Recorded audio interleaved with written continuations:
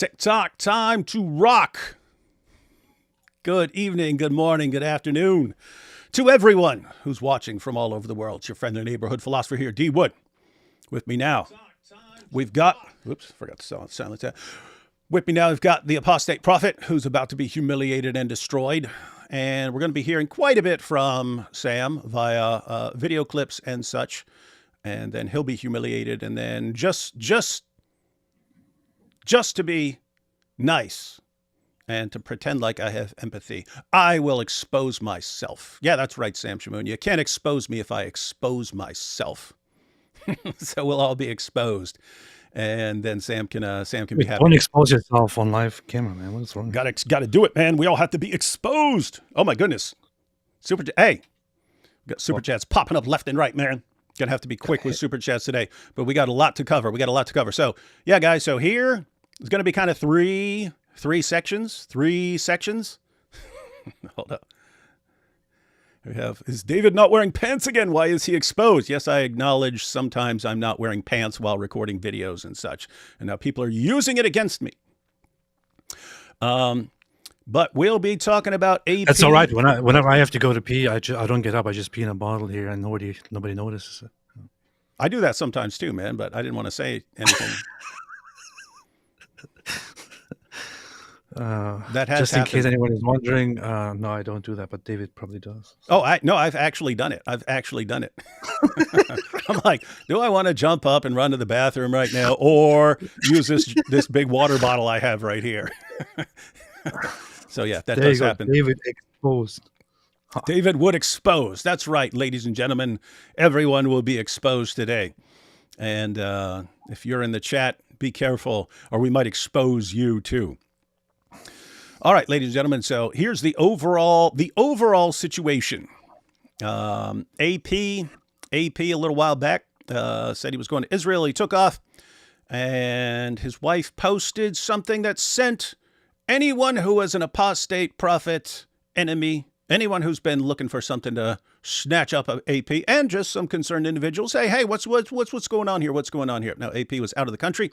Some people were demanding that I instantly condemn this, and the sort of leading the charge there was Sam Shamoun.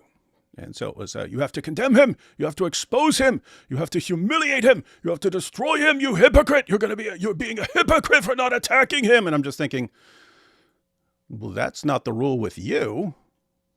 With you, it doesn't matter what you do. Everyone gets threatened into keeping their mouths closed. And I mean, at the very least, you would think, well, since he left, but he's coming back eventually, why don't we wait until he gets back so he can speak for himself? But no, nope, you got to condemn it. And so by golly, I decided, normally I would think, hey, this is kind of public because stuff was posted publicly. And it's something people would have noticed, obviously, over time. And so AP would eventually have to say something.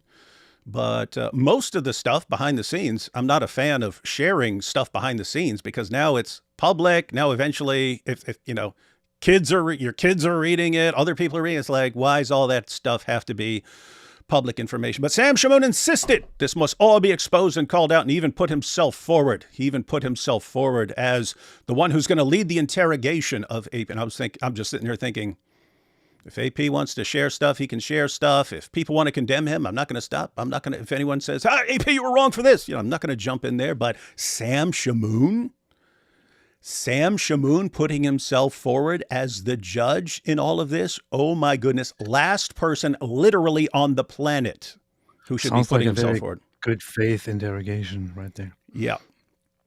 Yep. And so guys, but we decided, here's the thing. Sam has his little army of cult followers, and they will just keep harassing and so on. We can ignore them. I'm a champion of ignoring them. Here's the deal, guys. Sam Shamoun's been attacking me. How much you seen me respond? Sam Shamoun's been attacking me for years. How much have you seen me respond to all of that? 0. When people would ask questions repeatedly, looking for drama, I would say, quit looking for drama. I would give them one warning sometimes. Quit looking for drama. Go somewhere else. and I would block them if they were still just looking for drama, trying to get me to talk trash about Sam. So very, very rare for me to say anything. And I'm not going to say anything if it's about an attack on me. However, Sam has made it clear. He has made it clear that he's not just going to attack me. He's going to attack everyone I work with. He's going to go after everyone and just wait for something to jump at them on, and then commence to attacking. And so, all right, I do stick up for my friends here. And if you're going after my friends because of me, because you really can't stand me because I abandoned you, all right, then I'm going to have to say something. So what to do? What to do? Just expose Sam? No, we'll all be exposed. We'll all be exposed. Everyone's being exposed tonight, ladies and gentlemen. And again, watch what you say. We're all exposing ourselves. And it's good. This is the show where we're all exposing ourselves. All right, AP. So anything you like to say before and basically for the issue with AP, here's the thing. It does involve other people besides AP. So he can share whatever he wants to share. If anything involves other people and he says, I don't want to talk about this, it involves other people, or I don't want to talk about this because it's nobody's business, or, well, I will explain this, or I will respond to that. That's going to be, that'll be up to him, but AP can say anything he wants now, and then we will go through Sam's post. I haven't watched his videos about this. However, Jai has been watching his post. So Jai's going to come in later. And basically, he's taken notes on what Sam's responses and Sam's criticisms are. So Jai's going to kind of steel man that. Jai said he feels like Alan Dershowitz having to sometimes defend total monsters, I guess. But Jai's going to come in a little bit, but we're also going to check out some clips. And someone went through some of Sam's recent live streams and so on and posted, it sent me sort of a compilation of things he's saying about me and AP and just insulting everyone. So we're going to check out some of that. And what else? What else are we going to do? And then after that, and then he steals. So Jai's going to steel man Sam for Sam's points. And then depending on how it goes, I'll help Sam if he wants to expose me. I'll share stuff about myself not one of you have ever heard before. Just so he knows I don't freaking care. I don't care. Anyway, that's kind of the interaction, guys. You have people with different kinds of personality disorders. And you can kind of predict how they will interact. My view is all else held equal. If everything else is equal, people with antisocial personality disorder will eventually crush everyone with every other personality disorder. There are some who can take a good stand for a while. Right? There are some who have a temporary advantage, like a narcissist will have a temporary advantage because he's good at rallying people around him and so on. And he'll instantly portray himself as the victim and so on. So narcissists can compete for a while.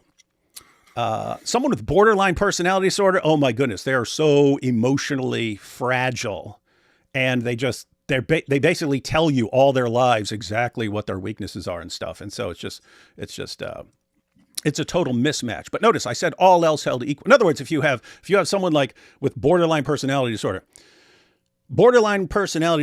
they're going to say mean things. They have very impulsive, rage-filled behavior towards people that they get angry at and stuff like that. And they drive people away. But they have terrible fear of abandonment. They have abandonment issues. And so they drive you away and then they attack you. They drive you away and then they attack you. They drive you away and then they attack you. And so what people with borderline personality disorder, what they do, if something arises, they'll just, well, I'm gonna insult and abuse you. I'm gonna call you names. I'm gonna call you names. And so that's what they're saying. I'm gonna call you names. I'm gonna call you names. And the psychopath is thinking, what? You're going to call me names? I'm going to destroy your life and psychologically traumatize you. And I'm going to just focus on completely different things. Now, I said all else held equal. This is not, all else is not equal here. Sam is the clearest example I've ever seen in my entire life of someone with borderline personality disorder. And for those of you who say narcissism, yes, he does have a good overlap there with narcissism. More clearly, borderline personality disorder, which we'll see eventually. And yes, you are correct. He clearly exhibits symptoms of narcissistic personality disorder as well. But he's also extremely intelligent in one area, and he knows the Bible better than pretty much anyone you know. He knows the Quran better than pretty much anyone you know. He has the most just built-in apologetic abilities and theology of anyone you can see. But he uses his God-given ability primarily to control and abuse and insult other people. And the theology and all that stuff is basically a draw. He gets you in, and then the manipulation and patterns of systematic abuse start, and the cycle of abuse starts, and so on. So that's Sam, and then me.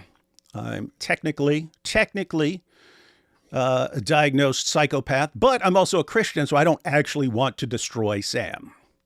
I don't want to destroy him. I could have done so at any point in my entire life. It's glaringly obvious how to destroy Sam if you choose to. But I've never wanted to. I don't want to now. I do want to make him stop abusing people, especially the people around me, but everyone else, he needs to stop it. He needs to stop it. I've just been ignoring him for the past couple of years. So I was hoping he would stop all the endless attacks on everyone, but he's not. He gets worse every year and attacks more every year. And he has made it very clear to me that it doesn't matter where I go or what I do. He's attacking not just me, but everyone around me, everyone I work with, and so on. So, all right, let's go ahead and have this out now. Let's go ahead and have this out, end this cycle of abuse. So far, David took like one psychology course. Now he's diagnosing people online. You know, I've taken more than one psychology course. Okay, fine. So here's what we shall do. Here's what I shall do. We will jump into this topic. I will briefly explain what it is that is about me that caused Sam to create all this this insanity online. So what happened? I have no need at all to sit here and to explain myself and to explain my situation, to explain my my private life, my relationship with my family, and anything like that. I really do not feel any need to do any of that.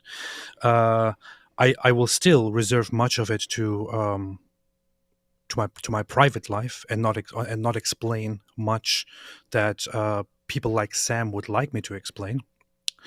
I will, however, address a few things because I think that they should be addressed, because Sam has unfortunately turned this entire thing into a giant mess and has not only attacked me, but has also attacked other people involved. There is one side of me that is that has, you know, that talks about Islam, that talks about religion, that talks about Israel, and talks about all of these different things, talks about geopolitics, right? That is me. There is another side of me that is entirely my private life. My private life and the stuff that I talk about in public have zero to do with each other. They have nothing to do with each other, right? They have nothing to do with each other unless, for example, they very clearly and brutally contradict each other and hurt my message. If, for example, I go into the public eye and I talk about how certain things should not be done to certain people, such as you should not treat people with injustice, you should not be cruel to others, but it turns out that I'm actually personally treating other people with injustice and being cruel, that should be called out, right? If I talk about a certain topic, but I privately completely contradict myself in that regard, maybe that should be called out. I have always been quite reserved in terms of talking about other people and what they do in public and judging other people. I have generally abstained from doing stuff like that. I have in the past, on a minimal basis, shared some of my private life with people. Some things that I wanted to share, I shared with the public. Some things that I thought are nice to share, I shared with the public. I kept most of my private life to myself because I think it doesn't really concern the public at all, especially if it comes to conduct, if it comes to making decisions, matters of morality, for example. I am not a good example of morality, and I'm saying that not because I'm a horrible person. Maybe I am, actually. I don't know. It's You're because kind of I a do. dirtbag. Yeah, yeah. It's because it's because I am not meant to be a moral teacher to anybody at all. If you want to find a guide in life, find it somewhere else. Find it in the Bible. Find it in the church. Find it in different places, not in me. I have said for quite a while now, especially over this year, that I was an atheist for 10 years, and during that phase as an atheist, I usually said that I'm very, very happy in life, but it turned out that I wasn't actually happy. I was in private, I was very, very sad. I was very upset. I was depressed. I admitted that I basically lied to everyone and lied to myself foremost, because I kept saying that I'm very happy in life, but I was actually falling apart and I was constantly depressed. I was desperate because I didn't have meaning in life. And I thought I'm okay with that, but I wasn't okay with it. It was horrible. Over the past 10 years, I had a marriage, a relationship that developed out of very unorthodox circumstances, I can say. And I cannot explain more about that because it involves the other person involved, obviously. The other person involved, however, is not somebody who hates me, right? My former partner, wife, is not somebody who hates me or who has any animosity with me. On the contrary, we are in very, very good terms. In fact, she was in the live chat the other day when we were live on my channel talking about these things. She was there commenting live. She was watching. She was in agreement with me. Because unlike what many people might want you to think, her and I are not fighting. Her and I have not mistreated each other over this last month or these last 2 months. Her and I are mature people who understand and respect each other and support each other, and still come together and talk about how to go about, doing whatever we're doing right now. What did happen is that we have decided to separate. As said, our relationship was formed in a very unorthodox, in a very unnormal, not necessarily a very romantic way, you could say. Over the years, as an atheist, before I became a Christian, things kept going downhill. I was on a path of self-destruction. And last year, and here is a detail for those who actually wonder, for those who want to judge me based on whether I am doing things by Christian standards or not. Last year, things came to such a destructive level in our personal life and our relationship that there have been serious grounds established, even by biblical standards, to initiate a divorce. Okay? And those standards were provided by me. These are very, very long and complicated words to basically point out that I went down a bad path out of despair, or whatever you want to call it. Last year, we were very much sure that our marriage is going to end in a brutal way, and we're going to just let it crumble, let it fall, let it die, and separate. However, this year, at the beginning of this year, both her and I found our way to faith. We both became Christians. I became a Christian. I didn't think I would. I became a Christian. And I found great happiness in it. And I found great happiness for life, great joy for life in it. And I thought that with this new direction, with Christianity, maybe we could, reconcile and make things work. I really believed that, and I really tried my best. It didn't work out in the end. Things were going terribly, falling apart. They, after a little bit of euphoria, they returned to simply falling apart. This year, I came together with her and we talked about it, and we said we have to separate. It was initiated by me. I initiated and said we have to put an end to this. We have to separate. It doesn't work. Okay, we have to go different ways.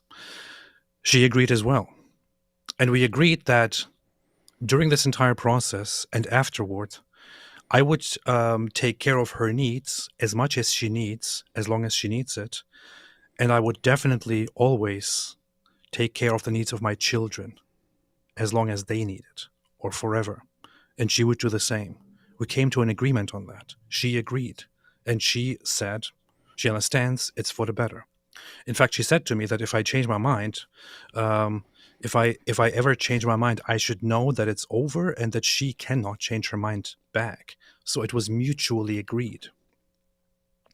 Unfortunately, over the last few weeks, she made a post in response to people asking about me all the time, where she, I have to say, a slight criticism to her, used some poor wording and said he left me. I pointed that out to her as well. I said, this kind of contradicts with how we talked about things. The public thing didn't really go very well. She ended up deleting her account. And we talked together about all of it. And we talked about how we had a mutual agreement to do this. We have been separating. She has been going her own way because we are separated, just finalizing our divorce situation and all that. She has gone her own way, and I have also gone my own way.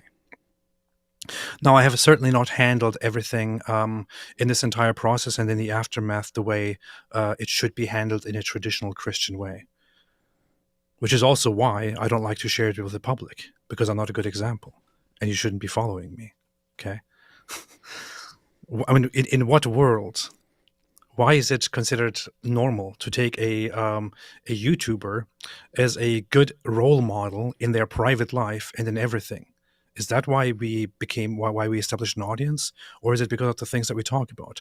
I established an audience because of my critique of Islam.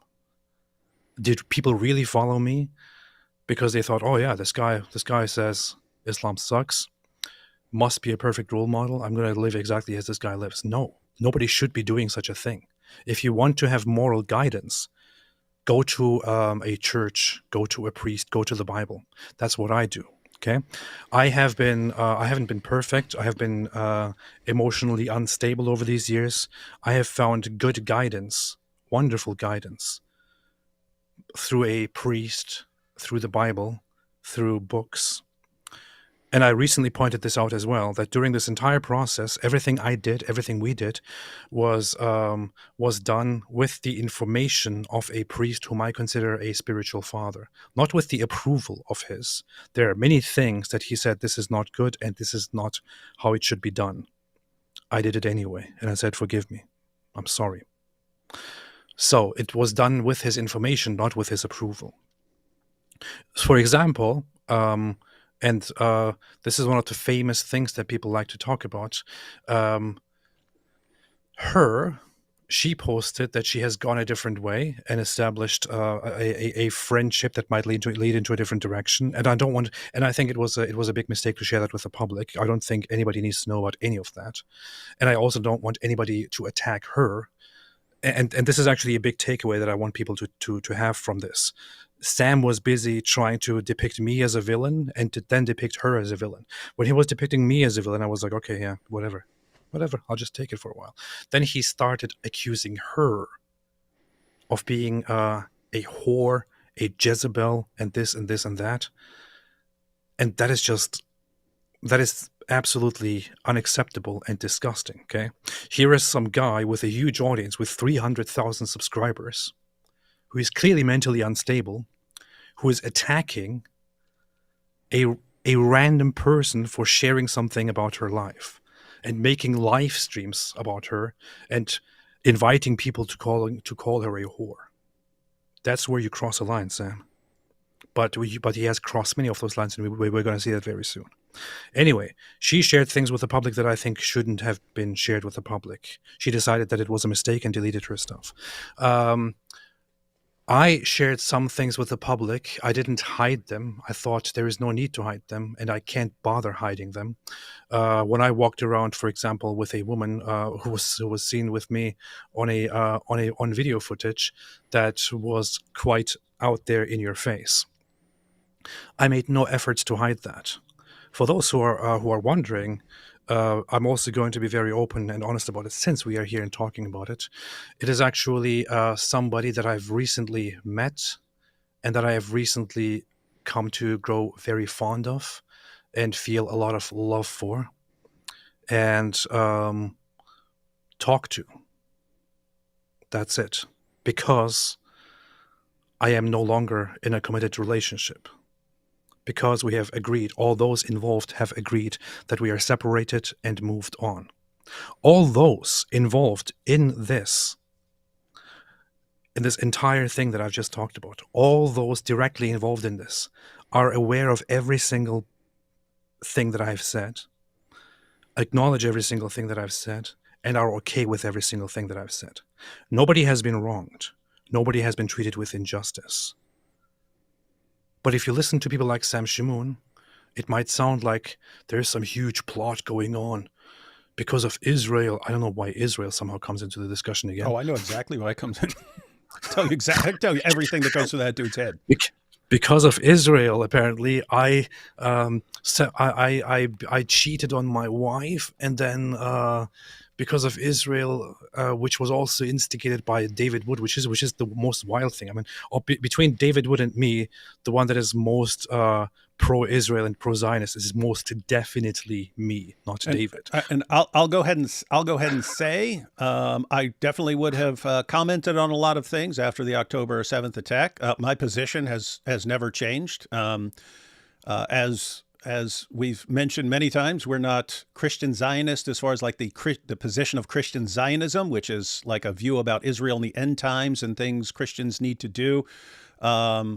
We're Zionists in the basic sense. I've always said I'm a Zionist in the same sense that Sam Harris is a Zionist, in that it's good that Jews have a place to live because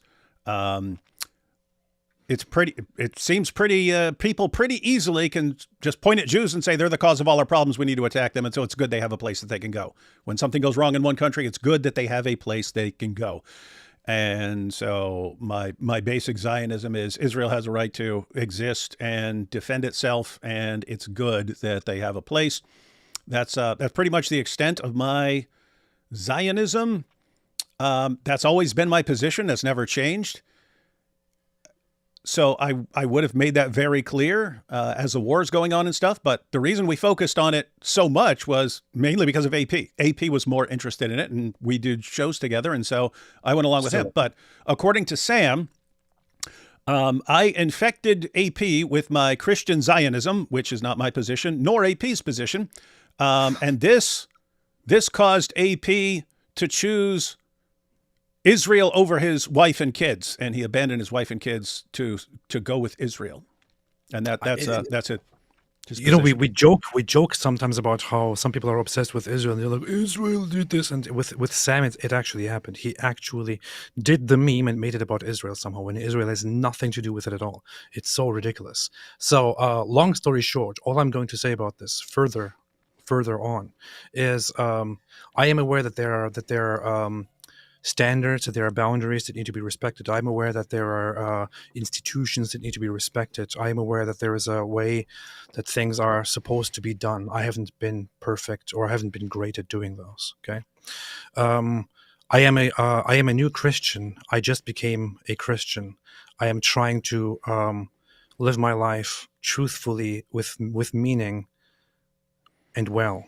I go to a priest to ask him, and he hasn't approved of everything I've done. He hasn't approved of everything that has happened here. He hasn't approved of the entire situation, but he acknowledges it, and he also realizes that there is only a limited amount of things that he can actually do about it and say about it. So, if you want to judge me for any of this, go ahead and judge me. If you think so, to reiterate something here.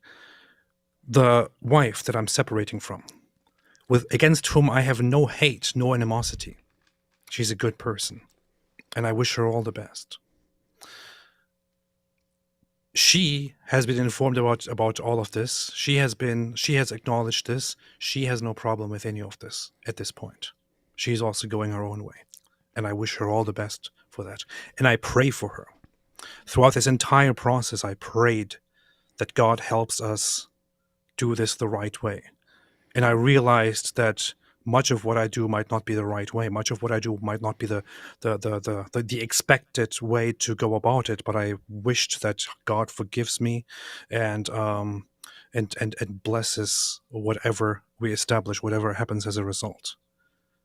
If some parts of this, including how I move on, are not in line with the with perfect Christian morality, with perfect, biblical standards and all that, then I have to say I regret, and I ask God for mercy and for forgiveness and for guidance in the future.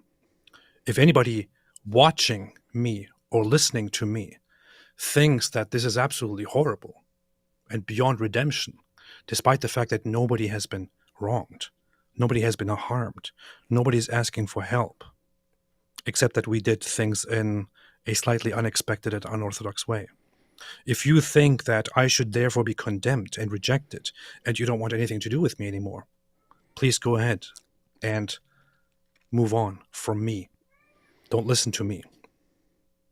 I don't know why that would be, but do that. I'm okay with it. That said, it is my life. It is the lives of those involved. It is nobody else's life. It is for nobody else to talk about. And I am not here to tell people, hey, I did the right thing. This is the Christian way to do it, and you should follow me and also do it this way. No, on the contrary, I have not shared most of this because I thought, okay, some of this is not probably how it should be done, and I'm doing it wrong, and I acknowledge and I repent. I don't want to share it with the public because I don't want people to think that, because I don't want people to get the impression that this is completely all right. I don't want to be a role model. I never claimed to be a role model. Don't take people like me as a role model, and especially don't take people like Sam Shamoun as role models. If you want to stick with me through this, like another human being, like the person that you watch on screen, like a brother, like a friend, I thank you. If you want to say, no, this is unacceptable, I thank you as well. That's all I can say to that at this point. Are there any questions you have, David? No. Okay. Ready to check out some of Sam's posts, and you've already kind of answered some of them by that little intro there. But you're ready to check out some of Sam's posts. Let's see. I'll pull these up. All right, ready to be crushed? Yeah. Here we go. Sam Shamoun. All right, so let's see. This is 2 weeks ago. Sam says, since she made this public, I am sharing it. It's no longer public, as you can see, because she deleted it. Yeah, and it's also a thing where Sam will say, and his drones will say, see, it's a public issue, but then they'll say all sorts of things and demand all kinds of information that has nothing to do with what's been said in public. I mean, since she made this public, I am sharing it. What happened to Ridvan? And what will David do? Notice, it instantly turns it into something about me. But watch what he does here, because this is brilliant, guys. I mean, it's not brilliant. It's it's a classic borderline, but check this out. Since she made this public, I'm sharing it. What happened to Ridvan? And what will David Wood do about it besides talking about Zionism and why Tucker Carlson and Candace Owens are liars? Pray for Ridvan. What do with it again?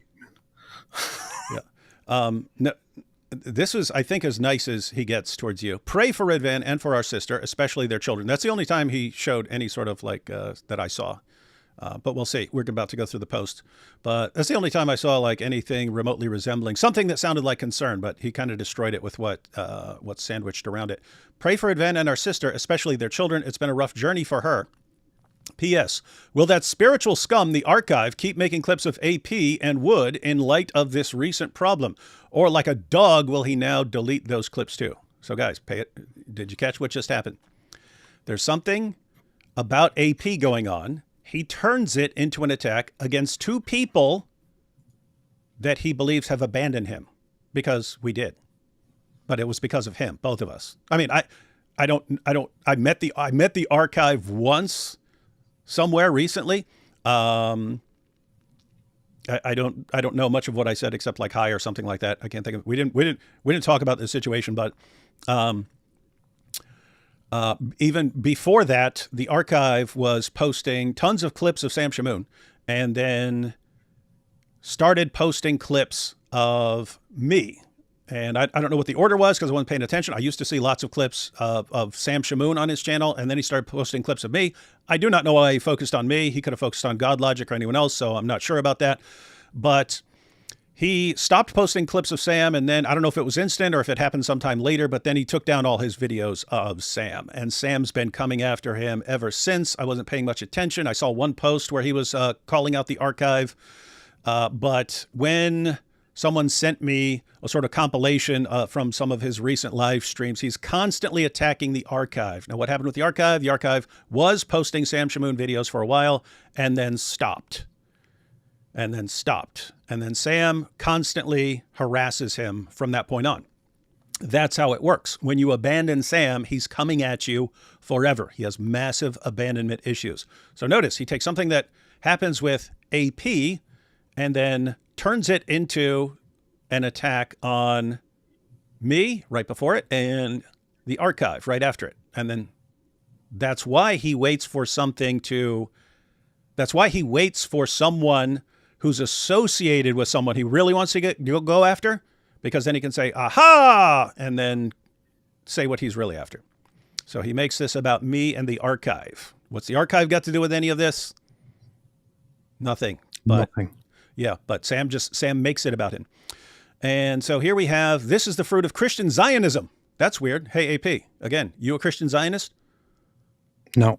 Okay, I'm not a Christian Zionist either. Does Sam know that we're not Christian Zionists? Does he know your actual position? Yes. You mentioned this yesterday, but go ahead and recap that. Yeah, in fact, I had a conversation with Sam Shamoun after I had a debate with Andrew Wilson about Zionism and Christianity. Sam actually, it's very funny. Sam is very, very different behind the scenes from how he is in public. Sam called me after I had my debate with Andrew Wilson and said that he wants to give me some advice on how to make my argument even better, because he said that I actually won the debate. But so he said, hang on, he said you won the debate, but he was willing to help you, and this is just a few months ago, help you make your arguments for your position, which is a kind of like secular Zionism or something like this, but you're a Christian at this point.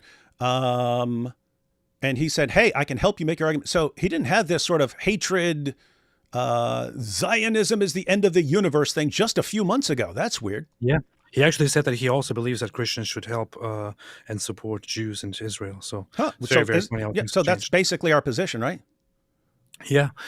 So he explained to me then that so we talked about the difference between Christian Zionists and just Zionism, for example. And he said to me in that conversation that he knows that my position is not Christian Zionism, and he actually thinks that Christian Zionists are part of the problem because they have complicated this entire discussion and have made things worse for Israel and for Zionists in general. So he was very, very well aware that I'm not a Christian Zionist, that that Christian Zionism and Zionism are two completely different things.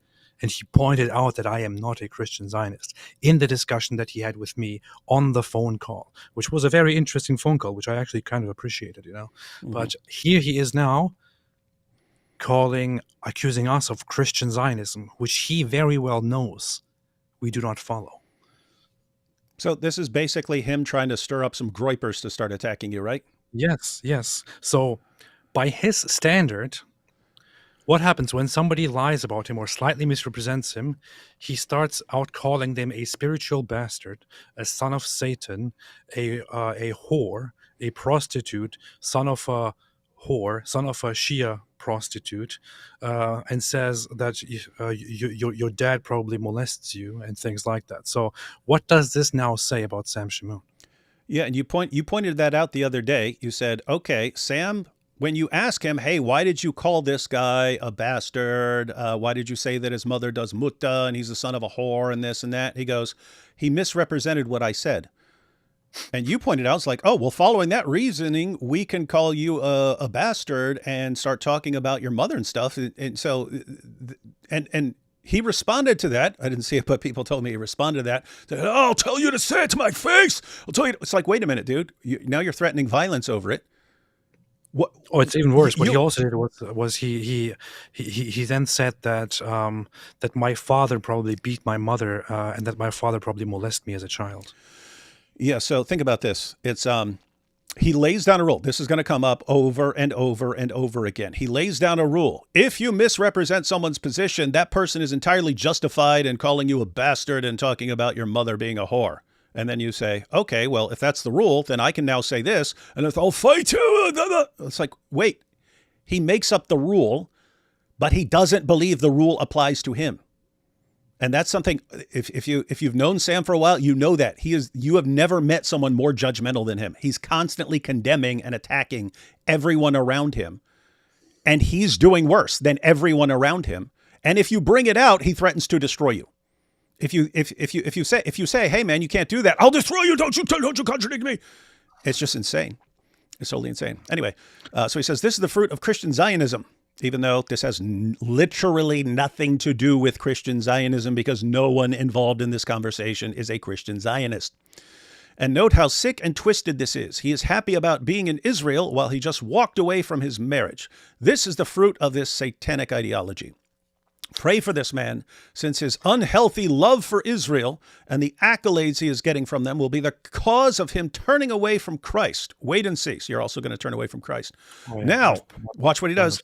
Does it again, guys. Now, will that satanic bastard, the archive, keep posting his clips in light of AP turning his back on his family? Turns it into an attack on the archive once again. Shocker. Except completely predictable. Oh, look, here you are again in his feed. Let's see. So you said, I'm heading to Israel in 1 week, big projects ahead. So this was before this. And then he shares it 2 weeks later. This is the cancer of Christian Zionism, except, as Sam knows, neither one of us is a Christian Zionist. He knows it. He's lying about our position repeatedly to kind of stir up the Groyper crowd and get them going after AP. Smart. He is definitely not Eastern Orthodox, since the official teaching of the Eastern Orthodox is that the church in union with Christ is true Israel and that our allegiance is to the Lord Jesus Christ. AP, how can you reconcile your Christian Zionism that isn't actually your position with the Eastern Orthodox Church?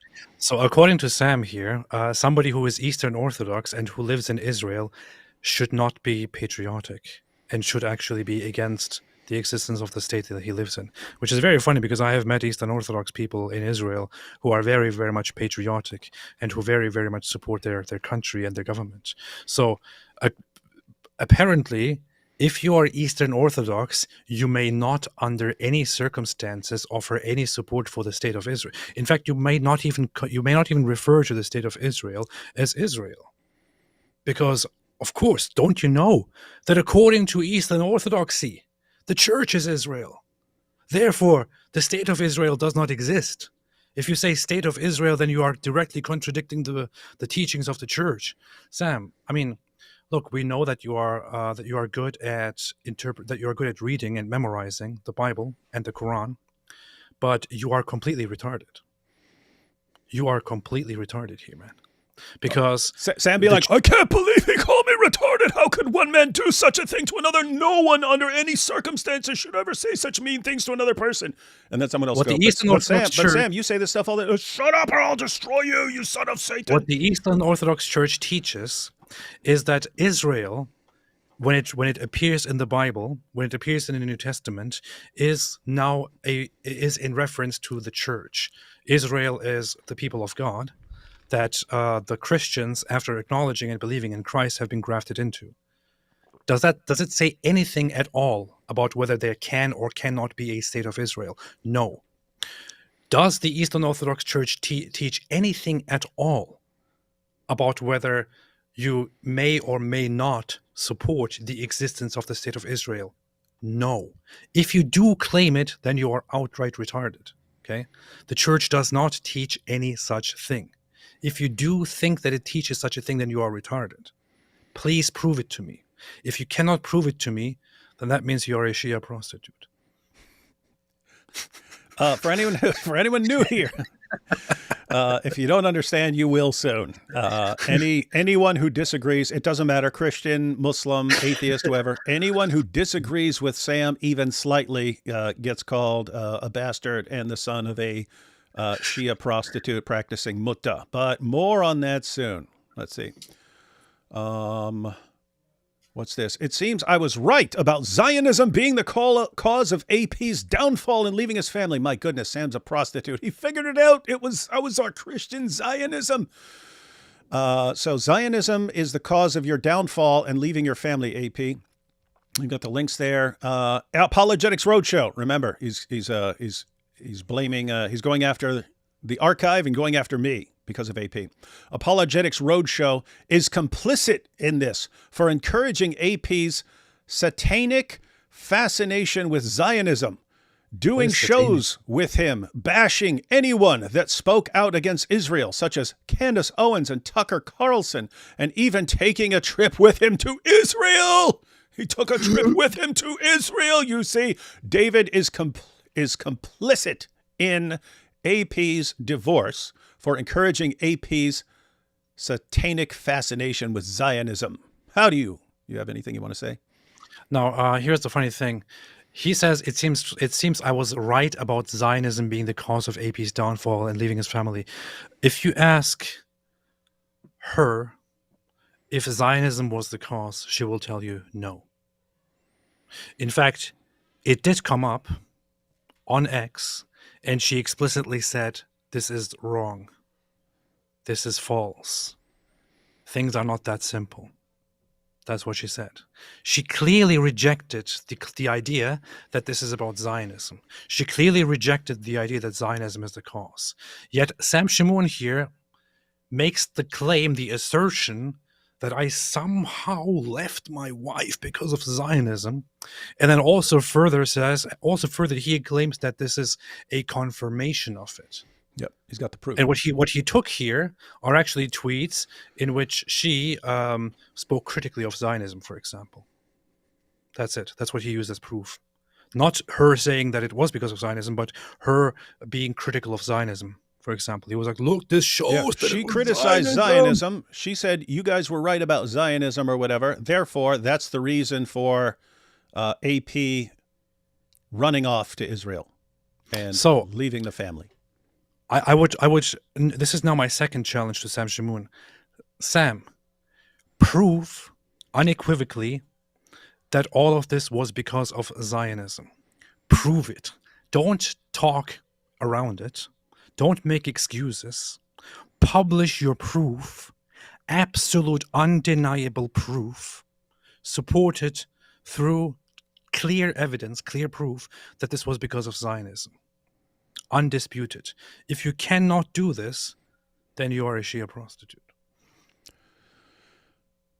And here we have, so now this is about me too. So will Apologetics Roadshow, that's me, do a session with AP condemning these Zionist leaders for raping girls, or continue attacking Tucker Carlson and Candace Owens? Virginia Giuffre beaten, raped by well-known prime minister, an attack that broke Epstein's spell, her memoir reveals.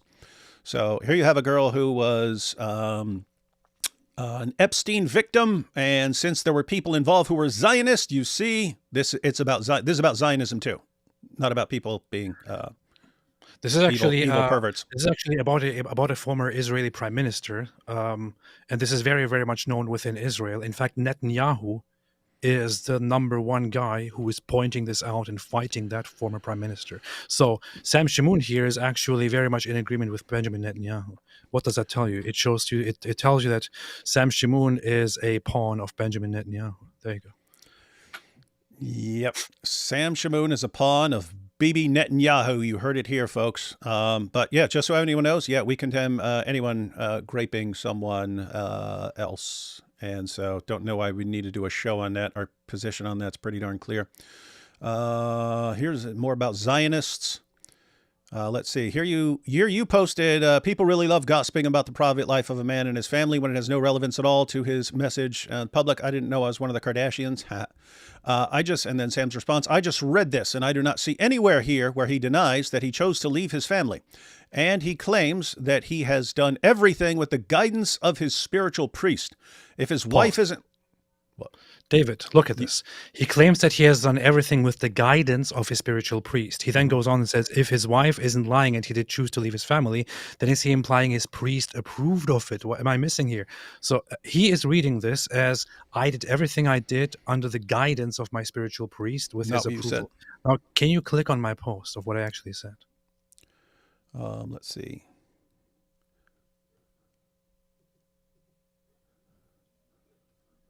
The one that he's quoting there. This one. Yeah. Further down. Every major decision I have made over the last year has been made with the complete awareness of and consultation with a priest whom I consider a spiritual father. Everything has been done through more consultation, prayer, and contemplation. Every decision has been made in line with what would be best for everyone involved. Did I, in this post, anywhere at all, claim that this was under the guidance and approval of my priest? No, you said he's aware of it and you've consulted with him. Is that true? Yeah. Okay. Does he approve it? Does he approve of all of your decisions? No. So how could anyone interpret this as with his approval? Everything is with his approval. I mean, if you're watching right now and you're seeing this and you're a Sam Shamoun fan at this point, if you have a functioning brain, you should conclude that Sam Shamoun is simply a liar. No, they should wait till later if they want to draw conclusions about Sam. All right. So anything else on this? Let's see. Hey, Apostate. Here we go. Let's see. Read this and see how sad this is. May Christ bless this woman and her kids, and shame on Ridvan for choosing to end his marriage. He then runs off to his daddy Netanyahu, even though Sam's defending Netanyahu and supporting him, at this time in their lives. Maybe Wood will rebuke him instead of enabling him. You guys catching this? Like, David, why are you responding? He's not going to stop, guys. He's just going to keep using everyone around me to attack me and the archive and anyone else who has abandoned him. Maybe Wood will rebuke him instead of enabling him. I'm enabling you, AP. I'm enabling you. And how was I enabling you? By doing shows with you about the war and stuff. As I demonstrated in my stream, there's no biblical basis to separate from your spouse unless it is for sexual marital infidelity. So unless one of them... What? Did you ask me about that, Sam? No, he did not. Good. I mean, I'm just assuming I would have heard about it if he had. So he drew his own conclusions there and assumed that there are no such standards, no such grounds. That's weird. I tell you that there are actually even biblical grounds here. Interesting. So unless one of them defiled the marriage bed, Apostate Prophet needs to be rebuked, not praised and celebrated or platformed. Let's see if Apologetics Roadshow, it's about me, guys, will hold him accountable or justify his buddy's actions, showing his allegiance isn't to Christ, but to his clique. Also, Ridvan keeps using his spiritual father as a scapegoat. See, you're using your priest as a scapegoat, AP. You're putting it all on him. He's confirming once again. He is confirming once again that I blame my spiritual father and that I say that my spiritual father approved of this. Where did I ever do such a thing? You said you're consulting with him, which I interpreted as, hey guys, those of you who think I just do whatever I want, I actually consult my priest about these things.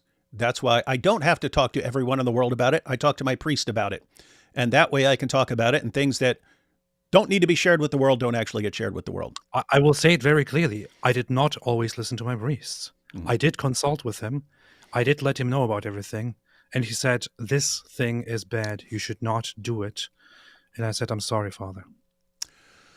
And Sam says, also Ridvan keeps using his spiritual father as a scapegoat to justify his lust for Israel and his actions. So you also use your priest to justify your lust for Israel and your actions. Someone needs to find out who this priest is. So now he's threatening to expose your priest. To see if he does justify this and then rebuke him if he does. Now everyone has to go out and find your priest. And say, did you approve of this? Did you say, yes, AP, this is a good idea?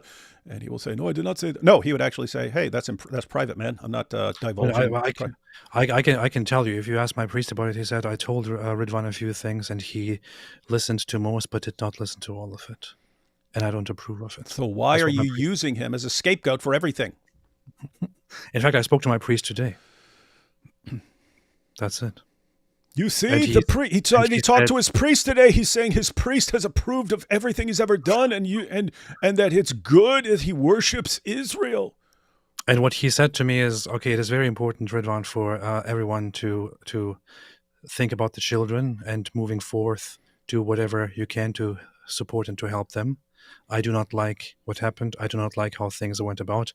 I do not like what you did, but we will figure this out. And I love you no matter what. That's what my priest said. All right. So here he says, I've heard that Apologetics Roadshow said he would address this scandal. So yeah, Sam, he instantly started, everyone, why isn't David Wood condemning him? And then, of course, all Sam's trolls come over while I'm live with someone else on random live stream. David, why aren't you condemning AP? And I said, well, I'm going to wait till AP's back, and then we'll check. We'll see. We'll talk about it. And so we did. And so here we are now. It's just interesting because we're going to see later that Sam says we're attacking him because we're jealous that he's going on the PBD podcast. That's why we started this. It's like, and I mean, he actually has followers that are so dumb. They're like, what? David, who just found out, like, what, a couple days ago that he's going on the PBD podcast, really started this big fight with Sam to try and stop him from becoming so famous? Who started this? Who? Oh, my goodness. Guys, this guy's nuts, man. I've heard that Apologetics Roadshow said he would address this scandal. Now let's see if he will actually call out and condemn AP or choose to personally attack me for calling him out. Because I said, hey, okay, if we're actually going to do this, then we need to apply the rule fairly. What's Sam's rule? Someone does something, you got to, it's got to be brought into the public, and there has to be an interrogation. Now let's see if he will actually call out and condemn AP or choose to personally attack me for calling him out. I hope he focuses on his buddy and not divert attention away from this scandal by attacking me. Well, we can do both. Since folks living in glass houses should never cast stones. Sam saying that people living in glass houses should never cast stones? No, and then he says, let's pray this doesn't become a soap opera. Who's making it a soap opera? Yeah. Who made it a soap opera? Why are we talking about this, Sam? This guy Why are we talking about this? I've never seen a guy who was actually 100% responsible for all his problems and blamed everyone else for all of his problems. It's crazy. All right, here we have, I'm going to ask again. So what he's asked already. Who is this woman who is always with Apostate Prophet, and why is she with him? He isn't even divorced, and his wife came out and said in black and white that he left her, not that they agreed to separate. So don't believe these vile lies. Besides, even if they both decided to separate as a supposed Orthodox cathuman, how could he even think it? Guys, I know I'm mispronouncing it for new people. Anyway, we have a joke about cathumans. Anyway, how could he even think it acceptable that he could be seeing another woman or to be traveling around in a foreign country with this same woman who appears with him all over the place and in one instance holding hands? FYI, these were sent to me, so don't accuse me for digging these up. Blame me, sue me, what? Here's you with a girl. All right. Anything else you want to add? Because you kind of already talked about that. So the only thing that he's right about here is that I'm actually walking around with another woman here and appearing with her, and that maybe I should, by normal standards, not be doing this, and maybe this is actually something to ask for to ask for forgiveness about and to repent on. That's it. And here we have... If you're going to accuse me of wronging somebody here or anything like that, that is certainly not the case. If you asked the former spouse, she would already know about this and she would say, hey, I have no issue with this at all. So I'm going to say it. If there is one thing here that anybody is right about, it is that I did indeed walk around, not with somebody from Israel, by the way. That is also a completely made up point by him and others.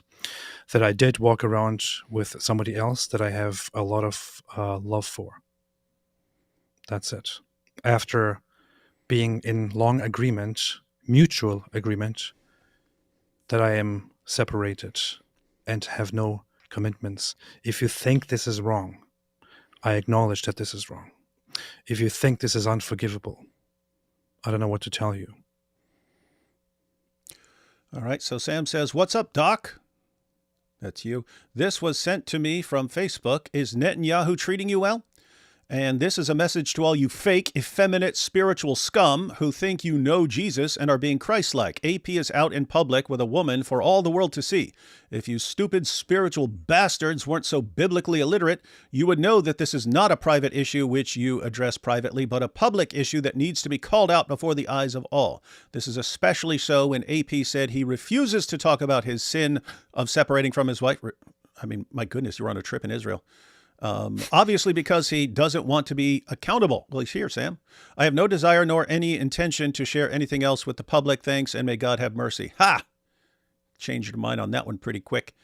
"And since he is funded by Christians, he is accountable to them to explain who this woman is and why she is with him and why did he separate from his wife without any biblical grounds. Try reading your Bibles instead of being illiterate tools of Satan." So, once again, he's completely making that up, that there are no biblical grounds at all. I can clearly say that right here. I already have and already said that. Once again, this is nobody's business. Nobody's business at all. As much as people want to claim, "Oh, this is a public issue, you're a public figure." No, it is nobody's business. Okay? But I'm still talking about it right here, right now, since so many people wanted to make it their business. Since this guy wanted to come and lie not only about me, but also about other people involved. And yeah, there is one thing he references, which is where she said he left me. That was poorly worded. I also expressed that to her, and she partly agreed with it. Cheating, betraying, leaving, going behind her back, and all of that. None of that stuff happened. Okay, and I can admit once again, whether you consider that doable, acceptable, or not, and I will say, do not take me as an example. I am a sinner. I'm horrible. But I have gone with my feelings, with my heart, with my whatever it is, that I have been interested in another person. And everybody involved knows about this. If I live in sin as a result of that, fine, I acknowledge that. Judge me, go ahead. If you think that somebody has been wronged or mistreated or unjustly treated as a result of that, that is outright wrong. He says, now you can all return to your vomit, you sick Bible perverts. P.S. The bastard is there partying up with this woman while his faithful Orthodox soon-to-be ex-wife is with her boys, going to church and trying to keep strong through all this. The guy is scum. Here's her post stating that he left her. So don't let this lying bastard tell you otherwise. In your face, AP. Yeah, don't follow me. Don't follow Sam Shamoun on how to live your life. Follow the Bible. Follow actual teachers and their teachings. Don't imitate me. Don't imitate Sam Shamoun. He says, Apostate prophet seems to have blocked me, so please inform him that seeing how bold he comes off in threatening to settle the score. You threatening people? Because you're saying. So please inform him that seeing how bold he comes off in threatening to settle the score with those who lied to then make sure he doesn't do this in an echo chamber. I want to join him when he does, since I can ask him specific, pointed questions about leaving his wife and prancing around with an unknown woman all over Israel. So Sam wants to lead the interrogation there. Yeah, good luck with that. Very good faith inquirer. Yeah. He'd be totally unbiased and totally reasonable and rational. And so here's where you said, walked through Jerusalem and went to the Church of the Holy Sepulchre. Nobody spit on me outside. So you got a cross on. You're pointing out that no one spit on you. And what is Sam? He says, but they did spit on this priest. You really have become an arrogant spiritual bastard who sold his soul to the Zionists. Now, what is wrong here? I posted that I walked through Israel, that I walked through Jerusalem, and nobody spit on me. Did I say nobody spit on anybody else? No, I said nobody spit on me. Why does he have a problem with this? Yeah, so maybe some people did spit on others. I actually did talk to one person, believe it or not, who said to me that people did spit on him. So, and I'm going to publish that as well, by the way, in case you're wondering. So we've acknowledged, I mean, we're familiar with the video clips. What we've always objected to is the Groypers and other people like them. They post videos because there's one radical sect that spits in the direction of Christians and so on. They are generally not liked by other people in Israel. But they share this and they say, see, this is what Jews do. This is what happens to Christians in Israel. This is what happens to Christians. And when we went over there, I was getting piles of messages every day going, oh, yeah, don't let them know you're a Christian. We know they're all going to spit on you. Hey, how are they spitting on you? Bet you're not wearing your cross because they'll spit on you, blah, blah, blah, blah, blah. And you know, AP, you've been there. No one is even slightly bothered by a Christian wearing a cross over there. So you're responding to the Groypers who say, this is what Jews do. This is what will happen to you in Israel. And Sam flips out. So apparently Sam really has a serious problem. He demands that Jews be misrepresented, and he demands that we somehow think that all Jews just spit on you if you walk by them and you have a cross on. I went up to Jews and asked them why they're not spitting on me. That was my experience. Yeah. Welcome to Sam Shamoun land. Let's see. Lesbiano. I want to say earlier I didn't know how else to put it. I'm still learning. But do not take me as a role model. Do not take Sam Shamoun as a role model. You can take one person as a role model, and that is Jesus. Be more like Christ. Be more like God.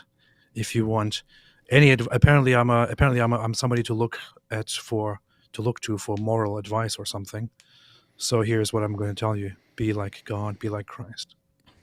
It says, Apostate prophet, you are only exposing yourself as a narcissist and a master at gaslighting and playing the victim card. This is the other thing, Sam. I've never seen anyone who projects as much as him. I'm completely serious. Anything Sam is doing, he accuses everyone else of doing constantly, like constantly. So look, exposing yourself as a narcissist, Sam calling someone a narcissist, master of gaslighting, Sam calling other people master of gaslighting. They're only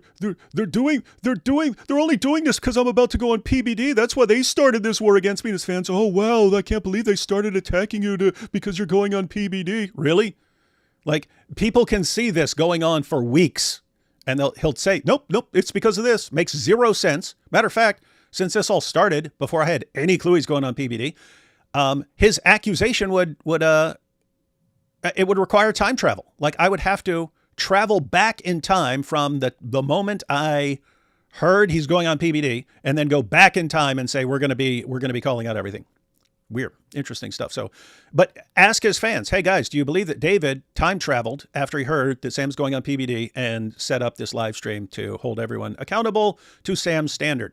They'll say, yes, absolutely. You traveled through time. It's amazing. Your lies and martyrs complex will only work with your fanboys. Your lies and your martyrs complex. Well, that was about a post that I deleted, which was that those closest to me betrayed me and people misrepresent me and all that. It was a very dramatic post, which I deleted because I was very, very, very, very, very, very angry at that moment, not only at people online, but also at people in my immediate surroundings. And later on, I cleared things up and decided to delete it. So. You see, AP admits that he spoke in anger, you see? Come clean and tell us why you left your wife, and who was that woman you were parading around in Israel, whom you were parading around in Israel.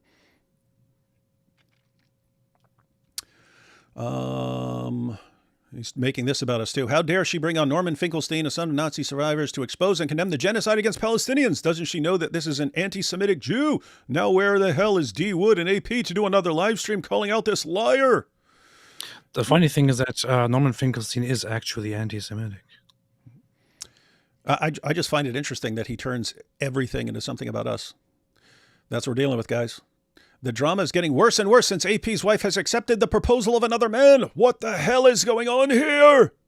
Now, this is the part where I say I don't want to talk further about it because I don't want anybody attacking anyone else involved in this matter. But clearly, things are much more complicated than they initially looked. But Sam had no interest in waiting and finding out about the details. He just started judging, jumping to conclusions, making completely false claims, and all that. So, yeah, that's all I want to say about that part. Hey, look at this one. The policing over criticizing Israel begins in Texas. And he says that people are silencing. So cops go to the home of a Navy veteran to ask him about his social media posts criticizing Israel. Welcome to the United States of Israel, where your freedom of speech will be stripped away and you will eventually be thrown in jail. AP, wasn't this guy posting like we need to kill all Jews and crap like that? Yes.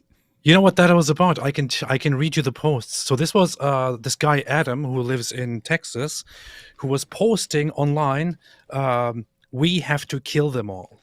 We have to kill all the Jews. We have to rise up and put an end to them, and things like these. For that, these are not things that you can just say, okay? For that, the police went to his home to check on him and to say, are you all right, mate? Are you going to go out and attack people and kill people? What's going on here? And Sam is depicting that situation as he was just criticizing Israel. Yeah. Jews control America, and all he was doing was questioning something Israel did, and now the police are going to attack him. This guy's posting kill Jews and this and that. Anyway. What a disgusting, filthy liar. I mean, agree with it or disagree with it. Objectively speaking, Sam completely misrepresented the situation here. The guy said we have to kill all Jews. He made multiple posts about it. We have to kill them all. And Sam is just depicting this as, oh, he was just criticizing Israel. This clearly shows that Sam is a liar.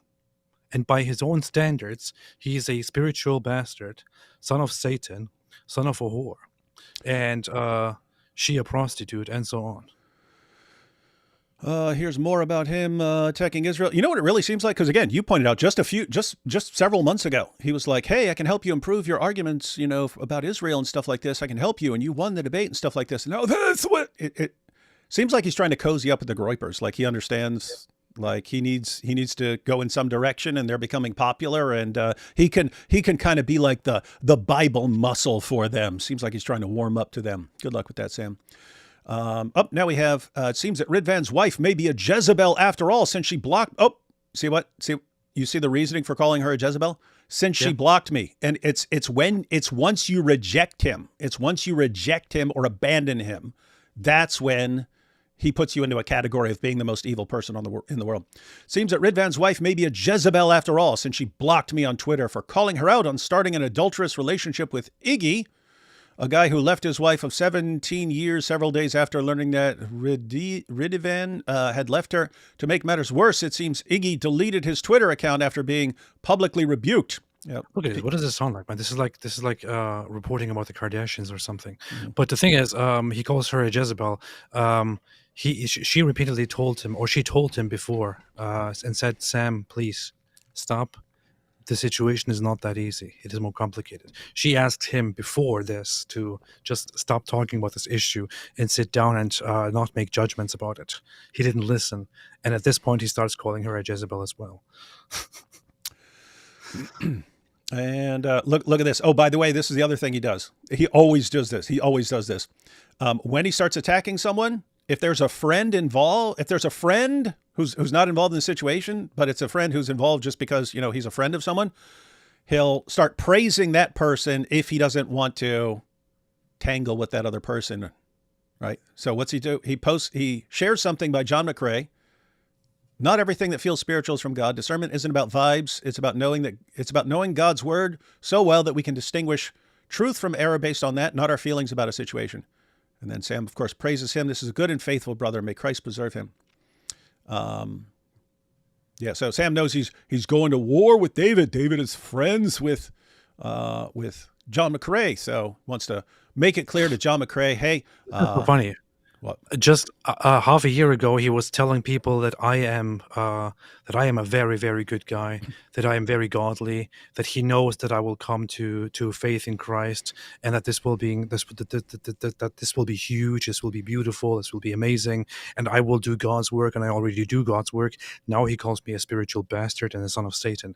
Just up to a few weeks ago, he was begging me to reconnect you and him, David. He kept doing that for the longest time. Mm-hmm. Ask him now. In fact, we will see that. Ask him now. He will say that David is an absolutely unreliable, spiritual bastard and son of Satan Mm-hmm. who ruins everything, and anyone who associates with him just discredits himself. He was just begging me, and I'm Yep. pretty sure I have receipts about it. He was begging my begging me wife as well. just weeks ago to please reconcile him with David Wood. Yep. And guys, I mean, this is something that's going to come up when we're taking a look at Sam here very shortly. He decides, and we already saw it right there. Now I know she's a Jezebel because she blocked me. It's you abandoning him. That's what makes him decide whether you're good or bad or anything else. Whether he has to attack you or let you slide on everything. If you are completely undyingly loyal to him and you do not question anything, you can do no wrong. You're good with him. If you abandon him, it's basically the closer you were to him when you abandon him, the more obsessed and enraged he's going to be. And so, yeah, it was just recently, I had blocked him on everything. But he contacted my wife and says, "Hey, let's go do this. We'll go work with PBD up in Dearborn." And I don't know what she responded. She normally says things significantly nicer than I say them. Well, all I said was, yeah, that is something that is never going to happen. And then I don't know how she responded, but she probably said he's busy or something like that. But Sam somehow got the message because for years he's been kind of trying to like woo me back. Hey, let's go do this. Let's go do that. Not interested in working with this guy. He is completely, utterly, totally toxic cult leader mentality. Cannot accept a word of criticism without flipping out. I do not want to be anywhere near this guy. And so rejected him. And then all of a sudden, David is everything he touches turns to garbage. Don't ever associate with him, blah, blah, blah. It's like 10 seconds ago, you were like obsessed with working with me. So he got the message that he's not winning me back. See, keep in mind, he's thinking that if some big opportunity comes along, something big comes along, then David will come back to me and we'll work together. And I made it clear, it doesn't matter how big it is. Oh, PBD up in Dearborn, we're gonna be taking on all the Muslims there. No, not with you. Not with you. And so once that was clear, it's okay, I'm the supreme enemy. So he starts attacking me left and right. And then, hey, AP goes to Israel. Oh, perfect opportunity to use that to attack AP for being associated with David and to make this about David and the archive and so on. Got it? All right. So this is a long one. Let's see. It was brought to my attention that by folks at Apostate Prophet Apologetics Roadshow brought me up tonight and stated I was there in the stream and tried to come up to talk to them, but they chose to block me. Well, that's kind of hard seeing that I just got back teaching at a Catholic church for the past 2 hours. That was people saying, hey, bring Sam on and so on. For the past 2 hours on the biblical basis for intercession of saints in front of the priest and the congregation, I guess I now have the ability to bilocate or to teach in church, watch, blah, blah, blah. From what the folks were telling me, they plan to finally expose me this Sunday for the world to see, since I'm a stalker, you are, wife beater, that's true, and jealous over the fact that D would replace me with Apostate Prophet. You are obviously obsessed with AP. I'm just saying that because you attack everyone I associate with, dude. I was told that D Wood will also expose the real reason why I became Catholic.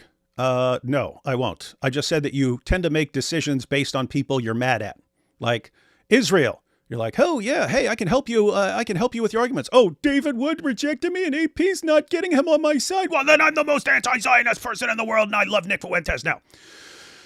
You make decisions about your positions based on who you're mad at. So is that why you chose Catholicism? I don't know. I'm just saying it's like that's what you've gone from position to position to position to position. And you're always mad at someone. Anyway, let's see. I'm glad they finally decided to expose me and the motivations of my heart, since, as I said, I have the receipts ready once I am back from Florida, Lord willing. I may even do it there in Florida after my interview with PBD, Lord willing. Now, don't forget, I am the same guy that they were doing shows with for all these years until D Wood broke off ties with me for calling him out on his pathetic exchanges with Uthman in San Diego. Really? Like, I don't, like, Sam, do you think that's what this is about? Seriously? Because you should know what this is about, dude. Anyway, but we'll get to that in a minute. But hey, he can always claim he was a hypocrite for still teaming with me, doing the Islamicized series with me, and for going on record saying I'm the best apologist against Islam of all time and one of the best Bible teachers on the planet. I'll go further than that. I've been saying for years, if Sam Shamoun could control his temper and actually get mental health treatment for his problems, I believe he could take out and destroy Islam single-handedly, and we could all just sit and watch and cheer. That's what I've said for years. That's his ability. But he takes that as like some great compliment, like, oh, see, they're saying I'm the best. We're saying, dude, you've been given all the ability in the world, and you use it to harass and stalk and attack people most of the time, and to abuse people. It's not a compliment, dude. Yeah, when it comes to like knowledge of the Bible and the Quran as it relates to interacting on Islam, you're the best, dude. But you are a tiny, tiny fraction of what you could be because you absolutely refuse to change. You attack everyone else. Anyway, not too bad for a stalker, wife beater, and fake Christian. Yeah, guess what? You can be a stalker, a wife beater, fake Christian. I don't know. I think people, I think people can be extremely messed up and still be Christian. To be fair, my wife does not believe that. My wife has known Sam almost as long as I have, doesn't even believe that he's a Christian. She can't believe that someone has this behavior and constantly gets worse and is an actual Christian. It really seems that I'm more of a prophet than Muhammad, since I already predicted that this is the route they would take after calling them out. Well, I mean, I said it. I said, hey, if we're gonna go by Sam's standard with AP, then of course we'll apply that to everyone involved in this conversation. And so, yeah, I guess he's a prophet for listening to me. Take after calling them and out, seeing they cannot refute me biblically, exegetically, and or historically. By the way, I'm still friends with all the Christians from Chicago till this day who were witnesses to what I thought. All those Assyrian dudes. I'd never seen such yes men in my entire life. Anyway, so much for D Wood's claim that none of them are my friends anymore. No, that's not what I said. That's not what I said, dude. I said this dude is incapable of having real friends, because real friends will call you out when you're wrong, and he flips out and then will drive them away. The only connections he has to other people are like on the level of like servants, minions. Like you have to mindlessly agree with him. Then he'll treat you like his friend. And I'm pointing out that it's not real friends. Everyone who is his actual real friend from years ago, none of them want anything to do with him. The only people he can maintain and still call friends are people that they're just yes men. Matter of fact, I told him this like probably almost 20 years ago. I said, dude, you freak out whenever anyone criticizes you, and all you do is point to someone who agrees with you. And it's like, and I said to him, I said, if you keep going that route, you're going to end up surrounded by yes men, behaving horribly, and having driven away everyone who is a legitimate friend to you. Look at his channel today. Tell me I'm wrong. It's almost 20 years ago I told him that.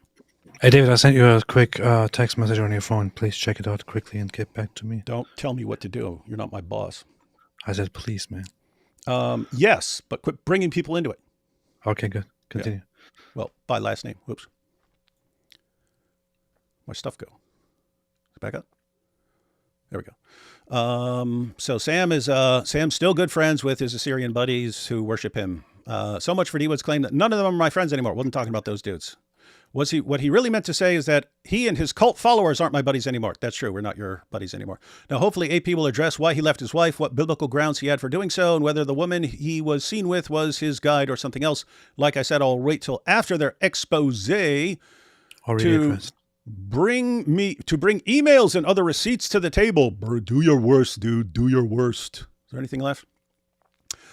Still on Netanyahu. Isn't it ironic that Netanyahu's pawns have become no better than Muslims, since in this clip you will see their anger and disgust at their Muslim brothers mocking me for what my ex-wife did, even though the Turkish cow, that's you, apostate prophet, is now employing their same tactics? Like I said, I have the receipts, and the people who were there ready to go live sometime after these two Zionist dogs manifest on Sunday. Be ready for it by God's grace. I have to say, I didn't even understand what this is about. Let's see. Is this still going on? Deum, Gina, I got the whole crew coming out this Sunday. Hey, brothers, I hope you're doing well. I just want to encourage you to brace yourselves via prayer and fasting for the attack coming Sunday. I think D. Wood has a show coming up where he invites everyone whom you have had beef with to come on a live show and air their grievances. D. Wood, AP, IP, Anthony Rogers, Jay Dyer, The Archive, etc. So that's Sam predicting what I'm doing. So I have this big show today, right now, with AP, IP, Anthony Rogers, Jay Dyer, The Archive, and so on. So I'm bringing them all out, ladies and gentlemen. So I guess they're coming out sometime during the show. To be honest, I think it could get rough. Also, they plan to bring up how your posts on YouTube seem to indicate that Charlie Kirk was taken out by Israel. I think the idea is to put forth a complete attack on your character. Is someone else saying this? Because it sounds like third person. Maybe someone posted this. Oh, okay. Looks like he posted what someone else said. Also, they plan to bring up how your posts on YouTube seem to indicate that Charlie Kirk was taken out by Israel. I think the idea is to put forth a complete attack on your character and credibility and to pull as many people away from your platform as possible. Actually, I'm just going to tell the truth about Sam, that I've always just kept to myself, but now that he's demanding that this stuff needs to be exposed, fine. D. Wood actually seemed excited about this upcoming Sunday, like a kid waiting for Christmas Day. Yes, I love going to war with Sam Shamoun. It's like Christmas. I don't want to just ignore him and live my life. Ironically, they just confirmed what I said about D. Wood being the ringleader who surrounds himself with yes men. Can we say cult leader, boys and girls? Hey, what I say about projection? I just said it, right? Wow, man. Did you catch this? Zero self-awareness. Seriously, man. Yeah. So this is me being a cult leader. I've got this big show and I'm bringing on everyone that Sam has ever upset. That's what I'm doing right now. What did I say, guys? I said it's going to be me, AP. I just want to say very briefly, Sam, I know you're losing it right now. People are talking about it. You haven't seen him losing it yet. You're losing your mind right now. Keep losing it. It's going to get worse for you, Sam. It's going to definitely get worse for him. Oh, hey, look what he does here. This is the other thing he does. So you saw when he's like, hey, just so you know, I'm sharing a message by John McCrae. So John McCrae, don't be mad at me that I'm attacking everyone you're friends with. Says, brethren, Lord willing, I'm off to Florida for 2 weeks where I will be with PBD next week. So please pray for my daughters and I for the risen Lord's protection over us, granting us perfect safety, security, and health. Pray that we be holy and worship the Lord Jesus, and pray the risen Lord heal me of all my issues so that Christ increases me and I disappear. Pray I maintain discipline there to get healthier, connect with brothers, and serve our risen King. And also pray that the risen Lord will make a way for me. Here you go. Here it is. And also pray that the risen Lord will make a way for me to mention some of the apologists when I am being interviewed by PBD so that they will get noticed in order to be used by our God and Savior Jesus Christ. Lord willing, I will see you on my live streams sometime this weekend.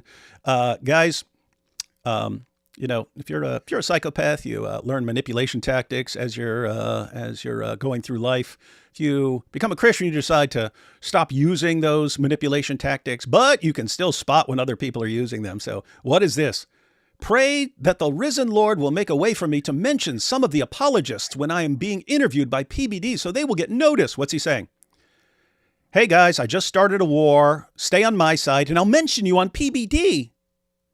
If you're on my side, I'll mention you on PBD and more people will recognize you and your channel will blow up because I said I mentioned you on PBD. So join me right now and attack AP and D. Wood.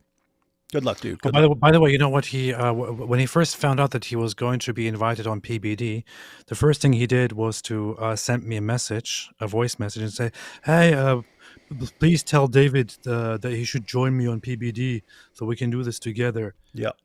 Right now, he's telling people that whoever associates with David Wood is a loser and is bound to fail because David Wood is a spiritual Satan and bastard who corrupts everything. The first thing that he did when he found out about PBD was to invite David to be with him. Yep, and I wasn't interested, and so we're at war, but now war is not just against me. It's he's going to go after me and anyone who is at all connected with me.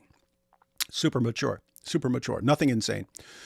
Folks sent me emails about one of D. Wood's cult members, Thaddeus, of Reasoned Answers, doing a review of the court documents about my divorce proceedings, which is nothing new since his Muslim brothers have been using these documents for years to discredit me. It's amazing how they all exhibit the same spirit. And What to tell you mean the ones where your wife had to ask for a restraining order because you were harassing and stalking and physically abusing her? You mean those documents? everyone would have to check Thaddeus's channel, Reasoned Answers, for that. And to tell you how original these cult followers are, they take what I say about them and level it against me. I'm on record calling D. Wood the Muhammad hijab of Christianity. Great. And I was told that, like Ali Drama, his dog Thaddeus then takes that slur and levels it against me. Man, these guys are just as original as Muhammad. The ear, lol. Feel free to go there. So basically, Muhammad hijab gets exposed for being a pretty creepy dude. And I'm guessing that's why Thaddeus is saying that Sam is the Muhammad hijab. Whatever he said, what did he say? He's the Muhammad hijab of Christianity or something. Yeah, I see the parallel. I don't know what the parallel would be with me and hijab, though. Feel free to go there and listen to what he has to say. And if there are any questions you may have, then feel free to ask me in my next stream. Yeah, you get blocked. By the way, notice the timing of here you go. By the way, notice the timing of these attacks. It all comes right before the PBD show. Satan, their father, is really trying his best to attack and prevent this from happening. Except except Sam started it and we scheduled it. we said, and I said, look, when you get back, we'll do a couple regular shows, and then we'll let people know that we are planning an upcoming show to let Sam freak out for several days, and then we'll go live on Sunday. We find out, like, I don't even know when, a couple days ago or something like that, Sam's going on PBD, and he's telling his followers. And what's amazing is they don't care, right? It reminds me of like Dawa fans. You can expose the Dawa guy as a liar. The Dawa fans never, ever, ever care. I'm not talking about Muslims. There are Muslims who would care that you lied to them. The Dawa fans, it's just acceptable to them if their Dawa hero is a complete liar. Sam, he can say, oh, they're Christian Zionists. And we can say, no, we're not. His fans will not care even slightly. Sam can say, the reason they're doing this, the reason they're attacking me is because I'm going on PBD. That's the reason. Satan, their father. So our father is Satan, guys. Why? Because we're responding to Sam Shamoun. That's how he decides whether you follow Satan or whether you follow God. It's whether you follow him. If you follow Sam Shamoun, you're following God. If you reject Sam Shamoun because of his awful behavior, you are a son of Satan. And so he can sit here and tell his followers that we plotted this. We found out he's going on PBD and we're like, we have to stop him from going on PBD. Dude, you think I care that you're going on PBD? Seriously? I don't think it works out well for PBD, but I'm not contacting PBD. I'm not trying to get PBD's attention. I couldn't conceivably care less, except you keep bringing it up. But here's how it's going to go for PBD. You're going on PBD. You've ticked off so many people over your life that those people are going to be there asking PBD, why are you bringing this guy on? All I did was ask him a question one day and he started calling my mother a whore. And I'm guessing the chat or comments or whatever. I don't know exactly what's going to be. I don't know if it's going to be live or what. Chat's going to be full of that. The comments are going to be full of that because that's how you treat people. And you've made so many enemies with your behavior over the years that it's going to come out. So it's just a situation. We don't need to stop you from going on PBD. Everything you do is going to lead to you more and more being exposed because of your actions, because of your decisions, because of your abuse of all the people around you. That's life. And what's amazing is you just blame all of us. You blame all of us for your problems that you cause. 100% of your problems are caused by you, and you can't stop attacking all of us for the problems that you cause. And right now, you're worried. Oh no, what if PBD hears all this stuff? Why is anyone talking about you right now? Why? Why are we having this conversation? Why are we having this live stream? Guess what? I would have talked to AP. I would have told him, hey, you need to address some of the issues. There are concerns. So that would have happened one way or another. But why are we talking about you? Because of you. You are demanding, hey, I heard something about AP. He's away. Attack and condemn him, or you're a hypocrite. Okay. Well, we'll hold you to that standard too, right? Then we'll hold me to that standard. But we've talked to AP. AP, any final thoughts before we turn our attention to Sam Shamoun here? No, I mean I've acknowledged that I have been I make mistakes. I am making mistakes as we speak.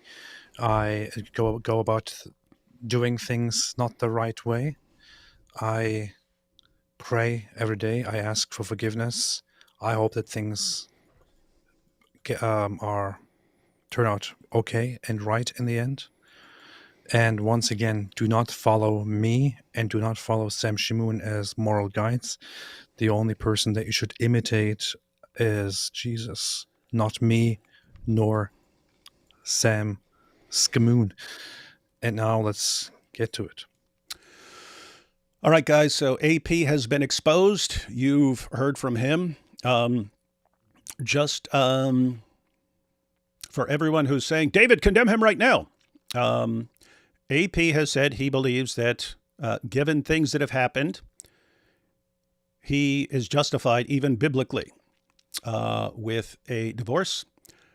I'm not interested in what those reasons are because I don't believe he needs to share them with me, even though he's told me some things. I do not need details. If he's talked about this and he's talked to Jenna and he's talked to his priest, if he says, hey, there were things that are going on, this is a really, really weird situation, and there were things that happened, and I don't want to talk about all those things, but I believe this course of action is justified. The main thing that concerned me, that I thought was a serious, legitimate problem, was that everyone was saying he was abandoning his kids. He's abandoning his kids, was just going to abandon his kids. And I was like, okay, even if something isn't working out with a wife and you're getting, that's really bad. That's really bad. And so, and he pulled that out completely. He pulled that completely out of his behind, and he spread it to people, and people believed it. And that is where things got a little bit uncomfortable. He completely made that up. Nobody even made such a claim. Nobody said I left my kids or anything like that. Nobody in my immediate surroundings, not the wife, nobody made such a claim. Sam made that claim. And I even messaged him and said, why are you lying? She didn't even make such a claim. Why are you making this up? And then he started deflecting, like, oh, are you saying she's lying when she says he left me? Dude, she said left me, which was poorly worded once again. It was a mutually agreed separation. Whoever made the claim that I abandoned my children? Nobody did. It is Sam Shamoun creating such a lie and propagating it to people. And once again, by his own standards, you will hear in a minute, what he is by his own standards when he lies. And it's actually an important principle. And by the way, I think we should go through this in detail as well. Well, but according to court documents, you know who is actually the one who abandoned and denied funds for his own children? Sam Shamoun. According to court documents, he repeatedly violated and refused to pay money that he owed, according to the courts, in order to take care of his own children. I would not talk about this. But since you want to talk about it, Sam, court documents say this is what you did. And for the record there, people are saying slow the chat down because they can't see. I think I already had slow mode on. I will increase it a little bit, although that always enrages people even more. But yeah, pretty much everyone who's known Sam for years and was around him to know the situation with his wife and kids, pretty much everyone had the exact same reaction when he was flipping out saying you were abandoning your kids. Everyone, like possibly every person who brought this up to me went, isn't that exactly what Sam did? Didn't he abandon his kids? So guys, he was getting his wife decided to divorce him. And then he moved to a different state. guess what? You weren't divorcing your kids. And so he moved to a different state. And so I don't know. I don't know. I don't know what you'd say about abandoning your kids to someone else who's not abandoning his kids, especially. But anyway, as far as AP, because everyone, no, you have to condemn him. Guess what? I think there's some definite problems here. Here's sort of the general principle, guys. Now, some people, oh, it says don't judge, so don't judge anyone. You got to read what it says. Judging others. Do not judge so that you will not be judged. Here's what it's talking about. For in the way you judge, you will be judged. This is talking about hypocritical judgment. This is talking about condemning someone else while you're even more messed up. For in the way you judge, you will be judged. And by your standard of measure, it will be measured to you. Why do you look at the speck that is in your brother's eye, but do not notice the log that is in your own eye? Or how can you say to your brother, let me take the speck out of your eye, and behold, the log is in your own eye? You hypocrite, first take the log out of your own eye, and then you will see clearly to take the speck out of your brother's eye. Anytime there's an accusation against someone, hey, AP is getting a divorce because, they had a messed up situation, they decided to split, David, condemn him. I'm thinking, if I start tossing around condemnations of, you guys have any clue what I've done in my life? Anyway, what's amazing is this passage right here. Look at the next part. Do not give what is holy to dogs, and do not throw your pearls before swine, or they will trample them under their feet and turn and tear you to pieces. The only takeaway for Sam Shamoun in this passage is, look, he said dogs and swine, so I can call people dogs and swine and whores and sluts all day long, you see, because Jesus used words.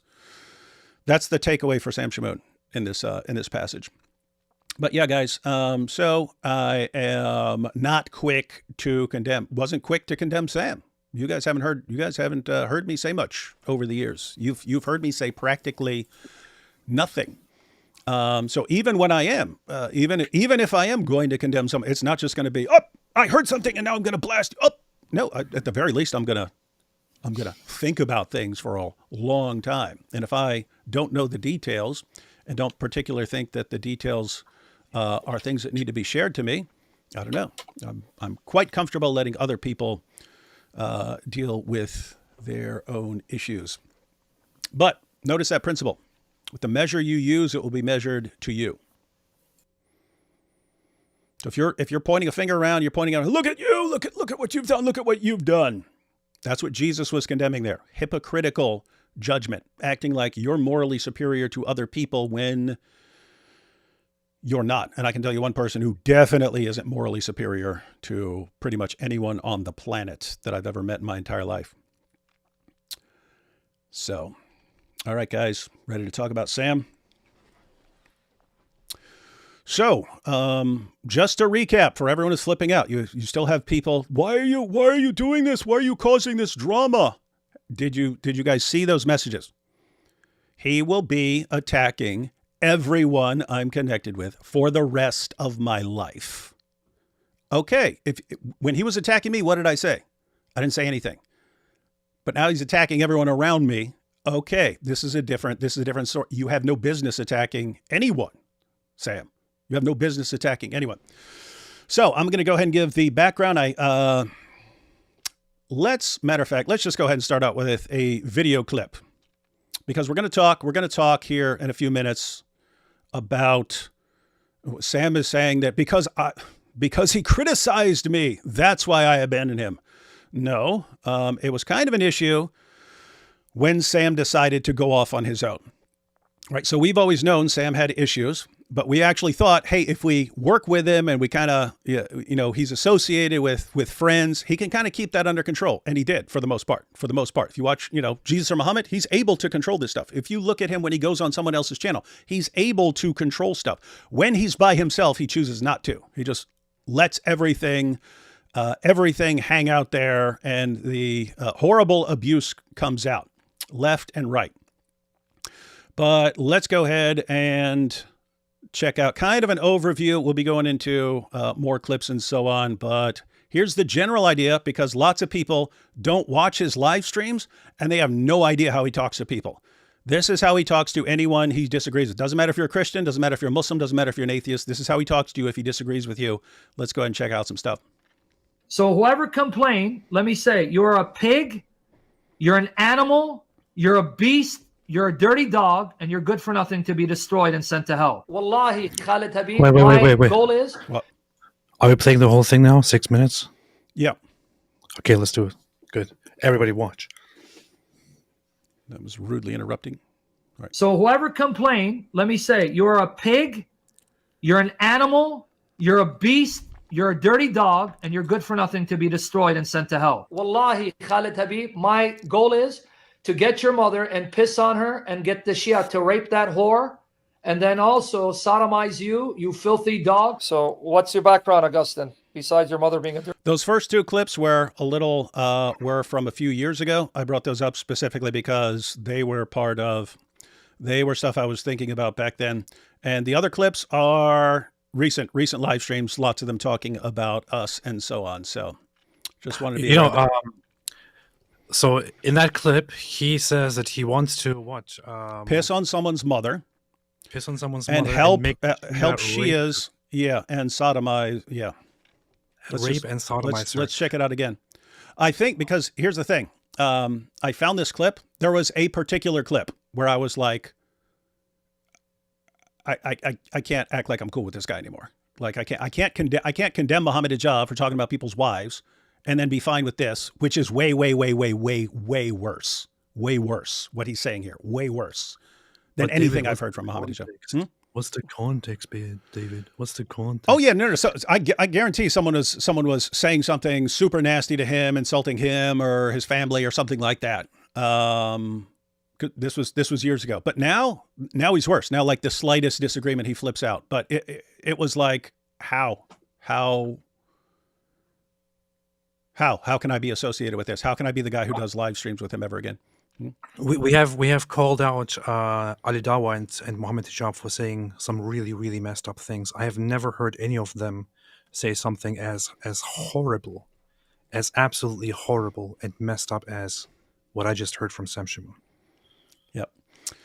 So again, guys, I don't recall what the context was. So let's just take for granted someone said something really horrible and messed up to him, and then he responds with this. To be destroyed and sent to hell. Wallahi, Khalid Habib, my goal is to get your mother and piss on her and get the Shia to rape that whore and then also sodomize you, you filthy dog. So again, I found the clip. I don't remember if it was that exact one because he repeats the same things over and over again. He'll say all these things in various contexts and so on. So I remember if it was that exact one or if it was another one, but it was something like that. And it was just like, I was seriously thinking like, how is he still on YouTube? Like he's talking about help, like wanting to piss on someone's mom and help Shia's rape her. And so it's like, how? Anyway, but let's check it out. Let's go ahead through. What's your background, Augustine, besides your mother being a dirty whore? Shut your pie hole before I get your mother to mount your uncle again. Stupid little bastard. He's manifesting like his mother when the Shia mount her. Yeah, I think Radvan is confusing with his father. He used to beat the snot out of his mother after his father used to mount him. Did you catch that? That's him talking about APs. So here, Sam Shamoun is talking about me, right? He's talking about me. This is just very recent. This is not old. You can tell this is very recent, within the last week, in response to me calling him out for his horrible behavior and for saying that we know that he's a wife beater. In response to that, did you hear what Sam just said? For those who don't catch it, what Sam just said is that my father apparently would beat my mother and would then rape me. That is what Sam just described here. So my father would beat my mother. He's talking about me here, me, would beat my mother and then sexually molest and rape me. That's what Sam is saying here. Now, how in the world does anybody consider this normal or acceptable? Well, you... The official reason is you went off to Israel and chose Israel over your wife and kids, and so anything he says against you is acceptable. That's the official reason that he would give. The actual reason is, in his mind, I left him and chose you to do live streams with, and so he's And then finally made it clear that I'm never, ever, ever doing anything with him again, no matter how cool the opportunity seems to him. I don't want to be associated with him. He finally found that out, and it's war. So guys, keep in mind, it's not just, hey, AP did this. It's, you see, AP, he got banged by his dad. Now, look at this. You could talk about, he could talk about me doing wrong things, right? That's one issue. What he does is, on top of it, he goes and fantasizes about a world where my father beats my mother and then rapes me. That's what he does. Mm-hmm. What kind of a sick bastard is this man? It's pretty weird. In environments that he's very much familiar with, he would probably lose his life for saying this kind of stuff. He would get killed for saying this kind of stuff. And I feel bad for his children. I wonder what he has going through his mind doing to them. I don't know. Thinks he's smart. Let me tell you. Wait, this is about me. What This is about me. Here we go. After his father used to mount him. David Wood thinks he's smart. Let me tell you what a dastardly Satan this He said dastardly. spiritual bastard is. You stupid, dumb little bastard. No disrespect to bastards. Maybe AP. I think he's talking about someone else here. Fag will come and lay hands on you. Oh, he just the called you stupid fat cow. He called you a Turkish fag. Stupid, dumb little bastard. No disrespect to bastards. Maybe AP, that effeminate Turkish fag, will come and lay hands on you. The stupid fat cow. No, it was by your mother being a Shia prostitute in Iran. Shut the hell up, you stupid bastard. You stupid dumbass. Let me tell you why, David, you're a stupid fat bastard. You're too much of a narcissistic, sociopathic scum, tool of Satan, to humble yourself and seek reconciliation. No, you stupid. Do you see that? I refuse to reconcile with him. This is how he talks to people. I don't want to be associated with it. And since I refuse to reconcile, that's proof that I'm a narcissist. Guys, everyone, just so you know, here's how Sam, he's the center of the universe. Everyone needs to be revolving around him. If you refuse to revolve around him and you say, I'm not revolving around this guy, and you go off, it's because you're a narcissist that you refuse to know your place in the universe. You're the one who's evil. Gotta love this guy. Bastards. You fake bastards, sons of Satan that think you're Christian and pious, that condemn me. So come on up, you little prostitute, you whore of Satan. You're a slut of Satan. You dumb, stupid, satanic bastard. You scum. Okay, you son of a whore. You son of a whore. But the dumb, demonic bastard manifest. Now get the hell out of here. That Jake, that fat cow bastard, and his cow boyfriend, Orthodox lesbian, what the fudge is going on? She are mounting your whore mother. Because you're a whore like your mother. Funny. And they fudge you and her. You so funny. Filth. After saying all of these things, he actually censors the F word. It's like, yep. Really? Fudge. Really, bro? Really? Yep. Like a Christmas Story. You never saw that. It's before your time. There's a movie called The Christmas Story, where he's narrating the story of him as a little kid, and he goes, and you see the kid go, oh, fudge. But then the narrator goes, but that's not what I really said. I said the real McCoy. That's Sam. You bastard whore. Prostitute that you are. Your uncle's mounting you right now, you filthy lowlife. Stupid bastard, huh? What are you going to do now, you satanic bastard? You know, I'm David Wood, and you got to follow my script. Yeah, you stupid bastard. No, you're a whore like your mother. You're a whore like your mother, brother. Go find who your father is, because it took 20 Shia to birth you. The Bible calls out whores and your mothers for being whores. You're a whore, brother. You're a whore. Pause. You're a bastard. Pause. You're a cow. Pause. Can everybody see that this is where it gets really problematic? Like up until now, all of this was just absolutely horrible and unacceptable behavior. Now here you have an example of where this gets really problematic. He uses the Bible. He appeals to the Bible to justify his behavior, to support his behavior, to support calling people whores. He directly uses the Bible. He appeals to it, and it's going to get worse. He's going to do that further in even more disgusting ways. He uses the Bible directly to justify calling people whores and children of whores and so on. And we will see in a different clip. I don't think I included it here because someone sent me a collection of clips, and then I chopped down one like 6-minute supercut of that. But I have the others, and there's one where he starts just quote everything he's calling he'll like quote the Bible to justify calling them that. He has all the references, right? But yeah, you're right. This is someone who uses the Bible as a weapon and as a justification for him behaving terribly. And so he'll say, look, it says right here, whore of Babylon, so I could call your mother a whore.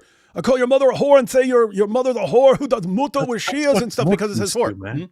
That's what Muslims do. That's what Mohammed Hijab does. He says we can call the enemies of Islam, we can insult them and use the private parts because there is precedent to that. The Prophet also did here and so and so and so. This is what Muslims do. Sam Shamoun is like a Muslim. He is absolutely like a Muslim. And also notice it's the same mentality as the Muslims, like, we'll do whatever we want and we'll condemn you and you'd better not expose us or else. Yeah. If you do, we'll destroy you. That's what he says to everyone, right? He'll do all the most messed up stuff. And if you even hey, dude, this is actually bad what you're doing right now. Shut up, I'll destroy you, blah, blah, blah, blah, blah. Same. It's the same. This guy would be like perfect in dawah. I mean, he'd be the greatest dawah-gandist of all time. It wouldn't matter what this guy became. He could become a Mormon. He would be the ultimate defender of Mormonism. He could join any sect of Christianity or any cult, and he would be the ultimate defender of that position, except for his personal problems and so on. If he became a Muslim, he would be the ultimate dawah-gandist ever. The only difference is his behavior would be completely acceptable. If he ever becomes a Muslim, I'm pretty sure that he's going to become a Shia Muslim. Oh yeah, just for the muta that he's so obsessed with, he brings it up every 5 seconds. Obsessed with it, man. He's going to become a Shia Muslim just to do muta. Let's see. I'd spit on you, but my spit is better than you. Because Mango, they're all whores, sons of whores. Because your whore mother likes bald heads to rub her bald ass because you're a whore like your mother. And you like your bald uncle because he mounts you because you're a whore like your mother. So your mother doesn't complain about bald asses rubbing her bald face and bald heads rubbing her bald ass, you prostitute. Bring your mother out of the darkness of being a whore like your grandmother and stop letting your uncle molest you and mount you because you're a whore. Are you his whore? Is this Christian apologetics? This is Christian apologetics. This is powerful apologetics. Is this what Christian apologetics is supposed to look like? Is this Christian apologetics? Seriously, man. He justifies this with the Bible.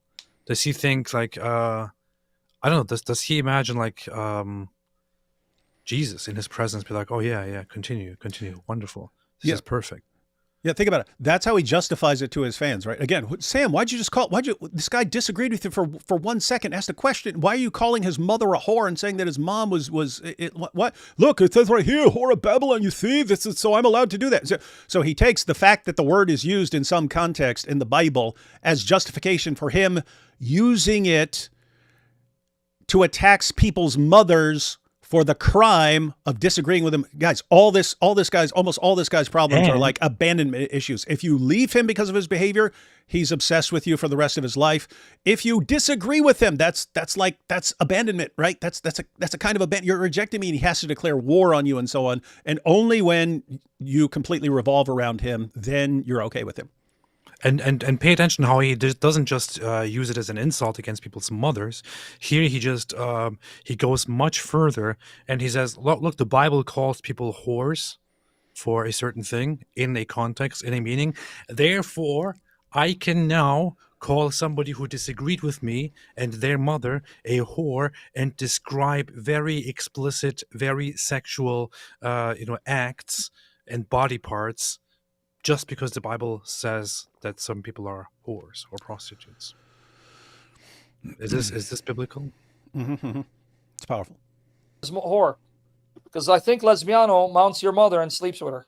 The same Muslims that fudge your mother? I didn't know that. Can you go to that faggot and tell him come on my stream? Hey, faggot, I know he mounts you and your mother. Here's the link. Orthodox faggot. Come on, faggot. Come on, fag boy. Only Orthodox Lesbiano, your mother's gay lover. Did they invite your mother too? Because I heard she's a whore, and they like to mount her and defile her because you're a bastard, you little effeminate faggot, you little whore. I have to say something. I've had very limited interactions with the Orthodox Muslim.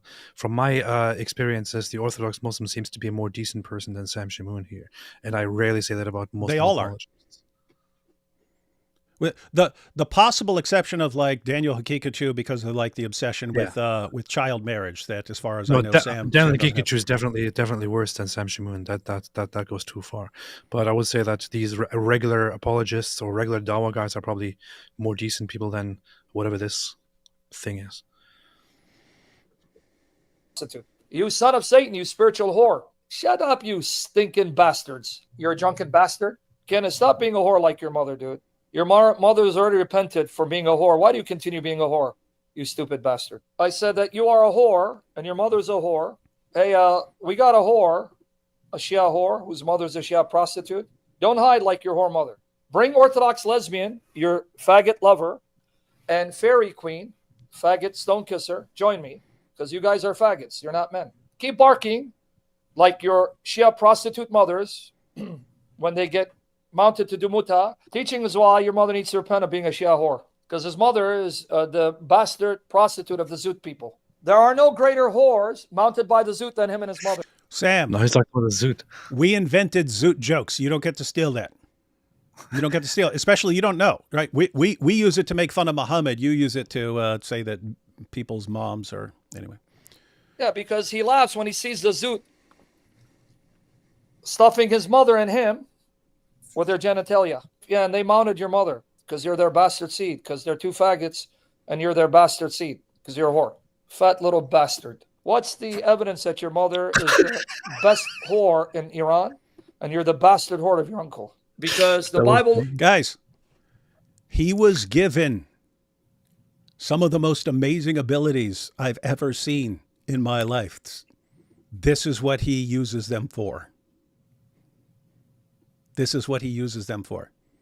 I find it funny when people insult me sometimes. I don't know, but that was just... Oh, I do too. You know, you know what I really find funny? If they like come up with like a really sick burn, then it's like hilarious. I was like that with death threats. I get all these death threats, but occasionally they're like hilarious. Yeah. Anyway. is busy talking about your mother being a whore. Your Wait, mother's wait, a wait. whore. You're a bastard. You're a feminine. This is very, very important. Take this part again. The evidence that your mother is the best whore in Iran and you're the bastard whore of your uncle. Because the Bible is busy talking about your mother being a whore. Your mother's a whore. You're a bastard. You're a feminine queer. Pause.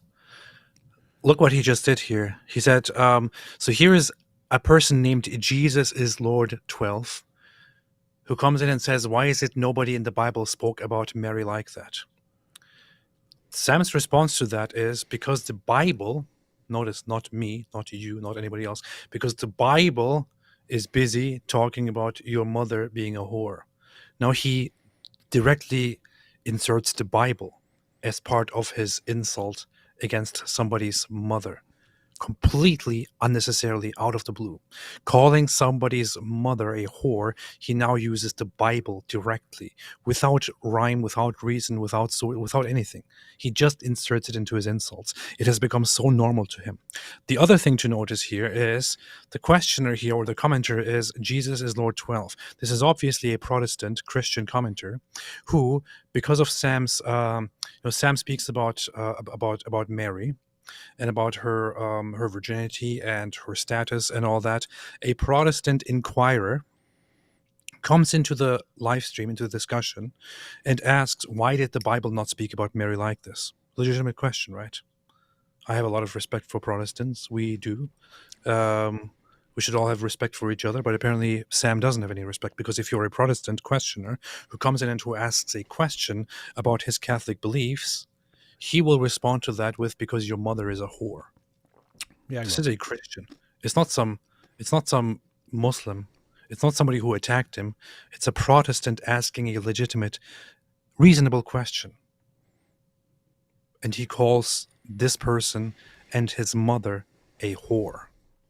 I have to say, we have to point out, this is obviously in no way representative of Catholics or Catholicism. All online Catholic teachers, no, they all say this, that I've seen are wonderful, decent people. There are lots of Catholic channels out there to watch. Wonderful people, fantastic people. This is only representative of one person, and that is Sam Shamoun himself, who is a sick bastard. You're gay, and Satan's proud of you because you're a whore of Satan. You stupid whore. They think all women are like their mothers, who are whores, because you're a Shia whore and your mother is a Shia prostitute. Are you a dumb, stupid bastard, or are you a whore of Satan? Because you're a whore of Satan, Shia prostitute, you little whore. Here you go. Come on up, you filthy, effeminate sissy.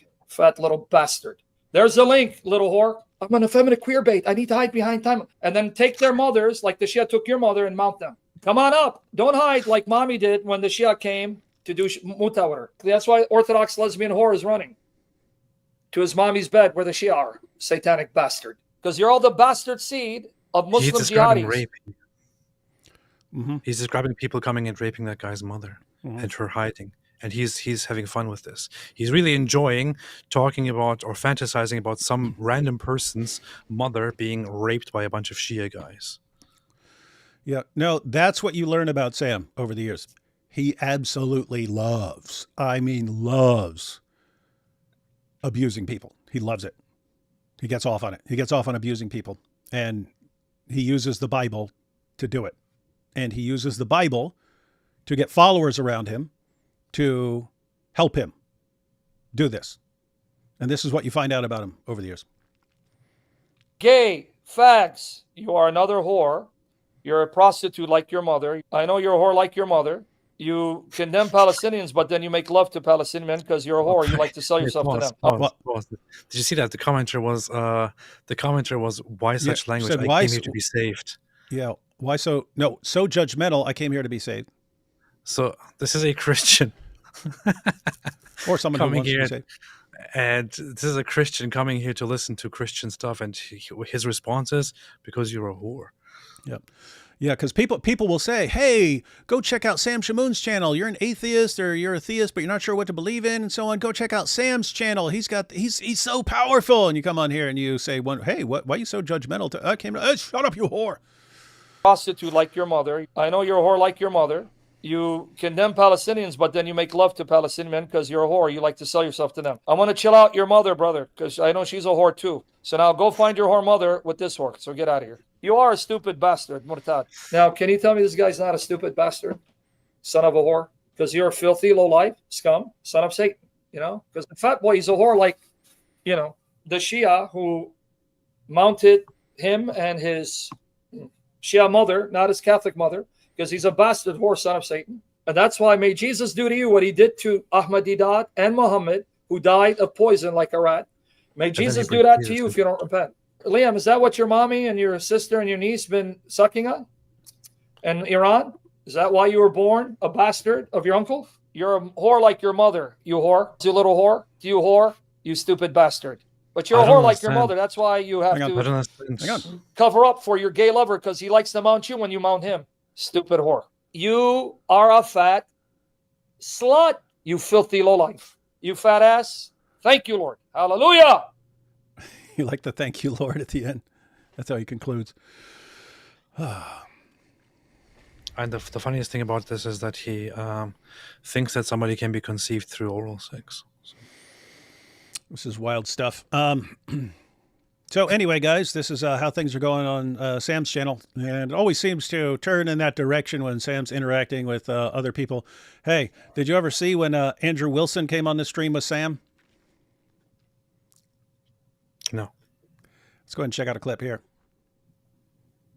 Andrew's here. He wants to join in the fun. Wants to be a brother with us. Andrew, please no. We're cool with Andrew. We're good with you, Andrew. Oh, look at that. Andrew's got hair. Your hair is good. Please. I'm not in the mood to argue anymore, Andrew. Hey, you know what? Nice to meet you, Andrew. His hair doesn't even look good, man. He's talking about having hair and us not having hair. I have hair too, but mine's from Turkey. Any more shots?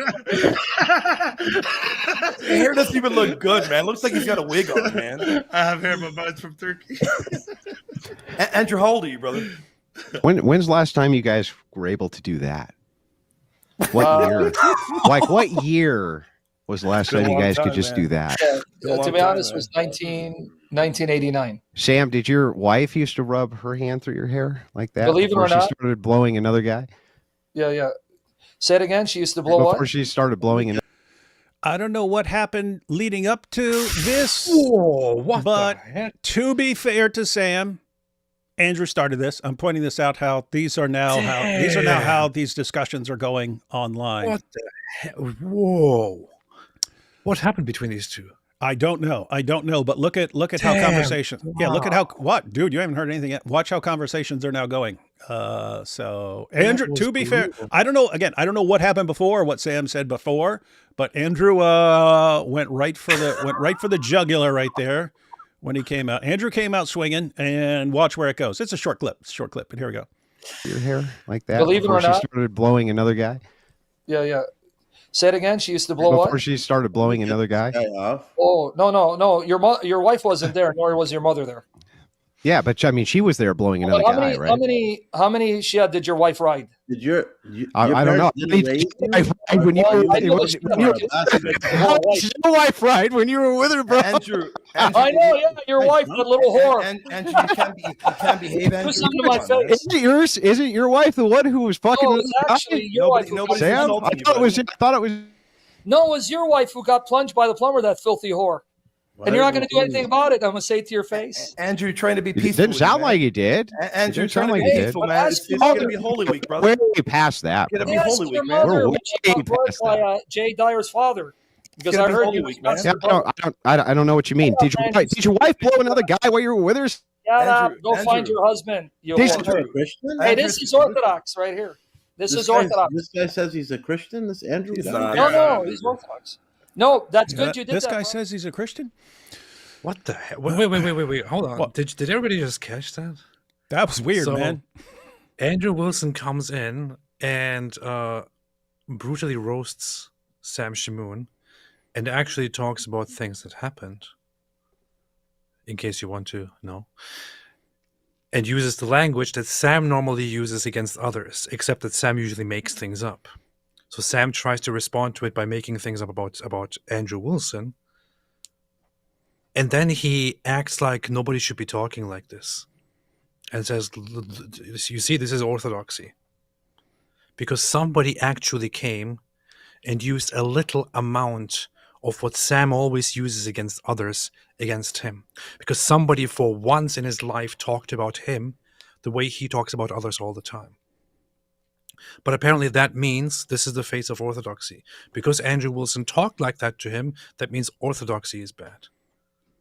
This is very funny. Because Sam Shamoun is a representative of Christianity according to himself. A representative of Catholicism according to himself. What does it say about Catholicism? What does it say about Christianity by his own standards? This is why nobody should listen to Sam Shamoun. Look at Lenny face here. Why are you playing this? Is this really edifying for your audience, David? You don't believe in calling out people for horrible, terrible behavior when you've given them years to repent and they get worse every time, and then they're abusing people you know and abusing everyone around you, and you never call it out, dude? You never call it out? If so, I don't know what Bible you're reading. Put your focus on Christ instead on useless quarrels. Wasn't I trying to do that? Wasn't I minding my own business, doing my own thing, trying to focus on the things I'm interested in? Why are we doing this? 100% because of Sam.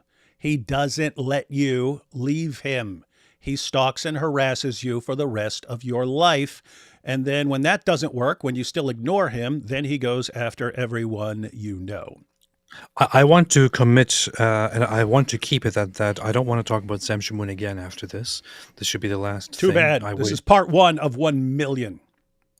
I don't want to talk about him again. The only person who is responsible for all of this is Sam Shamoun himself. He pushed it. He posted about David and about me for weeks. He made up all kinds of lies. He attacked and insulted, treated this like some soap opera, but a pretty messed up one, obviously. And now we are talking about him in response.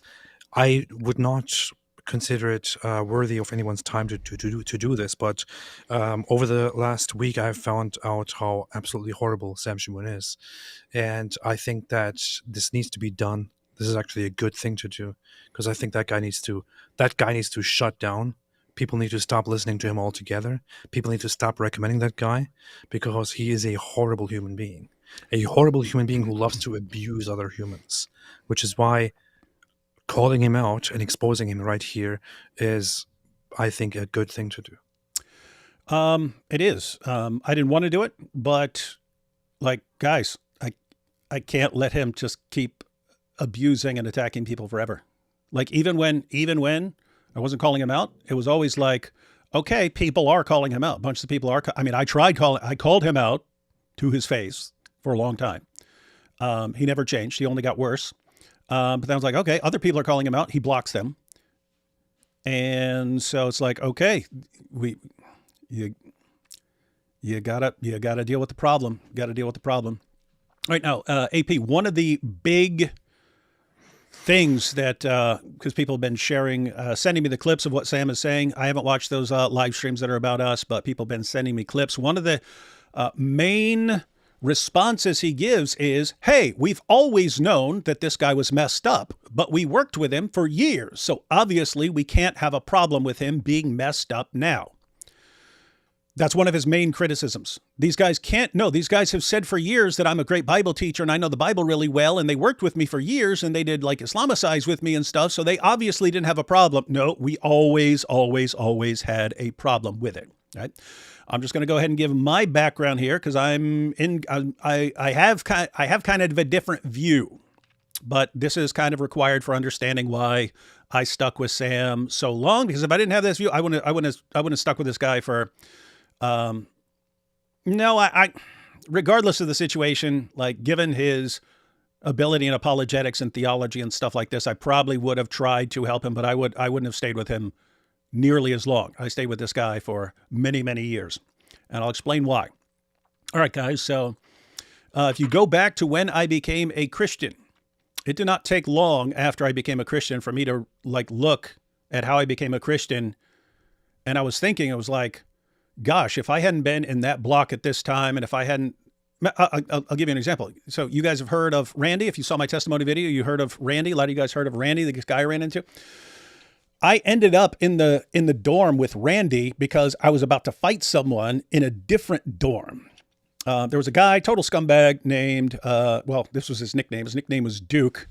And he was just a total garbage scumbag. And there were like 5 to 7 of us who stayed up at night while everyone else went to sleep. There were like 5 to 7 of us who stayed up at night. Duke was one of them. We just play cards or something like that, but we all couldn't stand him. But I realized, hey, every other person here cannot stand this dude. And so this is a perfect opportunity. It'll be the middle of the night. We'll be playing cards. And I told everyone, Duke had this like, mechanical pencil type thing that he would always threaten to stab people with and stuff.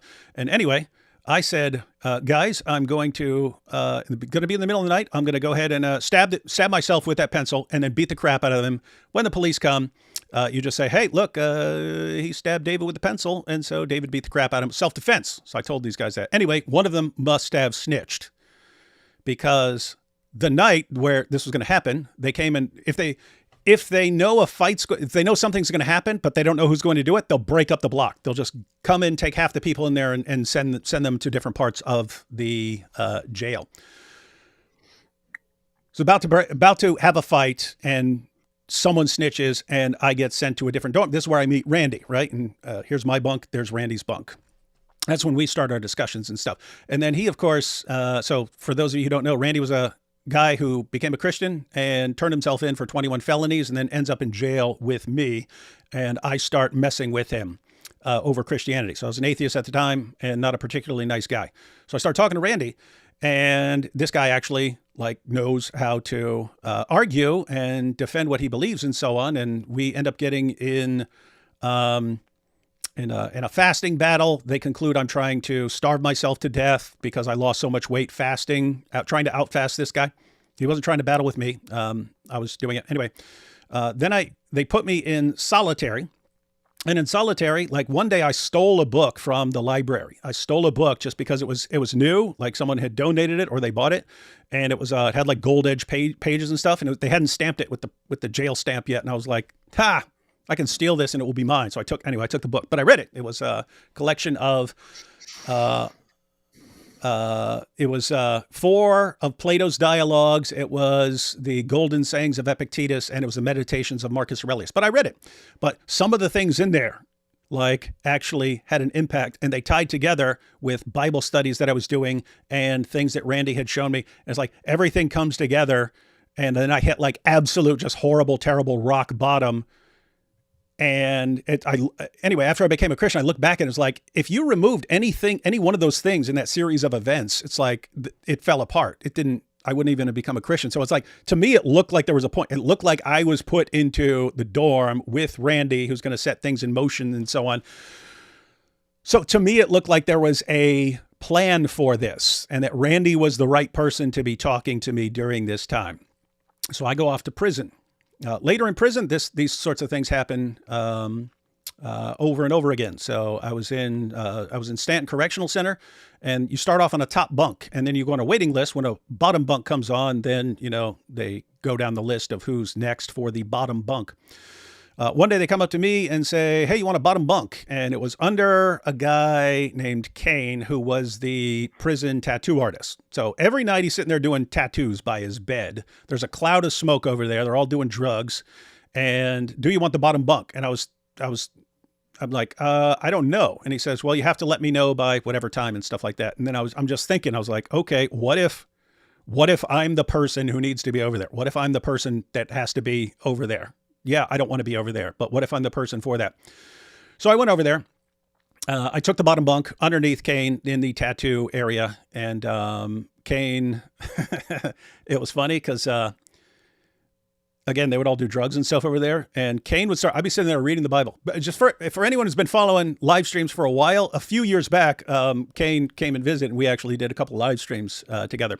But anyway, I was talking to Kane, and he would be sitting there going, I think it was acid or something like this. He was saying, I've got some stuff that would really help you while you're reading the Bible. And he says, the words will come off the page and you'll understand them like you've never understood them before. They will become clear. They will sink into your minds like, dude, I don't want any drugs, dude. And he goes, well, I'll tell you what, you always have a cup of water sitting beside you. I'm going to slip something into it when you're not looking, and you're going to thank me later after you're reading the Bible. And I said, dude, if I ever start feeling weird after drinking some of my water, I'm swinging. I'm flat out swinging first. But before I get too dizzy, I'm swinging. Couple weeks later, we ended up having discussions every night. Couple weeks later, Kane becomes a Christian, stops tattooing because it was against the rules.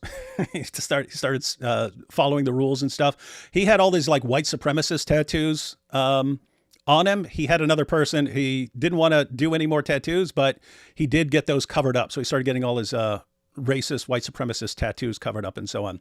And to this day, one of my best friends. So anyway, so that's prison. I eventually get out of prison. I needed a class. I was trying to get all my classes done on 3 days, and I needed one like early morning class. So I looked at what was required. Communications 101 was a gen ed. Everyone had to take it at some point. So I picked one that was available. I ended up in a communications class. There were dozens of communications professors. I ended up in the one who was who ran the speech and debate team. And she said I should join the speech and debate team after I get a prison. And by the way, she said that after I shared my testimony in that class. So we had to give a speech on something personal, something from your life. So I went ahead and did an entire speech on my testimony. It was funny. Everyone thought I was joking. Everyone thought I was making it up, right? They're like, you didn't do all this crap. And so anyway, but ended up in that class, and she said I should join the speech and debate team, where I meet Nabil Qureshi and end up sharing a hotel room with him. And then later, my wife, her class got canceled one day. Just her class got canceled one day, and she walks down into the speech and debate room. That's how I met my wife. Started talking to her when she started arguing with me and Nabil. She was an agnostic at the time. Me and Nabil were arguing about the resurrection. She starts arguing with both of us and stuff. Anyway, just looking at that after it happens, like, just all this stuff seems to come together really, really interestingly throughout my life. And of course, like AP a while back, he's like, so did you think that I was going to become a Christian? What do you think the chances of me becoming a Christian were? I was like 99%. I mean, I don't know, but it's like, I don't know. I just think God is putting people together. By the way, everyone who's watching, I don't just think that about myself. I think that about you too.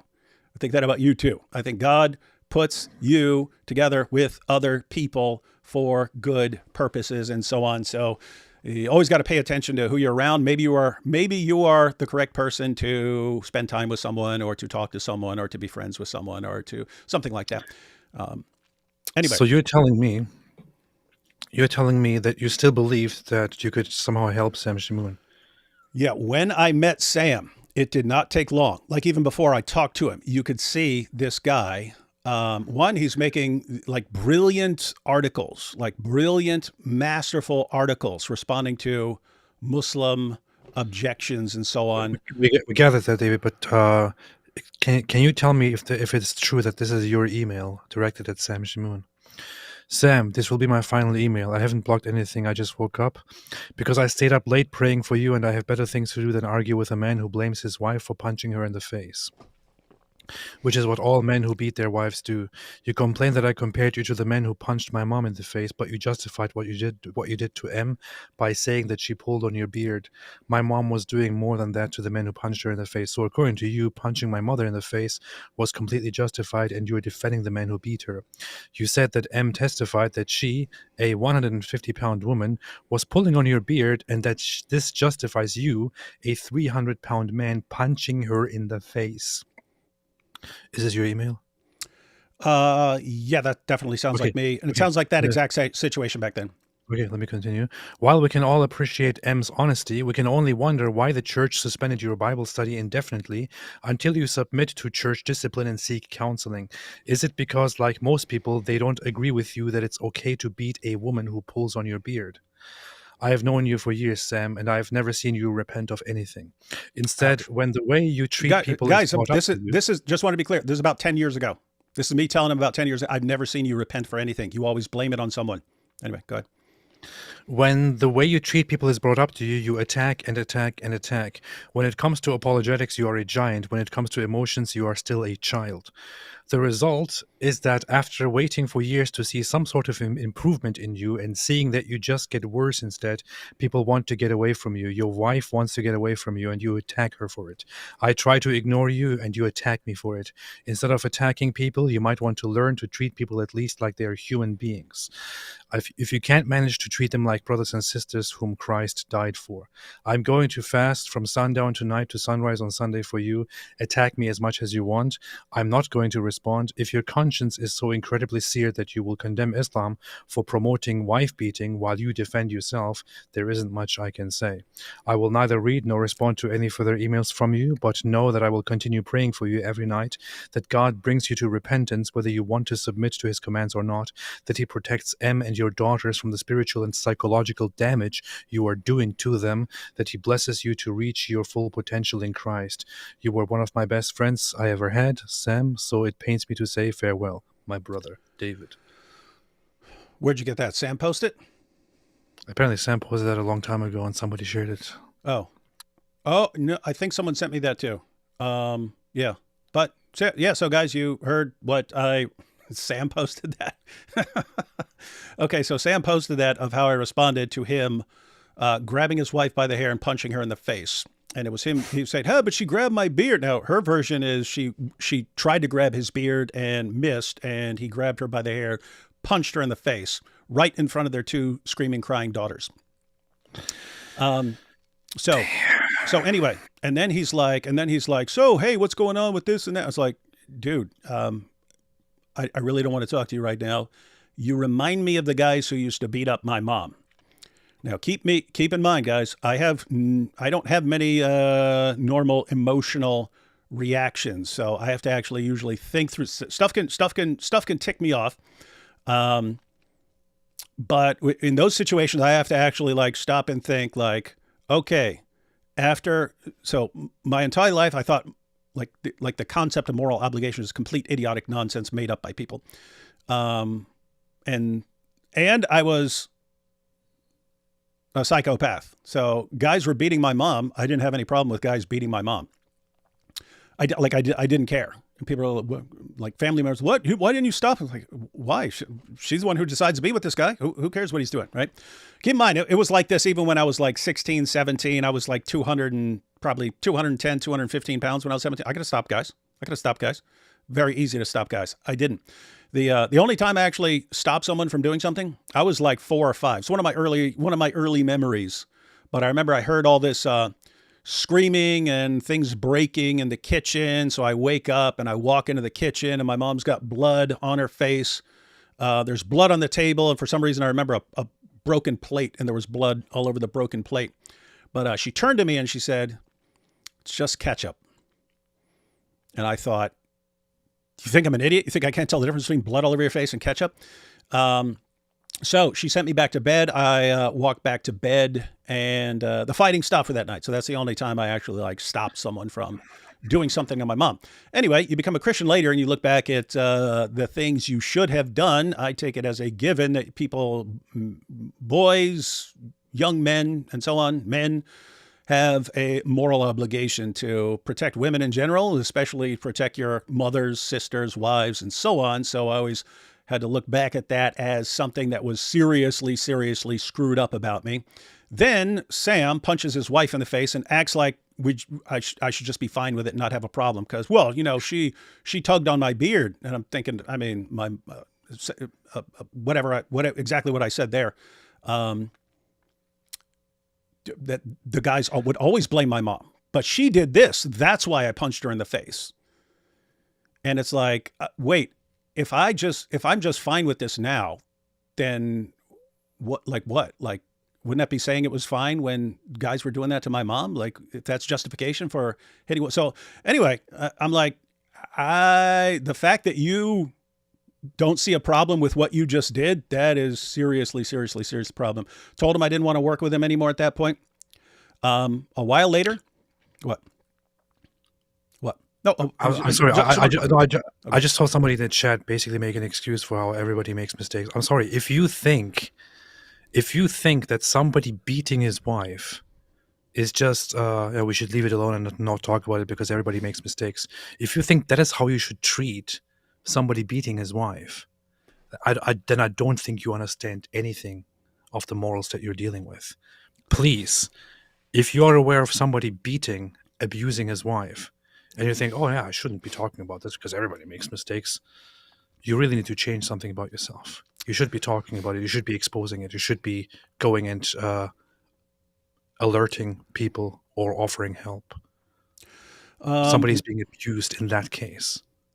I'm looking at comments here, Sam's fans and so on. David, Sam provided the court papers where his wife said that he didn't beat her before. So just to be clear, I'm not aware of him beating her before that.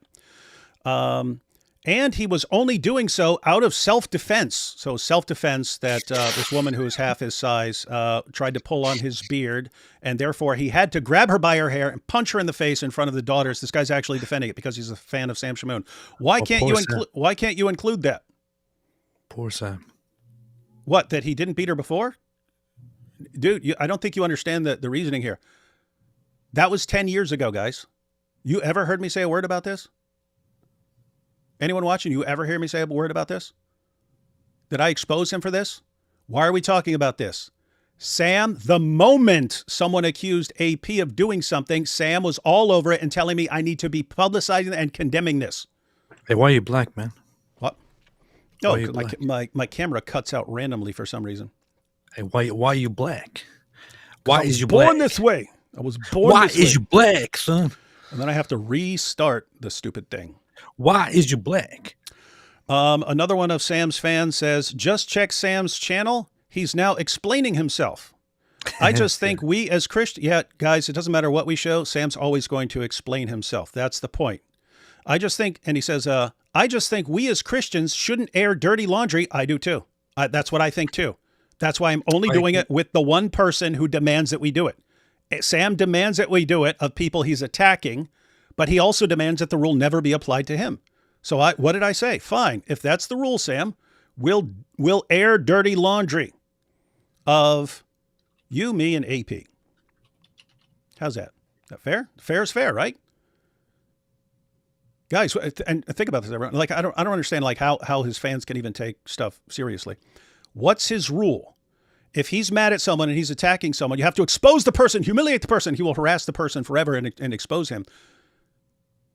Okay, Sam, so if you do something wrong, obviously we should jump on and expose it. No. The man has no concept. He has no concept of any rule. I've never seen him agree that a rule should be applied to him. Like seriously, he might say it. He'd be like, oh yeah, you're right, man. You're right, man. It never, ever, ever leads to change. And you just saw AP quoted me saying that to him 10 years ago. I've never seen you repent of anything. You attack, and this is a guy who constantly, I mean, endlessly attacks everyone. You're wrong. You're evil. You demon. You slut. You mother. Blah, blah, blah, blah, blah. And no rules apply to this guy ever. And right now he's demanding that we expose. And what he really means is he's just going to attack everyone. Okay, fine. Then let's just get everything out there. Let's get everything out there, dude. So, but yes, AP. Yes. You were saying, I think you caught on that basically when I met Sam, I was thinking I was there for a reason. And so you meet Sam and you say, wow, this guy's knowledge of the Bible and the Quran and arguments and so on are out of this world. This guy is on a completely different level. He's on a different level from everyone else. But he's extremely messed up. He's the most judgmental person you've ever met in your life. He attacks everyone. The moment you disagree with him, he flips out. You can't correct him on anything. And so, but I'm looking at this and I'm thinking, okay, this guy, whenever anyone criticizes him, he flips out. He loses his mind. He's clearly got mental health problems. He attacks, threatens everyone. And all I was thinking is, I can deal with all of that. Like, I'm kind of made for dealing with that, right? Like, I grew up in a West Virginia trailer park, fun environment, but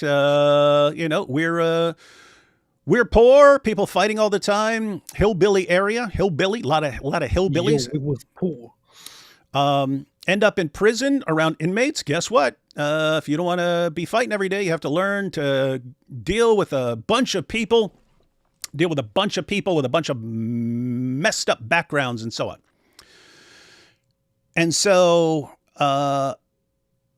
just years of that. And then I meet Sam and I see all this and I'm like, oh, all this stuff that would drive anyone else away from him very quickly. I can live with this stuff. And I just thought, so maybe I'm the guy who needs to stick with him throughout all this stuff that he's about to go through. It's going to get worse and worse for him because of his behavior, but maybe I'm the guy who can put up with all this stuff and I will stick with him. And eventually over time, if he has a couple of good friends around him, like me and eventually Anthony and so on, my wife, maybe if he has a couple of good friends around him, maybe at some point he'll realize he's wrong and actually take some steps to improve and become better. Because if this guy ever reaches his full potential, he'd be unstoppable. So if I spend years of my life helping this guy and somehow he gets better and reaches his full potential, that is time well spent. I'm going to go ahead and say it now, everyone. I'm going to go ahead and say it right now. If God had come to me in 2014, 2015, 2016, 2017, whatever, if God had come to me back when I was thinking that I was there to help Sam, if God had come to me and said, David, I'm going to make you an offer. You can accept it or reject it. Here's the offer. I will help Sam Shamoun. I will make Sam Shamoun reach his full potential in using all of his gifts that I've given him to do nothing but glorify me and expose Islam. But I'm going to kill you right now, David. If God had made me that offer, David, I will help Sam use all of his gifts to do nothing but glorify me, but the cost is I'm going to kill you. I would have said, deal, right now, deal. And if he had said, hey, not even going to let you say goodbye to your family or anything else, you're just going to drop dead, I would have said, deal.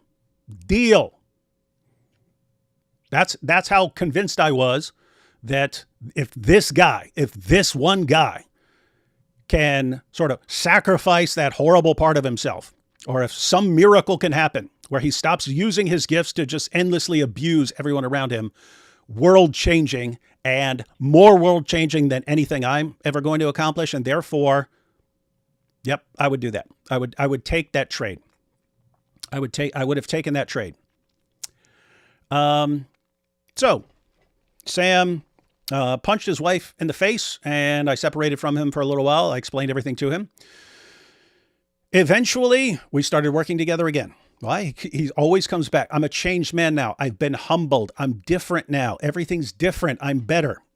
And keep in mind, it's the same thing that guys use with their wives after they abuse them. No, I'm sorry. Yeah, I was wrong. I was wrong. Hey, look, yeah. That's what happens. But guess what? You want to give him the benefit of the doubt. Hey, this guy says he's changed. He says he's been humbled. He says he's not like that anymore. So, okay. He has such amazing abilities. You give him a second chance. Then his behavior is terrible once again. And so you separate from him and then he comes back. Guess what? I'm better now. I'm better. I'm changed. I'm a new man. And then you find out he's actually even worse. So I eventually realized that I'm not helping this dude because it was this cycle. Matter of fact, it was his reasoning. It was his reasoning, and it was with the issue of the Canaanites, right? Like say, hey, why'd God say just wipe these Canaanites out? Drive them off, wipe them out. Sam's explanation was God sent them prophets and then waited 400 years to judge, but they became worse. They became worse every single generation. They got worse and worse and worse and worse and worse. And he points out, so, okay, if you're just getting worse and worse and worse and worse and worse, God has a right to just to judge you. Why did AP leave? What's wrong with you? I just kicked myself out. I'm back. Quit being a dork. What was I talking about? Oh, yeah. So it was Sam's reasoning. The reason the Canaanites had to be judged was God gave them 400 years to repent, and they just kept getting worse. And I was thinking, well, Sam keeps getting worse every single year. His behavior gets worse and worse and worse. And I'll tell you the couple of things that were kind of like, I don't even want to say final straw, because if he had somehow changed after that, just knowing my experience and how screwed up all the things I've done in my life are, I would have probably given him another chance. But I'll tell you what happened. One, there was after when he was getting his divorce from his wife and he started attacking her and airing all her dirty laundry all over the internet. And I told him, stop doing this, dude. I know you're enraged because she left you and you have issues with people rejecting you. Stop attacking her, right? I said, because look, if you want to attack her, guess what? I know why you're attacking her. You're trying to trash her in the eyes of the Assyrian community to make her life miserable. That's what you're doing. And I said, as much as you want to do that, at least think about your daughters. Sam does love his daughters. To his credit, he does love his daughters. But I'm telling you, I'm like, dude, okay, your daughters live with their mother. I wonder in what way, though. What? Quit being a dirtbag. Your daughters live with their mother. They look up to their mother as their example. You already punched her in the face, and that's kind of the least of it. When you get to the way he would talk about her around the kids, it's really, really bad. It's like they have you as an example of what a man is supposed to do in a relationship. These are girls who are eventually going to grow up and have a relationship with guys. And trust me on this, my mom's dad was an abusive wife beater. Who did she always get as her boyfriends?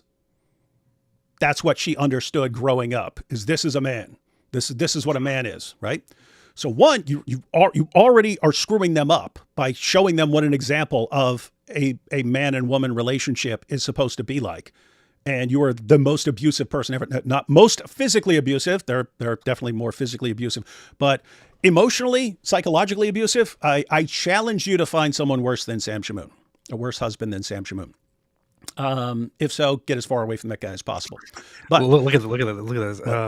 There are Sam Shamoun fans who are now, this was disgusting, AP. Why did you say that? Because I made an allusion to him saying it Sam, over and over again. To Sam having lusting after his own children, because I just made a mild joke, and I predicted this. That's the to only make fun of him. why, Yeah.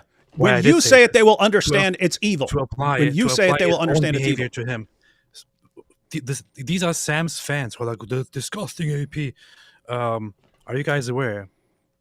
We just watched it. That Sam said out of nowhere, because I criticized him, that my father would beat my mother and rape me. Are you guys aware that Sam said that about me? Are you guys aware that Sam says stuff like this about people all the time? Constantly. If you're a Christians, fan of his, Christians and Christian men with Christian mothers. If you're a fan of his, Pretend not to be a fan one day. Just go and say, hey, I don't explain, I don't understand this. This doesn't make sense to me, what you just said. Make such a comment. He will call you a whore. He will call you a prostitute. He will call your mother a whore. He will say that your mother was raped by Shias. This is how your guy talks about people. And when something like that, in a mild way, is applied to him, you guys are like, oh, why would you do that? Why would you say that? You people are hypocrites.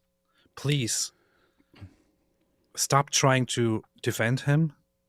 If you are defending him, you are probably morally questionable as well. I don't know.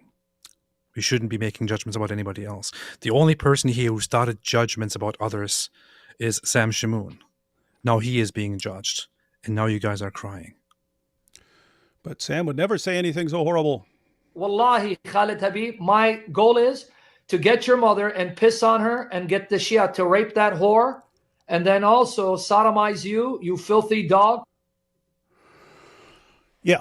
So anyway, I'm sitting there telling Sam, dude, you've already given them a screwed up idea of how a man is supposed to treat a woman. That's going to potentially lead to problems in their relationships in the future. If you also tell the entire Assyrian community that your daughters are part of, that your wife is this evil monster whore, guess what? People in the Assyrian community talk that because you're blasting this all over your live streams and stuff like this. That information gets back to your daughters. And why? Why would you do that? Why would you be so desperate to attack your ex-wife because she left you that you do not even care what damage you're doing to your daughters? He would not listen. He just had to keep attacking her constantly, over and over and over again. And that was kind of a big moment in that I was thinking, okay, I'm sitting here thinking that this guy, something is going to change this guy and help him change his behavior. If concern for his own daughters, the two people he seemed to love most in the world, is not enough to get him to stop doing damage and attacking people, what do I think I can ever do? What do I think I can ever do with this guy? What? I don't know. What? How am I going to help? If me saying, dude, think about your daughters will not make him stop attacking his wife just to trash her. There's no point in him trashing her in front of the community. There's no point. It's just because she left him and he flips out over that kind of thing. So, that was I didn't just drop him. I still kept talking to him and stuff after that, and probably went to a couple of things with him and stuff. It was eventually starting to see how he's talking to everyone, calling everyone's whores and talking about their mothers and stuff. But then I'll just play it one more time. We've seen it already. It was either this clip or one very similar to it, where I was like, how do I condemn any of these Dawa guys for the stuff they say when this guy says worse? I don't know of a Dawa guy who says something worse than this, but look. Wallahi, Khalid Habib, my goal is to get your mother and piss on her and get the Shia to rape that whore, and then also sodomize you, you filthy dog. So it was it was somewhere, and keep in mind, even then I think about these things very carefully, right? I'm not impulsive in making lots of decisions unless there are times when someone just like clearly crosses a line, and I definitely don't, I'm not interested in that person being in my life. I'm just like, okay, I'm just not going to talk to this person anymore. This person's doing some really, really messed up stuff. I was friends with Sam for years. And so just wanted to, and again, everyone is watching. Sam did so many things over the years that every last one of them, a normal, rational person could have said, I do not want to be anywhere near this guy. This guy is completely toxic. I was in a different position in that I actually believed I was there for a purpose, that I was there to help this guy get through all his issues and so on, and just be his friend throughout it, so that he didn't just end up some complete lunatic screaming at people in his kitchen and so on. I failed. And it actually like bothered me. It's like, wait a minute, I've kind of always been based on, I've kind of always thought in terms of God sort of arranging people to talk to each other and things like that. And I just spent, almost 2 decades trying to help this guy. Didn't work out. What the heck is the point? And anyway, I got to the point, guys. I got to the point more recently. I think there is a point. I think there is a point. I think I was there for a reason. I think it was important that I spent years trying to help this guy. And it wasn't just, I can put up with all the drama and stuff and still be a friend to this guy, and maybe this will help him out of it. I no longer think that was the point. It's more along the lines of, this guy is horribly abusive to everyone around him, and he threatens them and intimidates them into keeping quiet about this stuff. And hey, I'm the guy who knows all this stuff about him, and I'm not scared of anything that he could do to me. What are you going to do? I'm going to expose you. Expose away, pal. Expose away. In other words, when you say, do this or else, just by nature, I'm always on the side of the or else. I always favor the or else. Do this or else. I'm going with else, with or else. Unless I think I'm not allowed to go with or else, which is what happened for most of my interactions with Sam. It's like, I don't think I'm supposed to expose this guy. I don't think so. Now we're in a different situation. So anyway, guys. In case you wanted a little update, so Sam started a live stream called "Who Is Crying Now?" I couldn't conceivably care less what he's talking about, but go ahead. And the thing is, the stream is titled "Who Is Crying Now?" and he's talking about you, but then he's crying right now. He's crying right now as we speak. He's crying right now as we speak. Guys, apparently, this is his way of trying to gain sympathy now, because that's what he does. He's now under attack, and he already goes through such hardship and all that.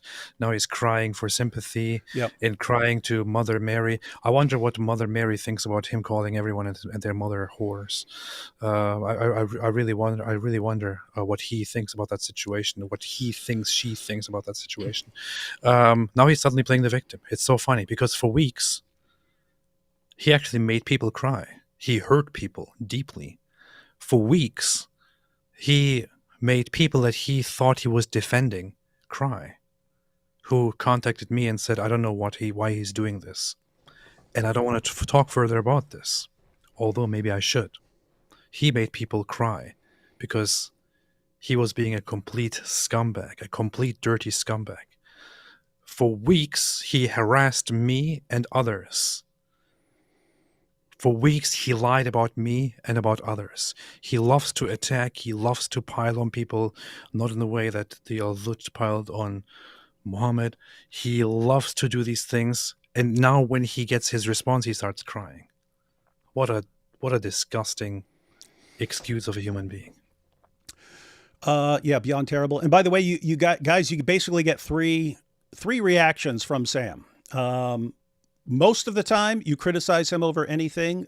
He goes into attack mode. I will destroy you. I'll humiliate you. I'll expose you. Here's these things I picked up on. He uses his brain power, the same brain power that he uses to memorize verses and stuff like that. He uses it to pick up on anything that he can attack you on your entire life. He builds up a mental database. Here's how I attack this person. And when this person ever criticized me over anything, I'm going to expose you and attack you on this and this and this and that. That's how he uses his God-given abilities. That's what you get most of the time. When he can't win with the attacks, you will either get repentant Sam, or you'll get repentant Sam, yeah, I know it's wrong, or victim Sam. So you either get, yeah, I know I'm wrong. I'm screwed up, guys. I'm going to try harder. I'm going to get some help, which lasts for a little while and then goes away. And he never changes and he always gets worse. Or you get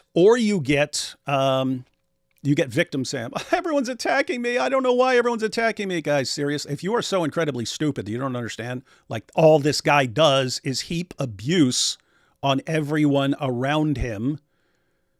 He builds up all these enemies for years. Finally, someone says, you know what? You're not going after you're just not, dude. I'm not. That's not something that's going to happen. You are not going to spend the rest of my life attacking everyone I work with because you have abandonment issues. You're not doing it, dude. And then, I'm a victim. I don't know why I'm going through this. It's because of my love for Mary's. What a work of art this guy is. So guys, yeah, my view changed. my view changed just recently. But if you go back several years, so just recently, like over the past couple weeks, like, okay, maybe I am here for a reason. I'm the one who's not scared of anything this dude does. And he can't stop attacking everyone around me. Like, is he stupid? Is he stupid? But notice, if you go back to when I just was done with him a few years ago, if you go back to when I stopped interacting with him, I stopped doing shows with him. If you go back just a few years, did I say a word? Anyone, did I say a word to any of you? Did I call him out? He said stuff about me the entire time. He's abandoning me because I'm a Catholic. You know, just making crap up. I didn't say a word. Why? I wasn't trying to destroy him. And I was always hoping, hey, maybe if he loses enough of his close relations, because he lost his wife, he's losing all his friends, all his real friends, and maybe he will take the hint and actually change. So still hoping that. So I didn't want to expose him for stuff. Oh, wait, he called Too Many Marys a whore, too? Oh, yeah, that's interesting. Shocker. So anyway. I hope she goes after him now. That's good. So, guys, I was happy. I was totally fine leaving quietly. Just, okay, let God deal with him. I'm not going to say anything. I hope he repents, but I'm done trying. I'm done trying to help him. There's nothing I can do for this guy. He does not accept correction. He attacks anyone who tries to correct him. Nothing I can do there. So, how did he respond? Because I was fine. I just went away. Guys, remember a couple days ago, I talked about stalking, him being like complete stalker. He goes into stalker mode. So think, what happened? What did I do? I took down all our live streams that we did together. Because why? I didn't want to be associated with him. He's sitting there calling everyone a whore. Okay, I don't want to be associated with that anymore. I took down our live streams. What did he do? He put them back up on his channel.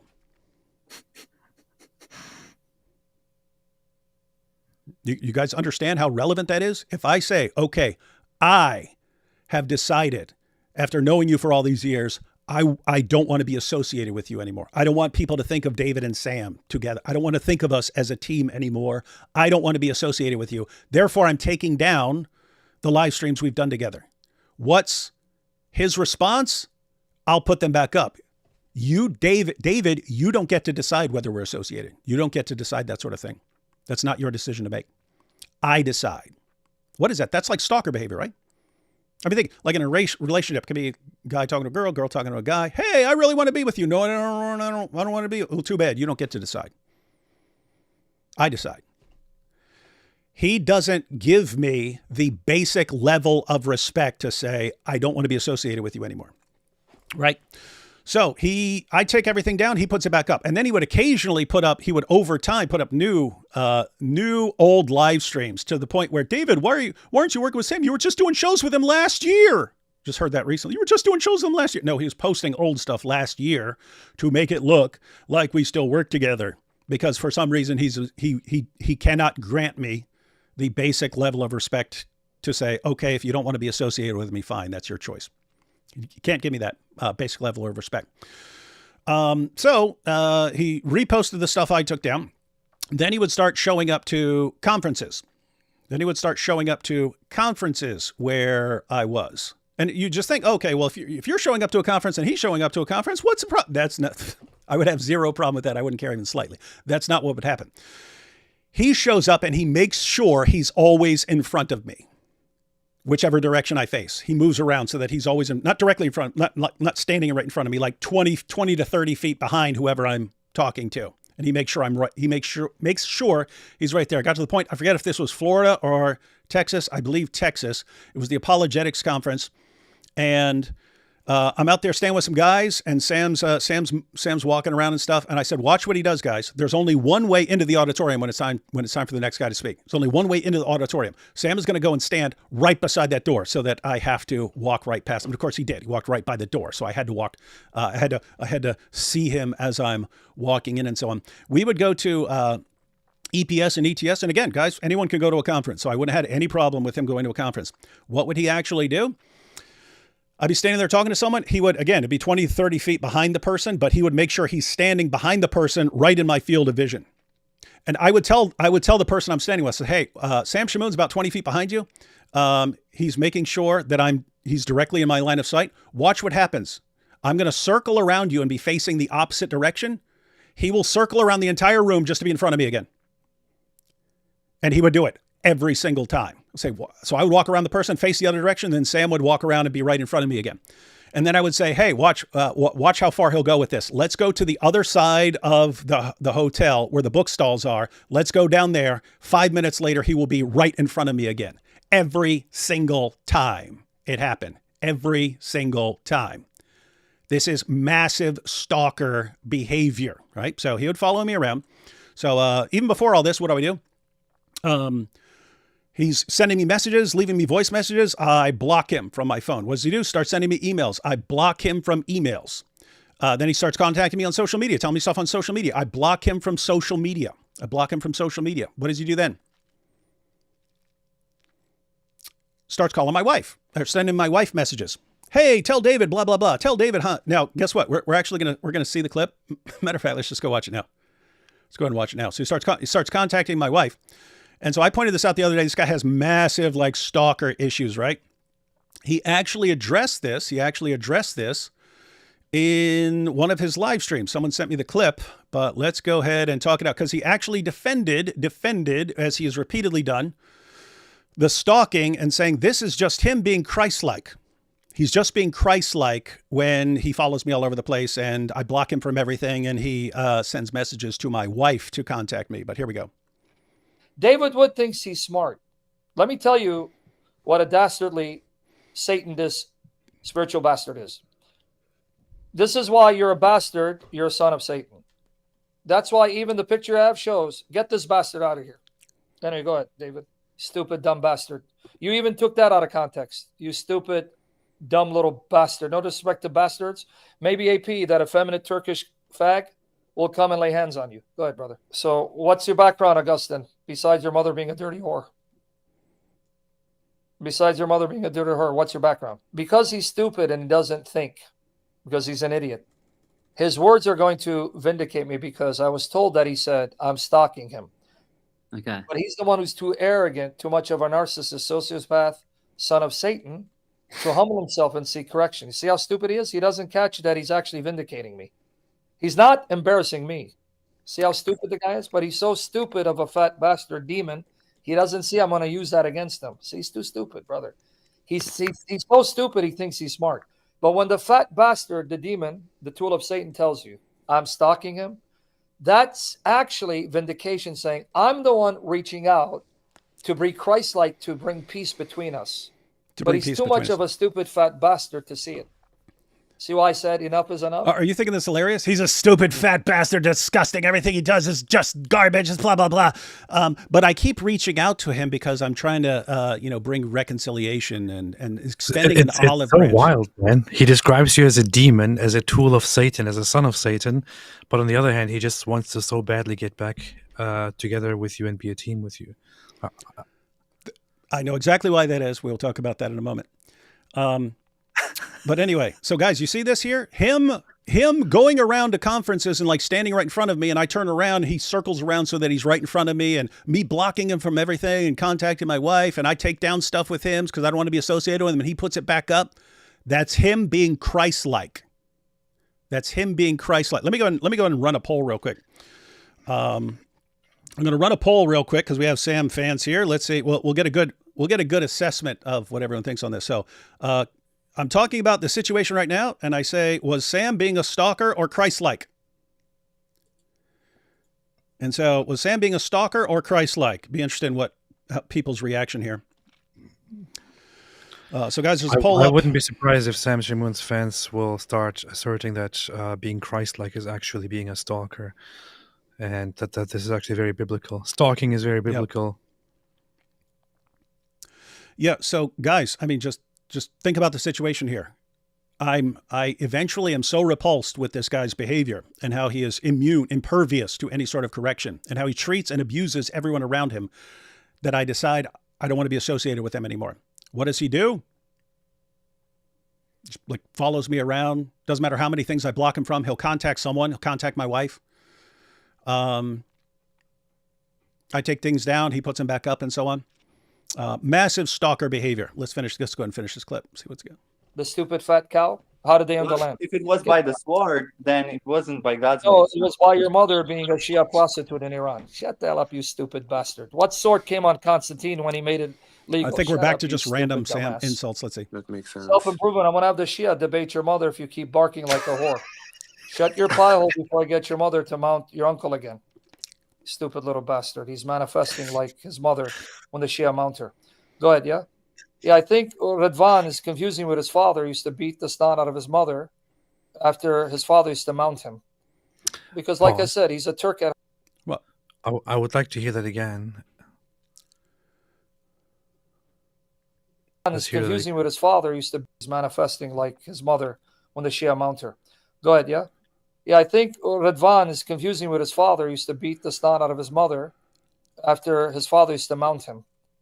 Because, like I said, he's a Turk at heart. What? So, Quit making this all about you. So what Sam is saying here, it's so funny because people are like, why are you talking about this? Why are you attacking Sam? I mean, people apparently still haven't gotten it, but it's Sam who actually attacks us. And because I call him out right here in this clip, what Sam is doing is he's fantasizing that my father would beat my mother and then mount me and rape me or molest me. This is the kind of stuff that Sam Shamoun does. Apparently, this is completely acceptable to Sam Shamoun's fans. It is absolutely, This and is he conditions them. He conditions them. This is how you respond. behavior. Yeah, this is how you respond to people. You just heap insults and start talking about their mothers and fathers and all this stuff. But here we go. And I'm supposed to be like, oh yeah, no, Sam is a good guy. Yeah, nothing. And by the way, that little side note. I mean, hopefully it's not the situation now. Hopefully he gets the point. But he could say everything he's been saying about you for the past couple of weeks. He could say everything he's saying about you, and walk up to you 2 weeks later and go, "Hey man, what's up? Hey, want to work on a video?" And there's no concept that his behavior should ever be a problem for anyone, and it doesn't matter. After he made a public post about me and called me all kinds of things, he sent me a voice message, and it was like, "Can you please clarify this, brother?" Are you freaking kidding me, man? Shouldn't you have done that before you went all vile and started lying about me and attacking me in public? Mm-hmm. Watch the end of this. Anyway, I clicked on this because I know he was explaining that he's actually super Christ-like and not a stalker, or that he stalks because it's the Christ-like thing to do. But let's see if there's anything else in here. He's now going to stoop to the level of Daniel Hakikachu because he's a Muslim at heart. Emails. I just hope the bastard is not stupid enough to talk. Let me tell you why, David, you're a stupid, fat bastard. You just confessed I was the one reaching out to you through your wife in order to extend an olive branch. In order to extend an olive branch, not because he abandoned me and I can't accept it. And even though he blocks me from everything, I still want to pursue him. Make peace for the sake of Christ. He wants to make peace for the sake. You demon, you whore, you slut. I'm trying to make peace for the sake of Christ. What you called stalking is called trying to be Christ-like and forgive and seek reconciliation. But you just testified to the world, you're too arrogant, you're too much of a narcissistic, sociopathic scum, tool of Satan, to humble yourself and seek reconciliation. Good job, brother. You see this? Let me go back, guys. This what So again, guys. was Again, 2 weeks from now, he'll be like, "Hey, want to work on something?" It's amazing. Look what he says. And forgive and seek reconciliation.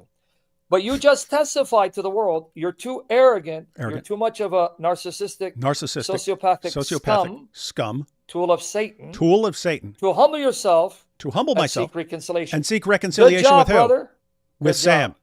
And who am I supposed to reconcile with? Sam, who behaves like this. I don't want to be anywhere near it. He doesn't grant me the right to not be anywhere near it. Keep in mind, guys, that's all I insisted on. I didn't insist on exposing him. I didn't say anything. It was just, okay, I'm not associating with this guy anymore. That was the crime. And then he has to follow me around, and I'm not allowed to leave. Guys, again, like this is the same mindset as someone, like, remember those cases where, like, in Pakistan, like, a dude would propose marriage to a woman or something like this. She would say no, and he'd throw acid in her face. And then you got these women who, like, are horribly burned with acid for the rest of their lives.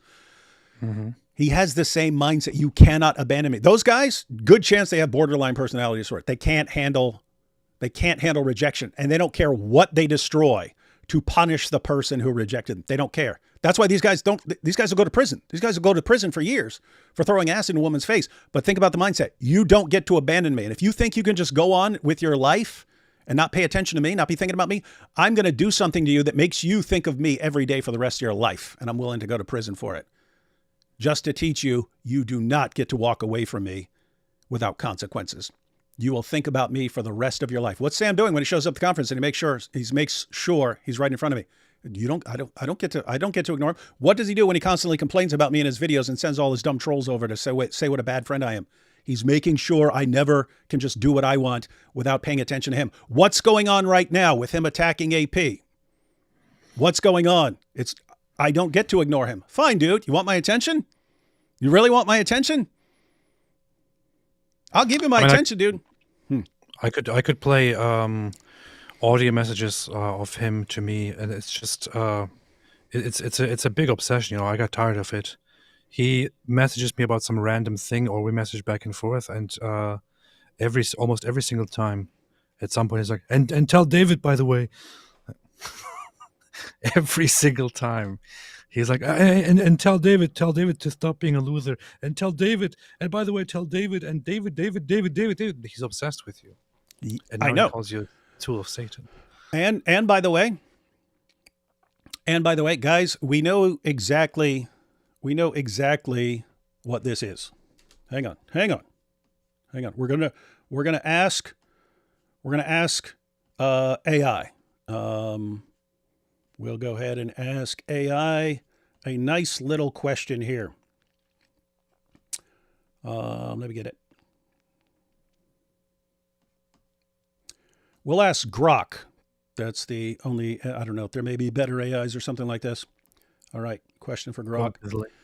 Is there a psychological Grok is lame. Grok sucks. disorder where, pay attention to the question, guys. I'll have it on the screen.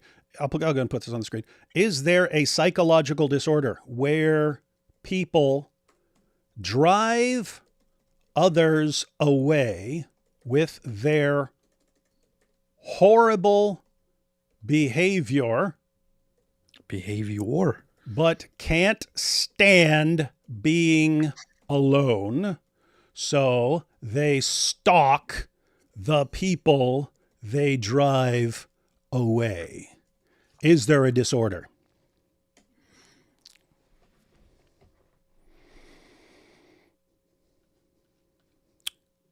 Now we're getting diagnosis from AI. Okay. That's what you got to do, man. The Grok diagnosis. There you go.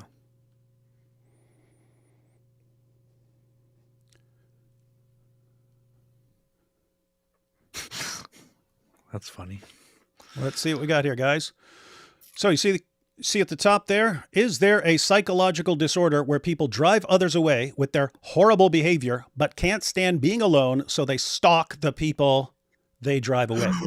Oh no, he was right. Yes, this pattern aligns closely with borderline personality disorder, a recognized mental health condition. Guys, everything we've discussed about Sam so far, sound familiar?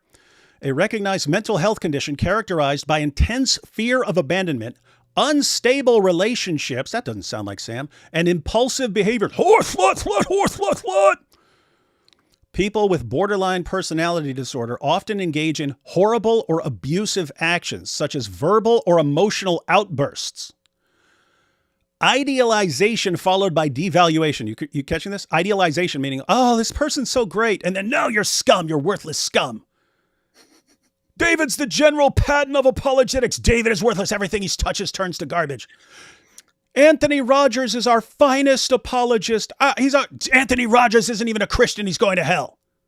All based on his attitude towards you at any given moment. What? I rarely share stuff from my past and all that, but there's a very interesting fun fact, which is why borderline personality disorder is one that sounds very familiar to me, and I know that I don't want to attack or insult people who do suffer from that condition, because there are people who suffer from borderline personality disorder who genuinely are aware of it and who want to better themselves and all that. But it can be very painful for people involved, because I dated a long time ago a girl who had borderline personality disorder. And the funny thing is, it is very difficult to deal with such a person. And you have to make some very, very difficult decisions, and I was like forcing myself to basically stay together. But it was basically the whole relationship. I can describe it as I hate you, get away from me, and why did you leave me? That's the cycle. Constant cycle of that. Yep. Which is basically what it was. It's pretty messed up. True. So I'll go and start there. Third line down. Again, people with borderline personality disorder often engage in horrible or abusive actions, such as verbal or emotional outbursts, idealization followed by devaluation. You're so great. No, you're nothing. You're great. No, you're nothing. Or creating conflicts. Creating conflicts. I wonder if they create conflicts and then claim to be the victim. No wonder this guy loves Hamas so much. Start a war you can't win and then claim to be the victim.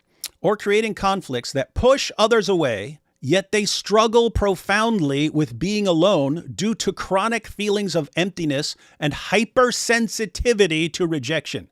Hypersensitivity to rejection.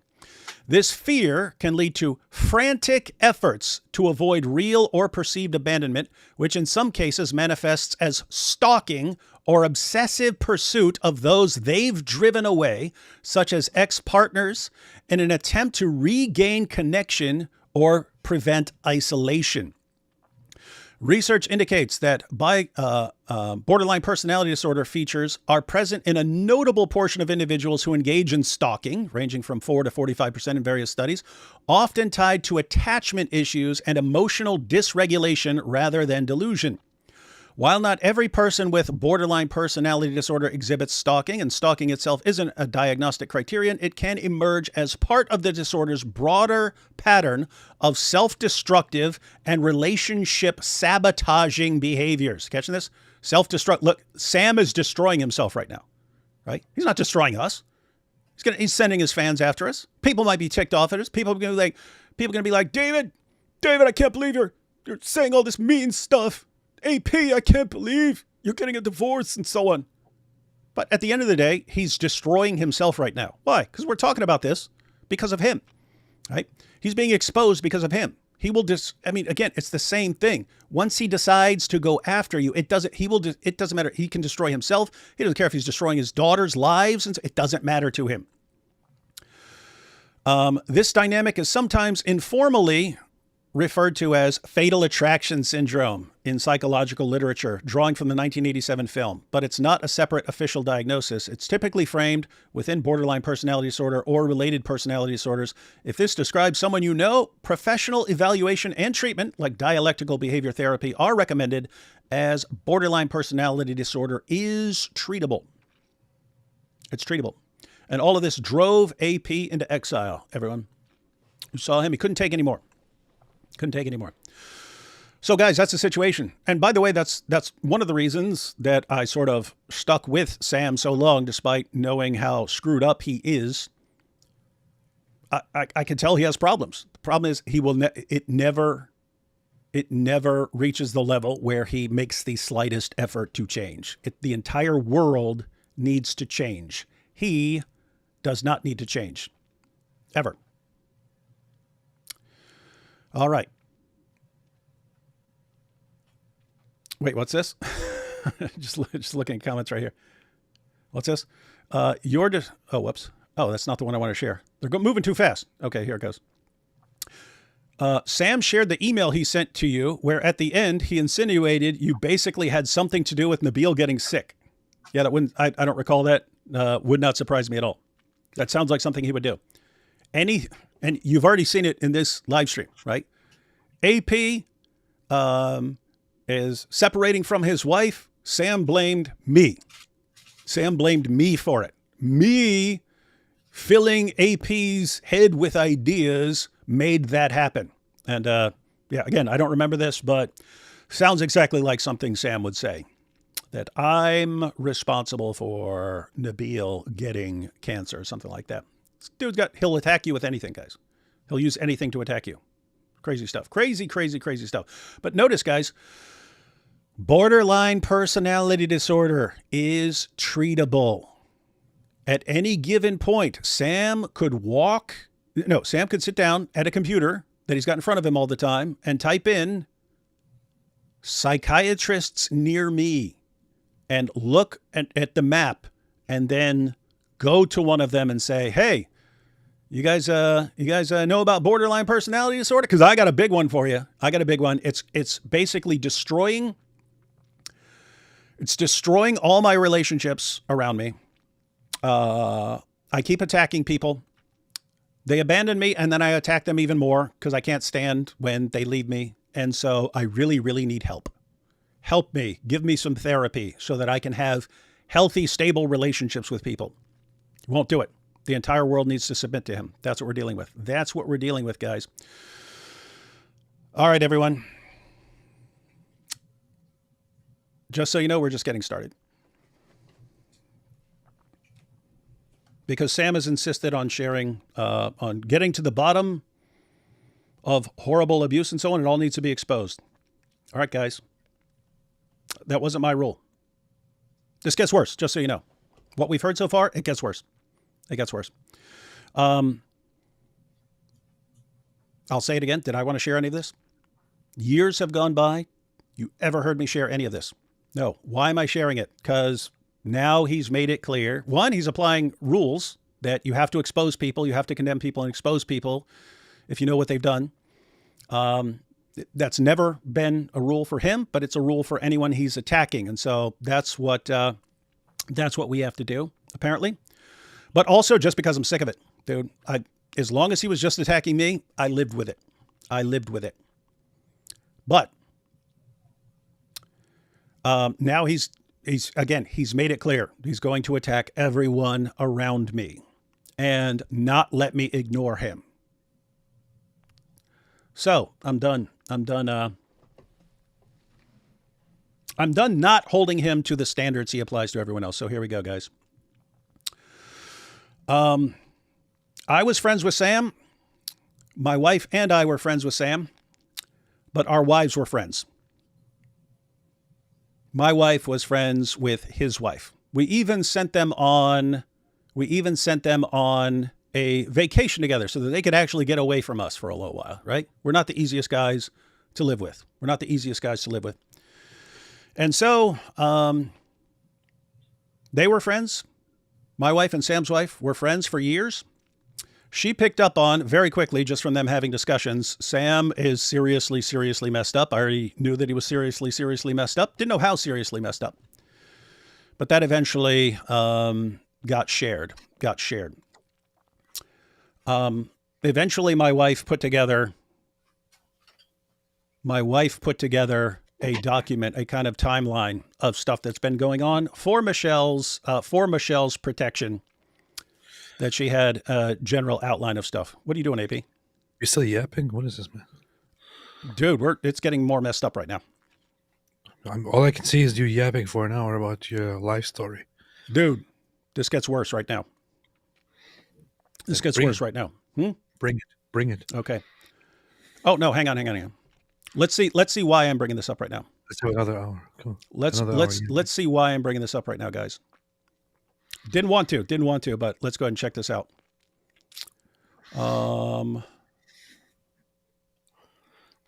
Here we go. Something called extortion, guys. Let's see. It started with Anthony Rogers, the slander campaign, and it started with his Calvinist boyfriend, Louis Chickenheart. He goes by the name Louis Lionheart. Satan's defender, Lucifer's defender. That bastard of Satan, Louis Chickenheart, was talking about me on Praise the I Am's channel. And I jumped in and he manifested like the dog of Satan he is. See, now this is why he's a son of a whore. because if mother wasn't a whore, he wouldn't twist the facts. That's not what I did. And do not go about trying to defend me. Don't do that, because that's what they want. They want you to go defend me, say, Shamounians, cult followers. May God destroy the cult of personality and guard your hearts. I'm your servant. I'm just your servant. You whore! If you disagree with me, you whore! You slut! You whore! You slut! You slut! You have to mindlessly agree with everything I said. You're a whore and a slut. Your mother's a whore. I'm just your servant. I'm your humble servant, guys. Come on, guys. Is anyone involved? Like, how stupid do you have to be? Anyway, I don't know. Just go. Don't need me if the Lord is pleased to use me to bless you. Don't go there and defend me. The reason why I'm doing this is because I told them, don't make it personal. Don't talk about my family. Don't talk about my daughters, because then I'm going to come out and take you out. That is good. Did you hear that? Don't talk about my daughters, because then I'm going to come and take you out. I've already talked about his daughters, guys. Uh-huh. Right? So he can talk about everybody's father and everybody's mother and everybody's father daughters, and mother and daughters and sons. Family. Yeah. He can talk about all of that, but the rules do not apply to him. You shan't talk about his family. Yeah. And notice, guys, it's always attached to a threat. It's not, guys, here's why I'm saying it's, I will destroy you if you do this. I already said, guys, if you give me the or else, do this or else, I'm taking the or else 100% of the time, if I'm allowed. That's just how I'm. Do this or I'll expose you. Okay, let's start exposing. All right, let's keep watching now. Be eye for an eye, because I turned the other cheek. And David Wood. Do you hear that? He says, it's going to be eye for eye. Okay, I accept your conditions, Sam. You constantly threaten people. If you expose me on this, I will do this. Okay, I accept your terms. Let's do it. Because he is a sociopathic, narcissistic cult ringleader, God is humiliating him, and I'm going to prove it. Just be patient, because God's humiliating me right now, guys. Let's go. When this dog, this bastard, son of a whore, Lucifer Chicken Heart, he would come on the comment section and attack me while I would be talking with Steve. And then one time when I called out, Lewis, Steve threw me out of the StreamYard. I go, all right, enough is enough. So I unsubscribe and I don't watch him anymore. Because Steve is friends with this bastard, son of Satan. He's a faggot. This little faggot was in the hotel room and he saw me coming out of the bathroom, two men. Why is he so traumatized by seeing me naked? Does that sound? To be fair, anyone would be traumatized by seeing you naked, Sam. Like a faggot? But you see, he said, I'm a motherfucker. Is he saying that I fucked his mother? Because that's what a motherfucker does, right? See his language? This whore who lives with his mother, he lives with his mother, by the way. He can't get his own place. Born September 14, 1972, the same day and year I was born. That he is a cult leader. That he is... That's me now, I guess. ...the leader of a cult following, because he's a sociopathic, narcissistic, demonic, arrogant bastard, tool of Satan. That's me. Who has started a cult following of people that are his female dogs, his robots, that kiss up to him because they want him to lead them and platform them, because they fear sticking up to him, because then he will ostracize them. Listen to that description. Who's this sound like? Who's this sound like to you? You ready? Here we go. Who's this sound like? Of a cult following, because he's a sociopathic, narcissistic, not that part, demonic, arrogant bastard, tool of Satan. And what's the method? Who has started a cult following of people that are his female dogs, his robots, that kiss up to him because they want him to lead them and platform them, because they fear sticking up to him, because then he will ostracize them. You see, I will ostracize them if they stand up to me. When I no, archive is a lot. Getting that? I will ostracize them if they stand up to me. Whore, slut, get out of here. Whore, slut, you're banned, you're blocked. Whore, slut, whore. Isn't this awesome? Hang on, let's continue. He's a son of a whore, meaning the whore of Babylon. Let me remind you when he said this. Let me remind you. So do you guys see, it's not about Jesus Christ. Honestly, so sick, man. If they really thought all of this was true about me, then for their love of Christ, what would they have done? They would have never worked with me from day one. Guys, did I explain why I continued working with him despite knowing how screwed up he was? He's saying, keep in mind what he's saying. If someone is screwed up, then you're just never going to work with the person. You're not going to try to be patient with the person. You're not going to try to help the person improve. You're just going to reject the person. Guys, keep in mind, that's how he behaves. Everything is impulsive. What? You did what? A plan, block, whore, slut, slut, whore, slut, slut. It's instant. You showed the slightest bit of rejection. Boom, you're destroyed. And he thinks, well, that's how everyone would be if they notice how screwed up he is. Well, most people might be just instantly turned off by this dude. But there are those of us who spent years of our lives trying to help someone who is immune to being helped. Right? I mean, please help me understand. Remember, I'm not as smart as David Wood, or as smart as David Wood thinks. That's what Anthony Rogers says, and his boyfriend, all right, Lucifer Chickenheart, the guy who sees naked men and gets turned on, and he has to fight his homosexual tendencies. You want more proof he's a cult leader? No. They want proof that I'm a cult leader. Okay, guys, you ready for this? They want proof that I'm a cult leader. Here we go. Okay, let me show you. Look, he already knows I haven't even announced what conference I'm going to. He knows. He follows me. Watch here. Conference, right? November. Guy, the speakers are. By the way, everyone who wants to attend the Sound Faith Conference 2025, that's in November. That's this month, November 20th to 22nd in Boston. So if you're in that area, definitely want to be there. Sam's going to go ahead and give the promo here. Our schedule. Let's check out the schedule. Guys, watch. Let's see. Uh-oh. Here I am. Uh-oh. Uh-oh. Coincidence? Coincidence? Uh-oh. What do you mean coincidence? Look who it is. IP will be joining him. What do you mean You're coincidence? telling me they're not a cult? You hear that? What? 3 guys are speaking at the same apologetics conference. Therefore, it's a cult. You got that, Amy? Like his followers. Oh my goodness. It is a cult. 3 people are among the speakers at the same apologetics conference. This must be a cult. Yeah, because I was at the apologetics conference last year. I wasn't one of the speakers. And the guy said, hey, he contacted me at some point. Hey, you want to speak at the apologetics conference? Sure. But he also contacted IP, also contacted you. You see, that proves that I am a cult leader. This is what you're dealing with, guys. He actually contacted you to contact me, right? Didn't he? I think that's what he did. Yeah, he asked me for your contact info or something like that. Yeah. But apparently this means that we are in a cult. We are in a cult. We're in a cult. Guys, did you hear it? 3 people speaking among many speakers at an apologetics conference. This proves that I'm in a cult and I am a cult leader. And that AP and IP are cult members who are terrified of me because I will horribly abuse them. Dude, AP, what do you think, seriously, what do you think my reaction would be if IP contacted me later? He's like, you know that time you ate the Quran? Blah, I decided I don't want to work with you anymore. What do you think my reaction would be? Probably not much. Oh, okay, cool. Bye. That's my reaction, dude. Why, Sam?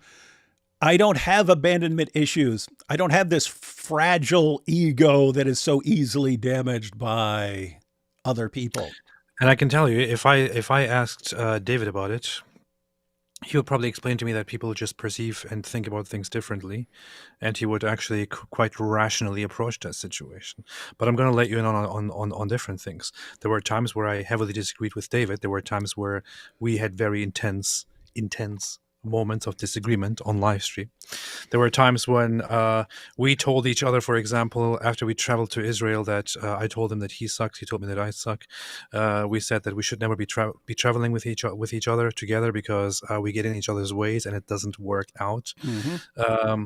And it felt like we had to take a break and not do anything with each other for a short time, but then we got together and started talking, live streaming again. So It goes well. Nothing really happens. Nothing really happens. I don't know.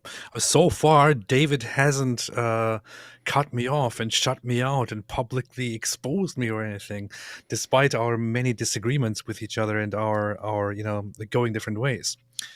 When I met David, he probably doesn't remember this at all. But when we went out and met up together with a vocab, him, John McRae, and others, one of the things that struck me the most was when David said something that was considered mildly inappropriate, and vocab criticized the heck out of him and was like, "Don't use language like that. What's wrong with you? You're a Christian." And I flipped out and I said, "How dare you correct me?" I don't even remember this, but. And David was like, "No, what's wrong with you, man? It's just a movie line." It's like, "So don't repeat it." And David was like, "Yeah, whatever." So David just took this harsh rebuke from vocab, and what did David do as a result? David included vocab into his whole series of making a boom boom room. That's how David reacted to somebody harshly calling him out and telling him what's wrong with you. Yeah, guys. Does it sound like a cult? Yeah, I definitely. I accept that. I'm definitely not right about tons of things. I don't know about tons of things, and therefore I could be wrong about tons of things. And I'm positive I'm probably wrong about tons of things, right? And even aside from that, like I understand. I regard myself as the guy who does the crap work that no one wants to do, but someone needs to do. So when we have to deal with like Muhammad Hijab, or right now, when you have to deal with a Sam Shamoun, no one wants to deal with this. Why? Because he will spend the rest of his life attacking you. I'm the one who's willing to do all the crap work that other people don't want to do. But guess what? If someone says, "Oh my goodness, you ate the Quran to make Muhammad Hijab stop going after people's wives," I don't want to work with you.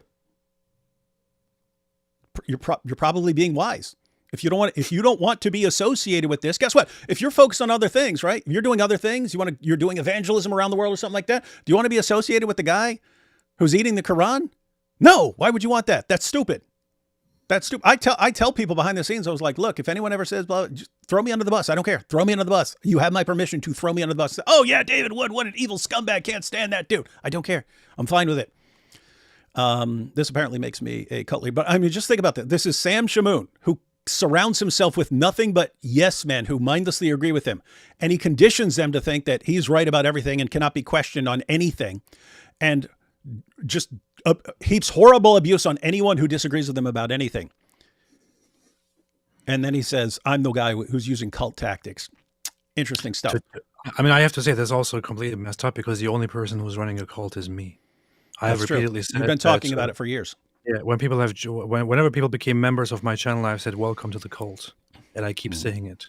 The only person who is running a cult here is me. Get your terms right, dummy. All right, but we have not. We're about to get to the point of why I'm about to share some stuff. But this spiritual bastard hasn't. She saw the stream, and here, guys, here, very transparent. Now watch. See that right there? Maybe This is, so he contacted his wife. Why? He's blaming her for all of this. You guys catching this? AP, why are we having this discussion? Because of Sam. Because 100, like, is it like 50% because of Sam and like 50% because of his wife? No, it's 100% because Sam initiated this. Yeah, and so what does he do? He attacks his ex-wife. He attacks his ex-wife for causing all of this. He's not responsible for anything in his mind. He always blames everyone else. That is a huge, huge problem, especially when you do the kinds of things that he does. But look, so she responded, "Maybe I should contact David to make sure he gets the facts straight. You are such a pig, Nasha. You really are. Please leave me alone." She's just saying, leave me alone. I'm living my life. I'm living my life. If something's going on with you and David, that's you. Why are you bothering me with this stuff? What's Nasha? Probably some Assyrian stuff. They both speak Assyrian. I just Googled Nasha and what came up is an Indian erotic movie. So Sam is a pig Indian erotic movie. I should contact David to make sure he gets the facts straight. You are such a pig, Nasha. You really are. Please leave me alone. Now, That's all she I wants. called her bluff because she won't go public. You know why? Side note: his wife just wants to be left alone and leave her life and leave her life. He He shares won't let her. this, like he shares this. It's like his wife telling him, "Just leave me alone." His former wife. Everyone getting this, guys? Does this guy let you? You just want to be left alone from this guy. That's all you. By the end of your interactions with Sam, you're just, I don't want anything to do with this guy, and he will never stop coming at you ever. Now check this out. I want you to listen. Watch. I want you to listen to this. Please do contact David.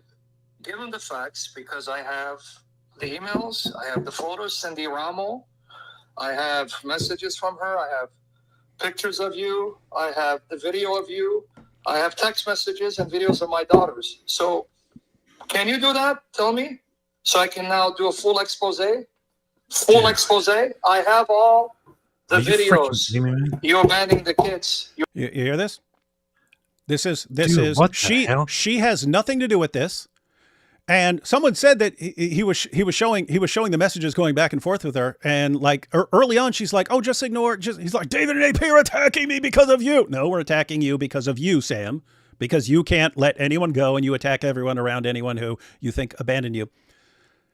But he's telling her, because of you, I'm being attacked right now. And she's saying, just ignore them, man. Just ignore them. Just ignore them. He can't let it go. No, you need to blah, blah. And finally, she lets the truth spelled out. Look, you brought this on yourself. He's blackmailing her. This is extortion. This is extortion. Let me back it up. Yeah. So guys, think about this. May be illegal. This may be illegal right here. She's saying, maybe I'll go ahead and talk to David. Guys, keep in mind, she has not said one word to me in years, have zero discussion with her. She has absolutely nothing to do with this discussion right now. She wouldn't even be aware of it if Sam weren't contacting her. But he's attacking her for this entire situation. And now he's just going back and forth. And what does he do right here? She gets to the point where she's like, well, maybe if you're just going to keep coming after me, maybe I'll talk to David. Maybe I'll make sure he has all the details right. Now, keep in mind, everyone, if Sam's really innocent in all this, if he's really innocent, he should be like, I don't care if you contact David with detail. I hope he does get the details right. So yeah, go ahead and contact. And he's saying contact, but he's threatening her. This is extortion. If you contact David with details, many of which I already have because my wife was friends with her and we're about to look at those. If you contact David, I will destroy you. He's about to say it. This is extortion, guys. If you contact David, I'm going to destroy you.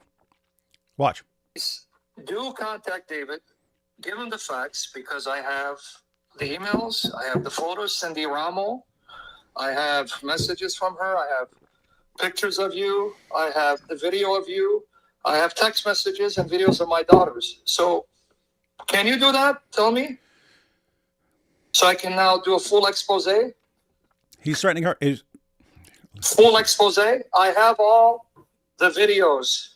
You abandoning the kids. You were not home all day because you had given your car to Ricky. I have the videos outside his house. I have the messages from Cindy Ram. He's playing all of this on his live stream. Supposed to make him look good? Guys, he's attacking his wife, exposing her stuff. So guys, principle right here.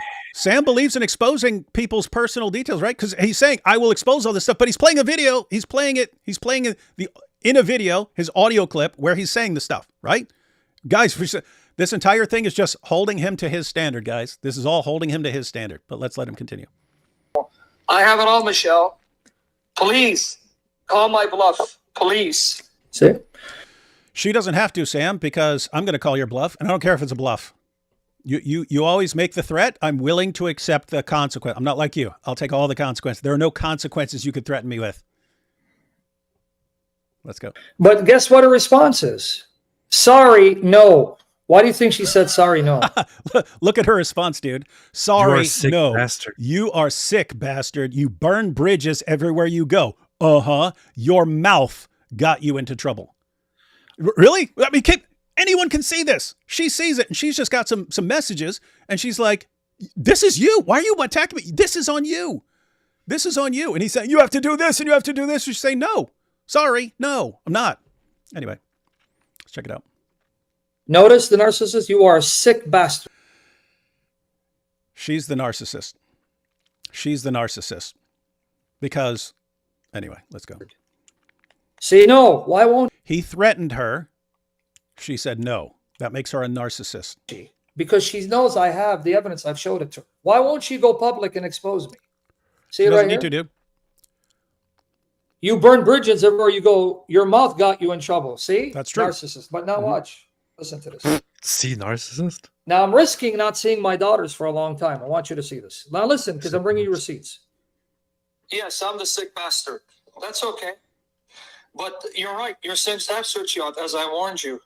There'll be no mercy for you until you get rid of this guy and become celibate. All right? He's telling her she has to leave her husband. Okay. Now watch. Sam, no, you are sick, all right? Leave us alone. Now watch. Guys, did you catch that?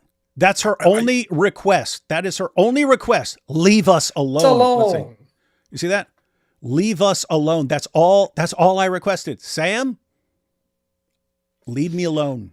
Sam, you can't absolute do it. creep. You absolute do it. scumbag. You scumbag. You creep of a person. Are you freaking kidding me? Like, is this supposed to make you look good, man? Is this supposed to make you look good? It is. That your former wife is telling that you keep pushing her and trying to extort her, and that she tells you leave us alone? Are you freaking serious, man?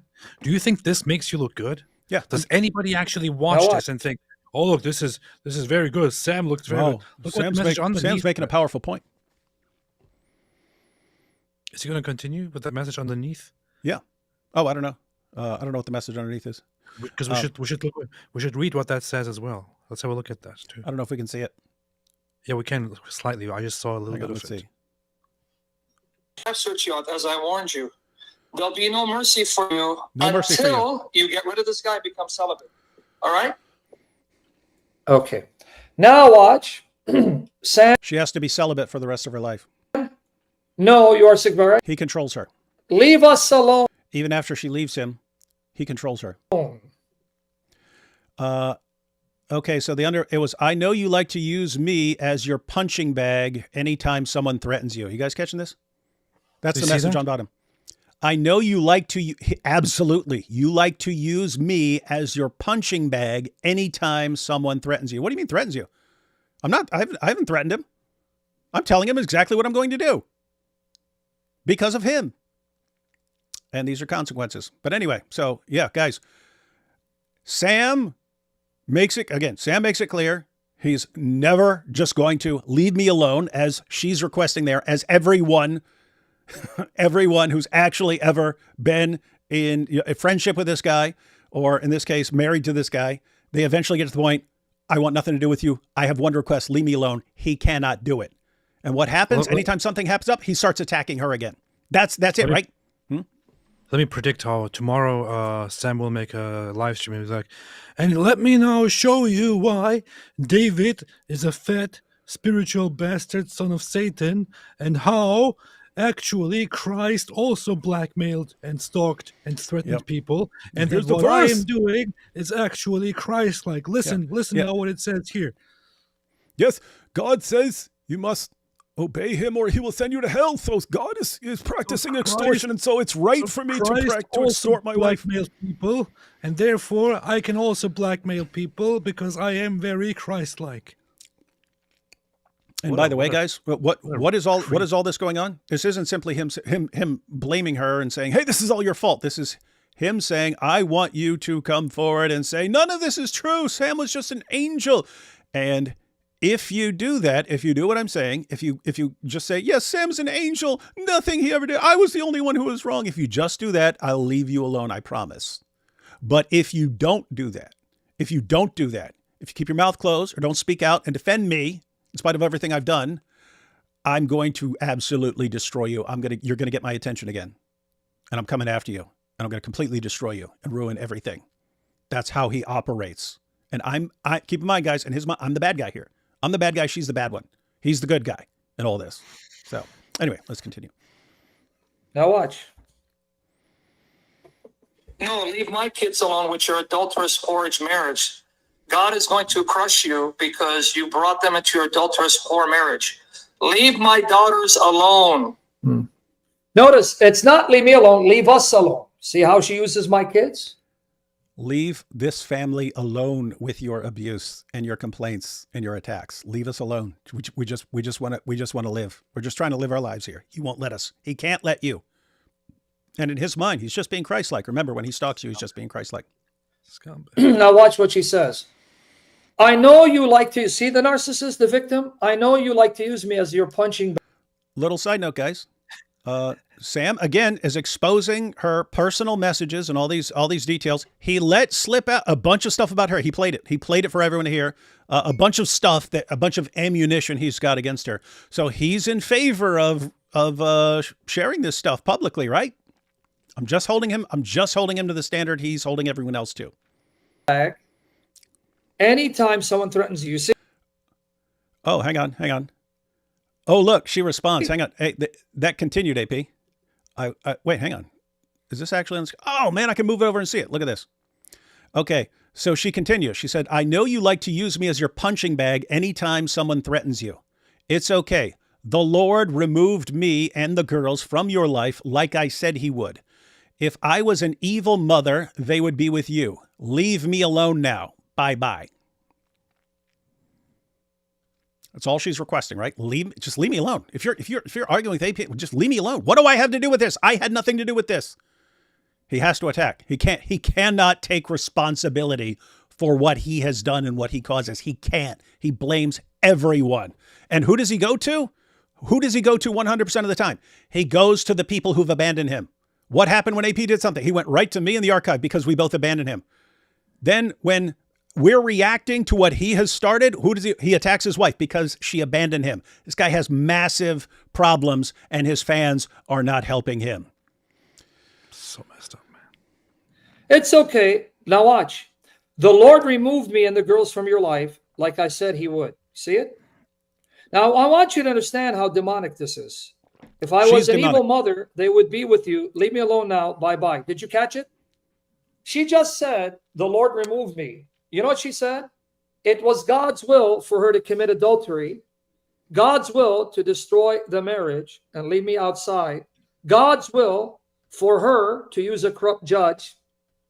It was God's will she sided against that Sam. They stay in her life because she's not an evil mom. In other words, God was blessing her adultery. You understand what she just said? So God removed me and proved you're a good mother. So you're saying God condoned your adultery? And God is saying you're a good mother, even though you married a man and are in adultery and there's an adulterous man and that's of God? See the narcissism? It's God, folks, you see? God. Catching that? She's the narcissist, guys. She's the narcissist, not him. I don't know her. I'm not sure what happened between the two, but I'm really glad that she's not with him. You're about to find out what happened between the two, AP, because keep in mind, I had no intention of ever sharing any of this. Sam has brought this on himself, and we see him here. He's constantly threatening people, extorting them, and so on, and constantly threatening them. Guess what? I'm the guy who's willing to suffer anything you can bring, Sam. Anything. I do not care. Destroy me. Bring it. Come at me, bro. Come at me. Anyway, let's finish this real quick. God removed me. Now I have to do this, and I'm going to hold David Wood, Anthony Rogers responsible. I accept your terms. So what did I say here? Michelle. Hey, by the way, did you just catch that? I'm going to hold David Wood and Anthony Rogers responsible. Who's the other person who abandoned Sam? Anthony Rogers. Guys, we were Sam's best friend. Me, Anthony, we're all friends. We're all friends with Sam for years, in spite of everything. We always had a problem with his actions. We were all trying to help him. We all eventually realized we were not helping this dude. We're actually enabling him. We apologize for that. We apologize for that. I've told you, I thought I was actually on a mission to help this guy. So I take that stuff seriously. I will stick with someone for years. I will not share anything. It doesn't matter. I mean, if you were about to kill someone, if you were about to do future damage or something like that, I would make sure that doesn't happen. But if it's in the past, guess what? I did messed up stuff in the past too. Okay. I'll still try and help you move forward. But me, the archive, his wife, Anthony Rogers, we abandoned him in his mind. And it's totally our fault. We just, we abandoned him. Just think about this. I'm holding David Wood and Anthony. What does Anthony Rogers have to do with any of this? Nothing. I'm holding David Wood and Anthony Rogers. You might as well talk. And the archive. I'm holding the archive accountable. It's amazing. He blames every single person who abandons him for anything and never blames himself when he is 100% responsible for all of his problems. I cannot think of a problem this guy has. I mean, apart from stuff he's like born with, which he has that, but he's still, you get to a point where you make decisions and decide to change and decide to get help. And so he never does. So he's 100% responsible for all his problems. He cannot accept responsibility. He blames everyone, but let's let him finish. All my bluff, so I can go through all the text messages, Threatening. Cindy Ramo, the videos, all the messages, all the videos that I've saved. He's threatening her. No, the Lord removed you, the Jezebel, from my life, so I wouldn't end up destroyed. And the Lord's going to crush you. Wait, did you hear that? Wait, The Lord removed her from him. So God caused that. God wanted the divorce, right, Sam? Wait a minute. Isn't this the guy who cries all the time about his wife hopefully one day coming back to him? And now he's telling her, the Lord removed you from me. Thank God. None of this is in any way consistent. Like this guy really has serious problems, man. Time for support. Remember I said I'm patient? Watch what God's going to Hold up, look at this. You just gave the Dawa boys lifelong ammunition for ad hominems and all sorts of logical fallacies for life. No, I gave them I gave them tons of ammunition against one particular guy. That's what I gave them. And why did I give them that? Because he demanded it. Look, Crusade Driss, Sam Shamoun fan. What are you saying? You're saying it does not matter what this dude does. He can endlessly heap abuse and attack everyone around him, say whatever he wants. I mean, just imagine. If this guy was going around axe murdering puppies just for fun, like, should we just, we don't want to criticize it because then the Dawa guys would have stuff. Yeah. This is your attitude. So disgusting, like absolutely repulsive. That attitude you have, well, you can't let this be known. You can't let this be exposed because then it would be embarrassing. That is why you had this, you had these decades of sexual abuse of children in like the Catholic Church. You had priests, right? They understood. Hey, if I can become a priest, then even if I get caught, they're not going to want to expose it. They're just going to ship me somewhere else because no one wants to expose the church and make the church look bad. We are not letting, Christianity is not going to become a place for serial abusers to be immune to criticism because we're scared of giving the Dawa guys ammunition. No. This is the reason people like this get away with it. They put themselves into a situation where everyone's going, no, don't call him out. Don't expose that because that'll give the Dawa guys information and they'll use it against him. Furthermore, I saw two comments earlier which were like, yeah, Sam makes mistakes, all of us make mistakes, but you do too. And another one was, why are you talking about his private life? I'm sorry, guys. I'm not sure if you missed it, but just watch the whole thing from the beginning. It's not us who are attacking somebody. It's not us who are revealing somebody's private life. It is Sam Shamoun who for weeks begged Demanded to talk about this kind of stuff. He demanded and he begged David to talk about this stuff. He is the one who attacked my private life. I'm not the one attacking his private life. In fact, I'm sitting here and finding out a lot of things right now, which just make me more and more disgusted with him. It's not us going after somebody over his sins. And if those sins were just limited to him sinning on his own and not having victims in that would be one thing. That's not the case here. There are victims involved. It is him attacking us all the time, and now we returning the favor and actually exposing what a horrible, horrible person this is. And in fact, I want to go further and say that nobody should be listening to that guy. Everybody who is subscribed to that guy's channel should unsubscribe from that guy's channel. Nobody should ever recommend him as a source for anything. Everybody should tell people to not listen to Sam Shamoun, to never.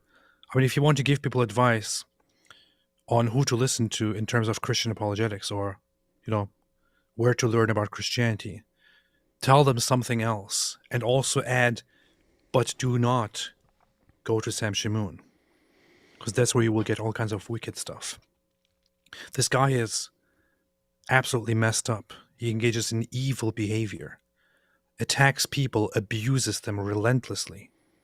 He needs to be called out for that. It's not about sin. It's not about having flaws. It's about this guy being abusive, brutally abusive. Yeah, and guys, first of all, just, I mean, think realistically here. Is exposing someone for horrible, evil behavior, like, are people really are they going to think less of us for that? Guys, so think about the parallel, right? Sister Aisha, Muhammad Hijab's ex-wife, exposed him. She tried to deal with it behind the scenes, just like I tried to deal with this stuff behind the scenes for many, many years. She tried to deal with it behind the scenes. Hijab just got worse. And so she eventually called him out. She eventually called him out and exposed the horrible stuff. And then Salman and Behind Veils, they helped her because everyone else was attacking her. And Salman and Behind Veils, they helped her. Do any of us think, what an idiot that Sister Aisha was, and what a loser that Salman is for exposing this stuff? No, we respect them for it. Someone had to expose that because these guys were abusing people. These guys were abusing women, turning women. The Dawa guys were abusing women, turning them into prostitutes, basically. And then they would unite and seek to destroy anyone who tried to speak out against it. And Sister Aisha and Salman, Behind Veils, they said, you know what? You're threatening to destroy us. You're threatening to expose us. You're threatening to humiliate us. You're saying you've got these big channels. You're going to do it. Okay, go ahead and do it. Go ahead and do it. We are not backing down on this. And we respect them for it. We don't say, oh, what a bunch of losers. We respect them for having integrity. It's all the guys who try to cover it up that we have contempt for. So guess what? If you respect that, you're about to respect this. So let Sam finish here. Duty with the faggot you're with. But call my bluff, Michelle. Hang on. So I wouldn't end up destroyed. And the Lord's going to crush you in time for the sake of Zipporah. Remember I said I'm patient? Remember, everything is a threat. So I'm going to destroy you. I'm going to destroy you. And the Lord's going to crush you. Watch what God's going to do to you and the faggot you're with. But call my bluff, Michelle. Go and lie so I can give the receipts. See, I have receipts. I have receipts too. Because guess what, everyone? My wife took notes. So now stop manifesting. Go repent. Get rid of that dog. And may God discipline you for bringing my daughters into your filthy, adulterous marriage. And you even had them come to the wedding. Watch what God's going to do with you. Manifest. We can do this all day. She had blocked me, so it didn't go through.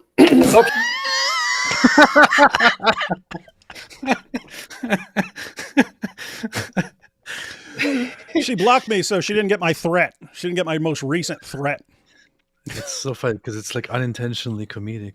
Yeah, we have here. Sam's wife was ridiculously beautiful. Way out of his disgusting league. Oh yeah, his wife could have been a model. She ended up with him. We're about to find out how. She's going to manifest. She's going to attack me. She may even cancel bringing my daughters up. You hear this? She's going to attack. She has nothing to do with this. She is only aware of it because you are coming at her. What? How? How do you attack and abuse and threaten and threaten and threaten and threaten? And when anyone just doesn't go along with you, oh, well, she's attacking me. I'm going to have to deal with her. I don't know what to do, man. Anyway. And that's the price I pay. And who am I going to hold accountable? Not me. Apostate whore. Oh, you too. And his handler, the Zionist prostitute. D. Wood. We're responsible. And the Anthony Rogers. Sociopathic, narcissistic ringleader. And Anthony David Rogers. Wood. Oh. Brother. And the archive. You're hang on. You're responsible for him coming at you, man. You're responsible. So Sam Shamoun attacks us, right? Mm-hmm. Relentlessly and harasses us and others around us. We then say, okay, we're going to respond to you and expose you. He gets upset about this and starts harassing his wife, his ex-wife, who then tells him, leave me alone, you creep. Upon which he then says, I blame Apostate Prophet and David Wood for this. Yep, we're the source of all his problems. So is What his the wife. So is Anthony Rogers. Everyone who's abandoned him. What the heck? All right. We got less than a minute left. Let's see if there's anything left. Quoting Galatians 6:2. Please don't misquote Galatians 6:2, brother. I'll ban you. There's a context to that. Yeah, I know. You can't believe that your mother knows I'm right, because your mother wants me to sire another bastard child like you, the whore that she gave birth to. You stupid whore. You're like your mother. There's Sam. I'm in Florida. I'm about to go to PBD, if God wills, with your prayers, that the Lord will open that door. You think this is a coincidence? They're deciding to do it now when they know. Do you think it's a coincidence that they decided to do this now, right after I attacked them? And David said, well, he's going to wait for AP to get back, and then they do it then? Do you think it's a coincidence? Here we go. Going to be at the PBD show. Do you understand? Is it a coincidence that we decided to do this right when Sam's going on the PBD show that we didn't even know about when we scheduled this? You think this is a coincidence? They're deciding to do it now when they know I'm going to be at the PBD show. We're jealous. Do you understand the Sam, jealousy? It's not a coincidence. It is you inviting this. Yeah. And what's amazing, again, his followers are dumb enough to believe this. His followers are, oh my goodness, they're just jealous of Sam because he's going on PBD where he's going to get really, really blasted for all the people he's abused over the years. But David Wood and AP don't want that to happen. This will be, dude, you deserve what you get when you go on PBD, dude. I hope he has you on. Not going to go well for him because he's going to get a blowback from all the people you have abused. They're thinking they're going to influence maybe PBD to cancel? I could be messaging PBD if I have no intention. Go on a show. Do a bang-up job. Do an awesome job exposing. He's probably going to use that. Did you know David Wood? He thinks that's going to do something? Yeah, so Sam's going to go on PBD. He's going to do an awesome job. He's going to defend the Bible, assuming he can actually restrain his urge to just attack all of us, take the opportunity to attack all of us. But guess what? He's going to go on there. He'll do an awesome job. Everyone's going to be really excited. And then afterwards, they're going to hear from everyone that he's been abusing over the years. I don't mean the people close to, I mean, just like everyone. What?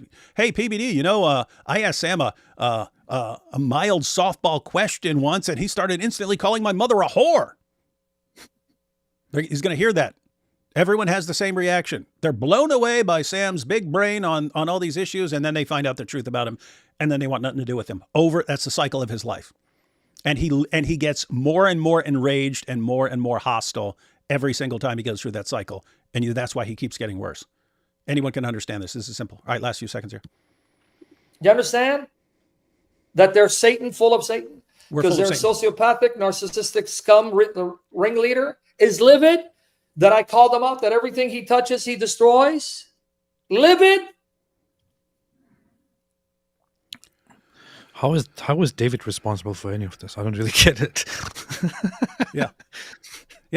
Hey, AP, a couple days ago, whatever it was, we find out that Sam's going on PBD. I went ahead and I built my trusty time machine. I went back in time and I said, hey, we're going to deal with all this on Sunday. And that's how it worked. All right. So guys, what did we see there? Okay. Most people back down from Sam's threats. Do you think his wife, AP, do you think his wife wants anything to do with this right now? No. Nope. Doesn't want anything to do with this right now. She just wants to live her life. She just wants to live her life. He won't let her. I just wanted to go and do the things that I want to do. Sam won't let me. AP would have had to answer some stuff because the issues would have been raised. Sam had to make it about me and the archive because we both abandoned him. And we just saw there, one, he's threatening to expose his wife when she had nothing to do with this. He's threatening to expose her. He plays a bunch of what he's got on her to threaten her. And I'm sitting here thinking, remember, I thought I was here for a purpose and stuff. And then I was like, what was there? I spent almost 2 decades trying to help this guy. And he gets worse and worse and worse. What is all this, man? What is all this? And now I'm thinking, oh, maybe I'm here because I'm the guy who's not afraid of anything this guy can do. Maybe I'm the perfect person for this job. And so guess what, Sam?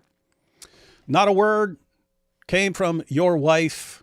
Haven't talked to her for years, but many years ago, she was best friends with my wife and would talk through things. And my wife eventually compiled a document for Michelle's good so that she has a record of these things and kind of the order in which they happen. All right, guys. So here we're going through it. AP, did I ever want to share this? No. Never wanted to share this. You guys have never heard any of this from me. But now, all right. What's he doing? Threatening. I'm going to expose you. What's he doing? I'm going through emails. So who's making the rule? We're exposing all the personal details and we're exposing all the messages, and that's him, right? That's his standard. He laid it down. Okay. I'm holding him to that standard. He can't stand it because the rules are for everyone else, not for him. All right, guys. So here's my wife's description of them starting their relationship up to 2015. Okay, so 2007, Michelle, who was an atheist at the time, I believe, someone invited her to go to Sam's Bible studies. He actually persuades her to convert to Christianity. That's in 2007. They began dating in early 2008. So they started dating, guys. Here's the description. One day, he asked Michelle to tell him how many men she had been with. She shared her past with the thought that she was confessing to her spiritual mentor. In other words, this is the guy who led her to Christ. And so she shares her past with him. So she shared her past with the thought that she was confessing to her spiritual mentor. He was outraged at the thought that she had been with these other men and demanded she have sex with him, saying in these words, "If you don't have sex with me right now, then get out of my house." Michelle began crying on the bed and said, "I'm changed now. I don't want to have sex until I get married." Sam walked over to the bed, pulled down Michelle's pants while she was crying, and had sex with her while she was lying there passively and crying. AP, I want to know if you reacted to that the same way my wife did when she heard it. What do you call that? Rape. That's how my wife reacted to it. She's like, Michelle's like, yeah, I mean, she's telling her how, like, she's sharing with her how messed up things have been with Sam. And hey, he found out, I've been with other guys, and he told me, well, you have to do with me what you did with them. I said, but I'm a Christian now. I don't want to do that now. I don't want to do that to him. No, you have to. Are you freaking no. serious? Yep. This is the guy who threatens everyone to expose them. I keep all the dirt on you. It's what he just said. You just saw it. Someone needs to stand up to that. Do your worst, dude. Do your worst. But be a man and come at me, not after your ex-wife. Frickin' coward. Anyway. So he demanded she have sex with him. She said no. He pulled her pants down and cried the entire time that he had sex with her. Then what happened? The next day, he insulted her, saying that she was loose and he didn't want to be with her anymore. So, guys, just follow the pattern here because it's sort of a big picture of everything he does. Uses the Bible to get you in and, oh, wow, this guy's so knowledgeable and stuff like this. And then he uses it to control and abuse you. So the next day, well, hold on a second. So according to this account, and you said this is what his ex-wife shared with your wife, and which you kept when they were friends. Yep.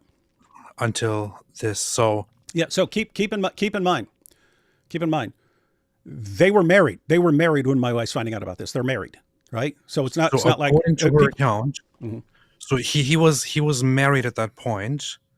He was married at that point to her. So she was married, and when she's telling my wife this stuff, yes, when she told this story, and according to her account, before they were married, Sam asked her about how many men she had been with, and then told her that she has to have sex with him too. Mm-hmm. She didn't want to. She said no. So he forced her and raped her. Is that what you're telling me? Yep. Keep your insults to yourself. We don't need them. Not going to help anything. And we've got more to go through. So the next day he insulted her, saying she was loose and he didn't want to be with her anymore. After he had sex with her, he didn't want to be with her anymore. Right? He said that men should be warned away from her. He said he's gonna go tell men to stay away from her because, hey, she's easy. She laid there and let me pull her pants off. He said that men should be warned away from her, and Michelle, being afraid of having her past exposed by Sam and humiliated, and of being ostracized by the Assyrian community, and believing that she had no other choice in a life partner but to be with Sam since he was the first person she had sex with since becoming a Christian, begged Sam to stay with her. The verbal abuse began to get worse. Sam would call Michelle whore. This is before they're married. The verbal abuse began to get worse. Sam would call Michelle whore and daughter of Satan. Does that sound like something Sam would do? Calling horrible names, horribly hurtful names. Through this, Michelle tried to leave him and break up. She eventually realized this is toxic. Maybe I shouldn't be with this guy. Through this, Michelle tried to leave him and break up. One of those times was May 25th, 2008.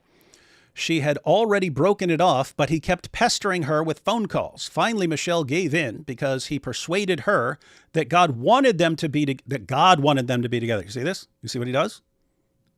Michelle gave in because he persuaded her that God wanted them to be together and that Satan was speaking through her family and friends to prevent this. Her family and friends were saying, you need to get away from this guy. This guy is toxic. Get away from him. What does he do? He convinces her that Satan was speaking through her family and friends to prevent their marriage. He told her, take a step of faith, Michelle. Take a step of faith. You got to have faith in him. That in spite of everyone telling you this guy's seriously screwed up and you need to be as far away from him as possible, he convinced her you got to have faith. You got to have faith, and it's God's will for us to be together. Everyone ready? Michelle's family did not approve of the relationship, and Sam began to feed into Michelle's mind that her family were not true Christians and did not have her best interests at heart. He would belittle all of her acquaintances and tell Michelle about all their sins. They come to Sam as a spiritual mentor. Sam's the spiritual mentor. What's he doing? He's saying, you can't trust this person. This person's evil. This person, you know what this person has done? Pause. I want to remind everybody about what Sam has said for years about your wife, David. I want to remind everybody, and lots of people might have heard this, because Sam seems to be for some reason obsessed with David's wife, whom I have met, who is a wonderful person. But Sam has repeatedly over the years said that David's wife is the best woman ever, that she's an angel, that she's a saint, that she's pure, that she's wonderful, that she's absolutely amazing, that she's the best woman one can wish for. No idea how she ended up with David. That she's so fantastic, so awesome, so beautiful, so this, so that. He couldn't stop praising your wife, David, as a saint, as a wonderful woman to trust and to rely upon. And she's delivering us this. Yep. And so, I'm getting tons of messages like this.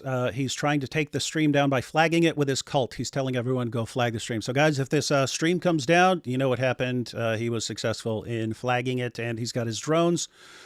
All right, let's continue until it gets taken down, because Sam doesn't want this exposed. Guess what? Too late, dude. Too late. You started it. I'm a new Christian. I'm in no position to make such judgment but from my observation, and God forgive me, I don't believe that this guy is a Christian. That's what my wife thinks, and he always, she's so great. He tries to contact me through her. She don't even believe he's a Christian. She believes he's total fake because of his behavior that she's aware of. Oh, by the way, let me know if the stream cuts out or something, because sometimes apparently people don't even notice and they keep talking for an hour and stuff. He would belittle all of her acquaintances and tell Michelle about all of their sins. So Michelle felt that she couldn't trust any of those people and was very isolated. Sam convinced Michelle that they needed to get married. He said that a true Christian would get married within 6 months of the beginning of the relationship. They were married at the courthouse they got the date there. Verbal abuse continued after marriage. He called her and continues to call her slut, whore, cunt, nasty bitch, wicked bitch, filthy human being, Satan, child of Satan, daughter of Satan, demon, and many similar epithets, as well as the Assyrian language equivalents. Does that sound like Sam, guys? Does anyone believe that? No, not Sam. Sam would never say things like that about other people, right? So whoever complained, let me say, you're a pig, you're an animal, you're a beast, you're a dirty dog, and you're good for nothing to be destroyed and sent to hell. Wallahi, Khalid Habib, my goal is to get your mother and piss on her and get the Shia to rape that whore and then also sodomize you, you filthy dog. So Sam what's your background, like Augustine, besides your mother being a dirty whore? Shut your... Sam doesn't use these terrible insults to keep people from messing with him, right? Before I get your mother to mount your uncle again. Stupid little bastard. He's manifesting like his mother when the Shia mount her. Yeah, I think Radvan is confusing with his father. He used to beat the snot out of his mother after his father used to mount him. I just played a little bit of that, guys. Why? Because my wife wrote this 10 years ago. She wrote this 10 years ago. It's exactly what we see from Sam now. So it'd be kind of weird if she's just making this up or someone's making this up when it's exactly what we always see from the guy, right? He accused her of being wicked, of being used by Satan to destroy his ministry and all his work. He's the victim. Satan is using you to destroy my ministry. He would mock her and say that no other man would ever want to be with her. Catching this? He would mock her and say that no other man would ever want to be with her, that being with her was punishment. Occasionally, he would apologize and say that he wanted to get along better, but it was back to the same abuse within days. She would ask him for spiritual guidance, and he would insult her intelligence and belittle her. He would say, okay, let me stoop down to your level and explain it to you. While pregnant with her first daughter, Michelle continued working full-time and doing all the household chores and management with no assistance from Sam. The fighting and verbal abuse continued. Their first daughter was born in 2010. Their second daughter was born in 2012. Sam was not emotionally supportive during the pregnancies, but rather more argumentative. I can verify a bunch of this. And he was not even present for the second daughter's birth. I can verify that. She actually had some problem where I think she had like kidney stone or gallstone, something like that. She was like, this was happening while she's giving birth. She's in like horrible agony and so on. And Sam was teaching her a lesson by not even being there for the daughter's birth. You know, Sam, I may have been terrible. I may have made wrong choices. I may have gone about things in the wrong way. But I sure as hell never did such things to another person. And I repent. I want to be better. Nobody should take me as an example. Everybody should be more like Christ. But you sure sound more like Muhammad and more like the devil. You absolute piece of filth. But no, Sam wouldn't do this. He's not an abusive sort of person. David Wood thinks he's smart. Let me tell you what a dastardly Satan this spiritual bastard is. You stupid, dumb little bastard. No disrespect to bastards. Maybe AP, that effeminate Turkish fag, will come and lay hands on you. The stupid fat cow. No, it was by your mother being a Shia prostitute in Iran. Shut the hell up, you stupid bastard. You...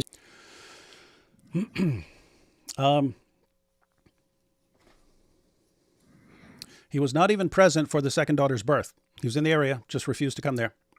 He continued to verbally abuse Michelle in front of their children, even worse than before. If any friends, here's the key, if any friends and family, again, this was written 10 years ago, before we see how Sam is right now. If any friends and family were involved, he would belittle and demonize Michelle. If these intervening pastors, friends, and counselors tried to correct Sam about his behavior and treatment of Michelle, Sam would chase them out of the house. The only people he allowed in a discussion were those who agreed with him that Michelle was unsaved and being used by Satan, and therefore to blame the one who's to blame for their arguments. Catch that?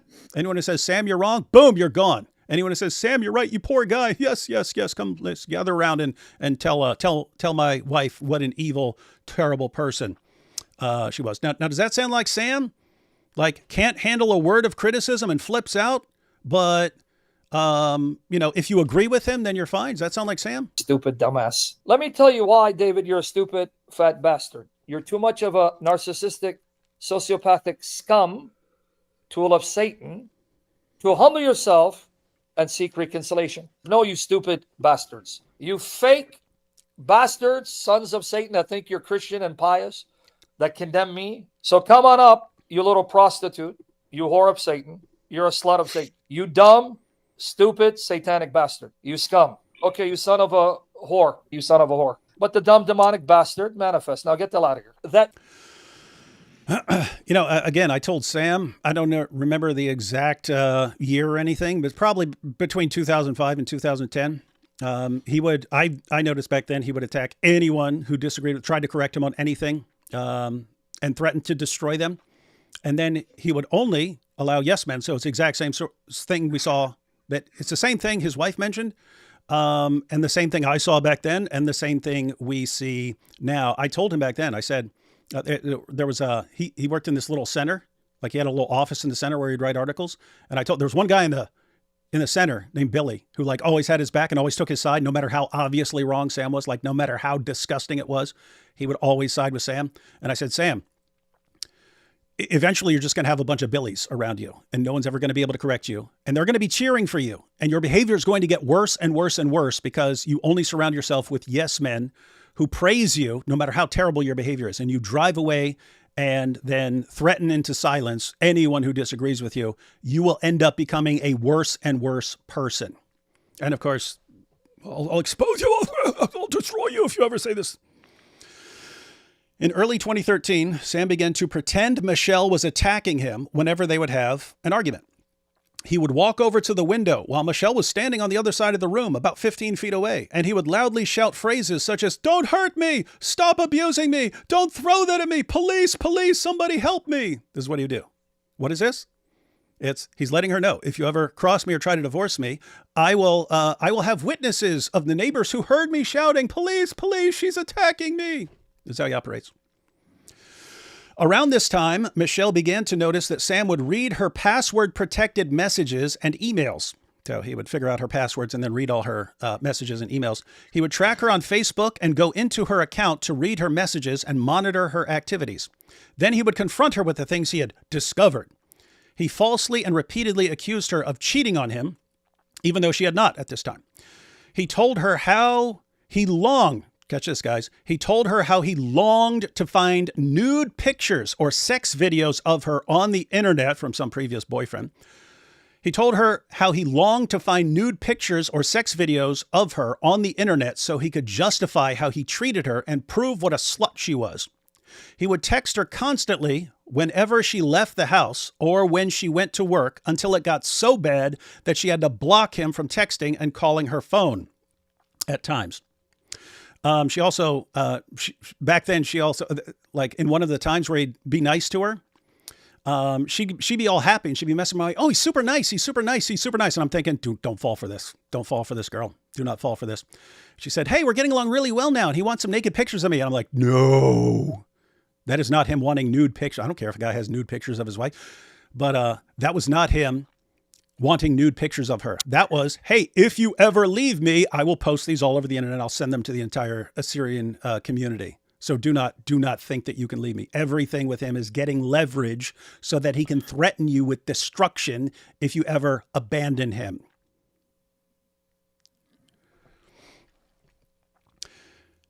In 2014, the verbal abuse continued getting worse. By this time, Michelle had deleted her social media accounts, such as Facebook and Instagram, hoping to improve their relationship and demonstrate her fidelity. Sam's texting and calling was nonstop. If Michelle tried to block him from her phone, he would call her at work and insist to speak. Did you catch this? Can I vouch for this? If Michelle tried to block him from her phone, so he would couldn't just keep calling her. If Michelle tried to block him from her phone, he would call her at work and insist to speak with her, even pretending to be a different person. And so you have to answer him, right? You can't have someone just repeatedly calling your work and so on, so you have to answer him. What happens when I block him from my phone? He emails me. What happens when I block him from there? He contacts me on social media. What happens when I block him from there? He goes to my wife. He doesn't let you say you don't want to hear from him. You're not allowed. He would track her whereabouts through their phones and enlist his friends to follow her as well. But he's not a stalker. It's all Christ-like, according to him. Michelle's brother began visiting their home in February 2014, and Sam became his spiritual teacher and advisor. In the next several months, Michelle's relationship with her brother began deteriorating, which also increased the tension between Michelle and her mother. Here we go. You guys want to know the background of the him punching her in the face. Here's the background. During a friend's visit, it leads up to this. During a friend's visit to their home in August 2014, Michelle and her friend were out of the house, and Sam repeatedly texted and called Michelle until she blocked him from her phone. Sam sent a threatening text message about Michelle to the friend on August 28th, 2014, which said, "Tell her to drop her nasty attitude before I rearrange her nasty face." I'll quote that again. He texted to her friend because she blocked him. So he contacted through her friend. That's what he does. I can verify. "Tell her to drop her nasty attitude before I rearrange her nasty face." Clearly, this was not an empty threat, and the threats soon escalated to violence. On Thanksgiving, here's the situation. Here's the beating. On Thanksgiving, while having dinner at Michelle's mother's house. So she's at Michelle's family's house. While having dinner at Michelle's mother's house, Sam made continuous veiled insinuations about her ex-boyfriend to aggravate her by making her appear to be a slut in front of her family.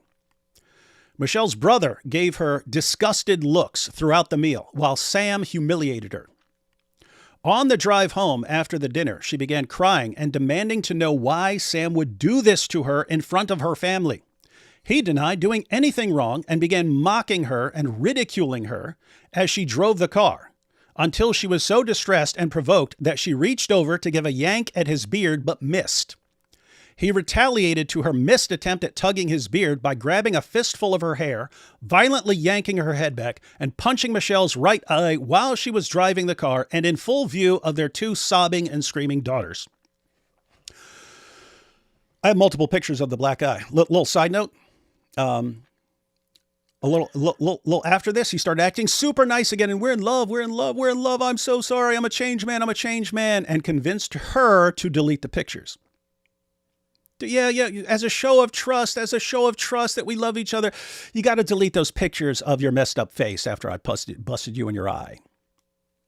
When she eventually went for the divorce, she had to actually ask my wife for pictures because she didn't have any. She had deleted everything that had any record of that happening. I want to pause here. So first off, David has the photos. Secondly, Sam himself admitted on the record, in text, per email, and also otherwise, that this did indeed happen. That he did indeed hit and punch his then wife. Of course, he started making excuses for it. But how it happened, how he lost his cool, and she was reaching for him, as a result of which he punched her in the face. But this is the backstory of it. So don't doubt that this happened. It absolutely did happen, even according to Sam himself. He, this fat guy, beat his tiny, thin wife by punching her in the face because she wouldn't behave. That's it. And this guy doesn't deserve a platform. He deserves to be forgotten forever. Forever, really. And let me ask the ladies out there. Let me ask the ladies out there, because I know what Sam would.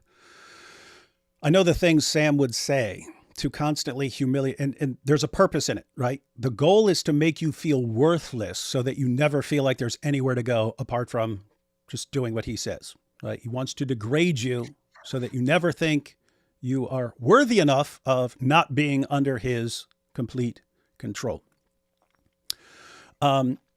He would have sex with her and he would say, yeah, when we have sex, I can't even feel anything because you're so loose from guys you had sex with before we got married.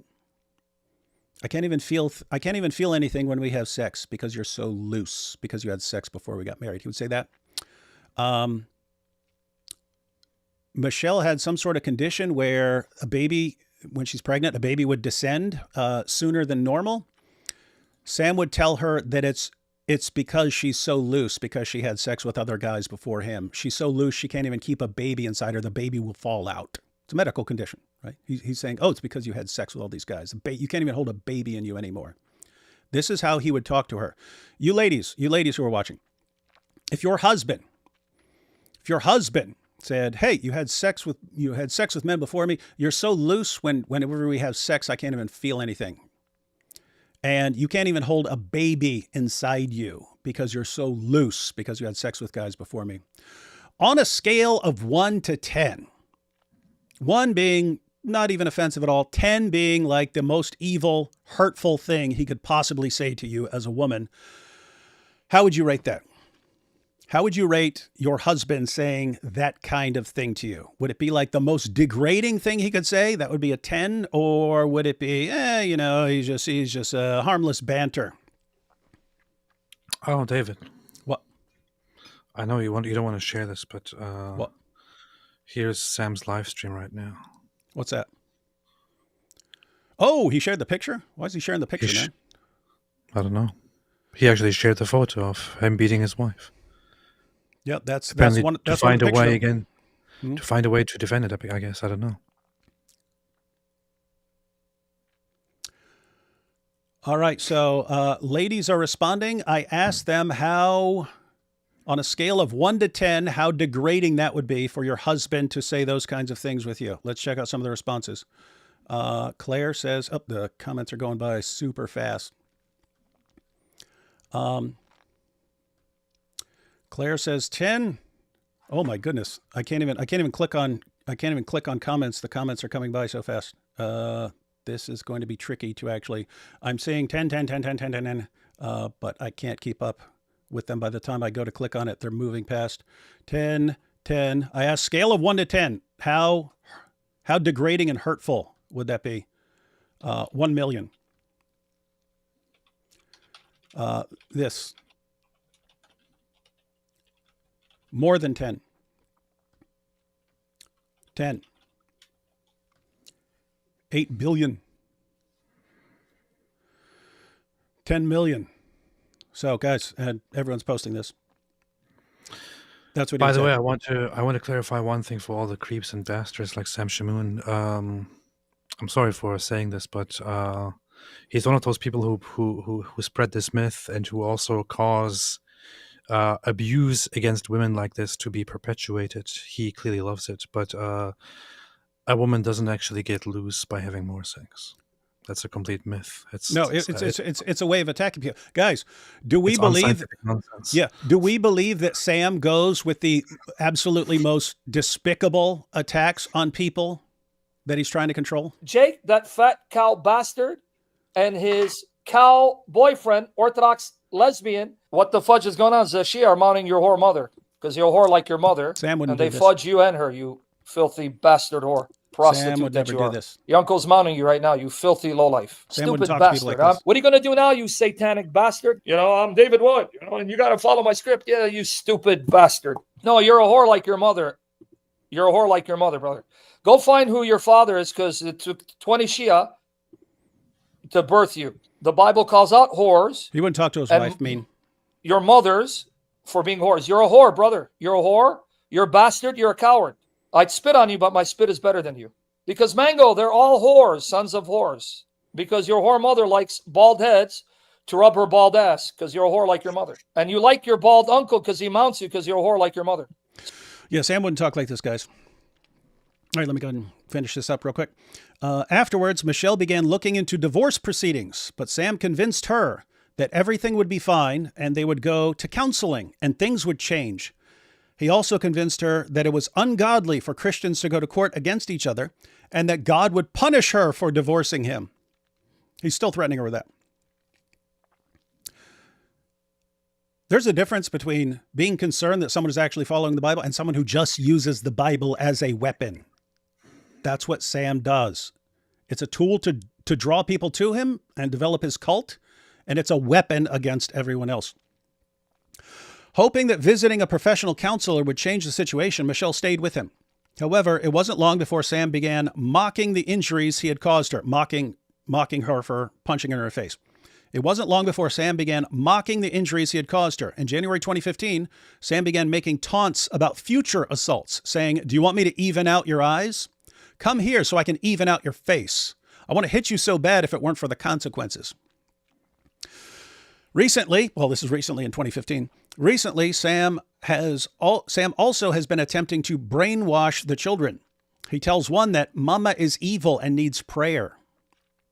He also continuously loses patience with their youngest daughter. When he can't tolerate her strong-willed behavior, Sam curses and uses words such as motherfucker, which she now repeats after hearing it from her father so often.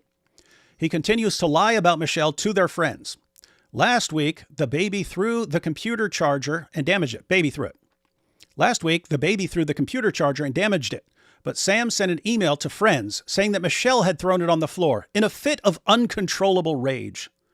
Since Michelle has taken action to get a divorce, Sam has been telling Michelle that he will do everything he can to make this as nasty as possible. And here we are 10 years later, and he's still making it as nasty as possible and threatening to destroy her and telling her that God is going to destroy her. Filth. That's Filth. dude. Absolute filth. Not this guy. Mother though, right? doesn't complain about bald asses rubbing her bald face and bald heads rubbing her bald ass. You prostitute. Bring your mother out of the darkness of being a whore like your grandmother and stop letting your uncle molest you and mount you because you're a whore. Are you his whore? Because I think you're his whore. Because I think Lesbiano mounts your mother and sleeps with her. The same Muslims that fudge your mother? I didn't know that. Can you go to that faggot and tell him come on my stream? Hey, faggot, I know he mounts you and your mother. Here's the link. Orthodox faggot. Come on, faggot. Come on, fag boy. Only Orthodox Lesbiano. Your mother's. Anyway, guys, that's Sam. That's Sam. That's a guy who becomes so insanely deranged when anyone abandons him that he keeps attacking them, even if it's a person who could bring all this out at any given point. That's what Sam does. Can't stop. So, guys, anyway, Sam, you threaten everybody. You threaten me. You threaten everybody. You threaten your wife. Don't you dare cross me. Okay, I accept. If you cross me, I'll destroy you. Destroy me. I will expose you. Expose me. Go ahead. This does not end well for you, dude. Here's the thing, Sam. I mentioned earlier that if like 2015, 2017, anytime in there, if God had told me, David, in exchange for you dying right now, I will make Sam reach his full potential, I would have taken that deal. I would have given my life to get this guy to use all of his amazing abilities just to glorify God and not to just suck people into his screwed up web and then degrade them for the rest of their lives. Would have given up anything to see that happen. Now it's a little different. I'm willing to give up everything to stop you from continuing this, Sam. So that's why I just don't care, dude. What can you do to me? What? Do it. Do it. Just leave your wife alone, you coward. By the way, we're not done, guys, because we still have to focus on me. Any thoughts on Sam before we expose me, dude? Any thoughts on Sam? For everyone who's still moaning, why are you doing this? You're giving ammunition. Ammunition against a horrible, horrible abuser who needs to be stopped. And ammunition against me, because I see a lot of people, David, you weren't exposing this sooner?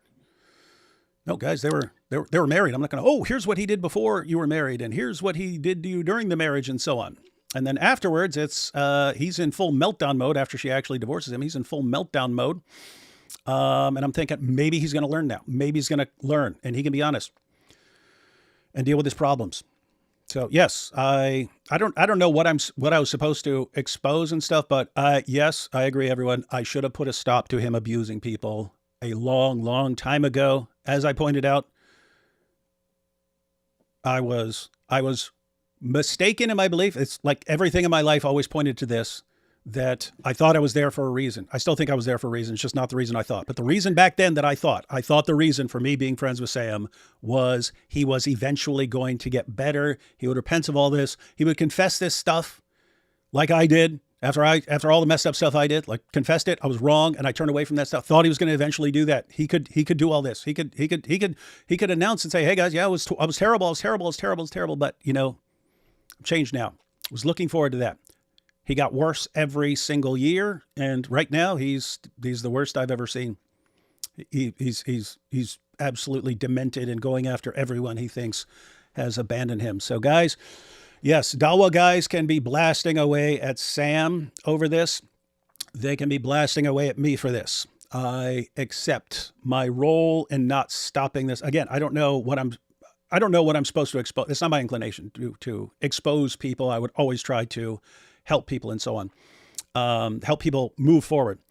But I should have at least stopped this abuse years ago. I did not, and I was wrong. One of the many things I was wrong about. All right, should we talk about me? No, we have to talk about Sam first. So, Sam, you filthy, disgusting dog, son of Satan, spiritual bastard. Now, I won't call you what you usually call other people, such as a son of a whore. I won't call you what you called me. I won't make fantasies about your dad beating your mother and then raping you, as you did about me. It's very clear that you have serious problems. Over the years, so many people have told me, Sam, I want nothing to do with that guy. Dude, be careful with that guy. Stay away from that guy. I ignored it. Okay? I thought what people mean is just that he's a little bit unhinged, that he has problems, that he has temper issues and all that. I ignored it.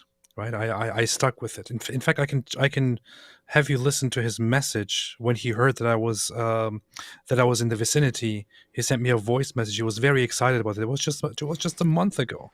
It was just a month ago where he sent me this message here. Let's see. Apostate prophet, I want to see you before you leave. I live in Arizona. I want to see you before you leave. We're here for a while. Come see us, Apostate prophet. Come see that I've gotten heavier. I'm looking like David Wood. Come on, we're waiting for you. He's joking about this. He wants to see me. This is just a month ago. At the same time, I guess he won't be mad at me for saying this, but IP was with me. I told IP, hey, Sam is inviting us over. He wants to see us. He wants to have dinner with us. IP was like, Sam? Pff, no. So IP left, and I thought, okay, yeah, I guess I'll go meet Sam Shamoun. Now, I can't blame IP. Had I known what I know today about Sam Shamoun, I would have also said, Sam, no way. So Sam is a horrible, disgusting, sick human being.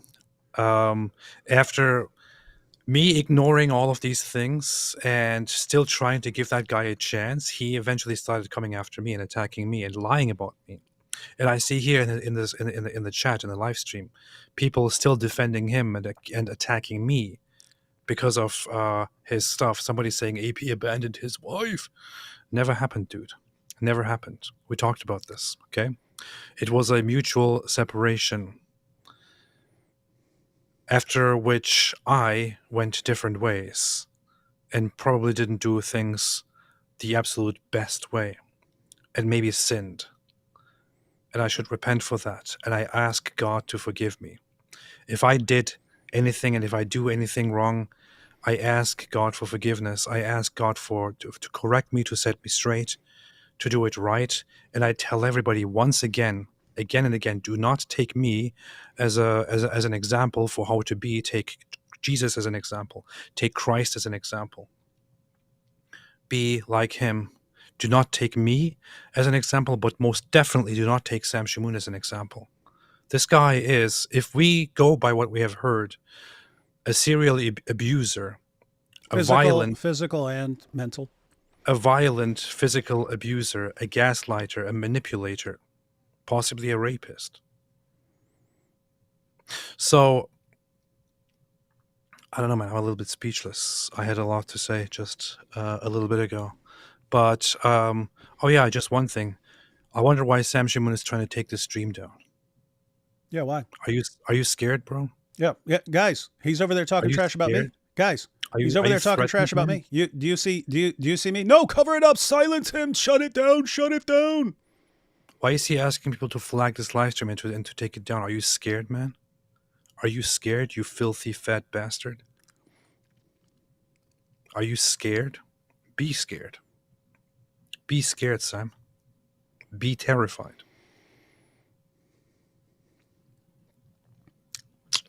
Are you done with your senseless attacks on this innocent man? Yep.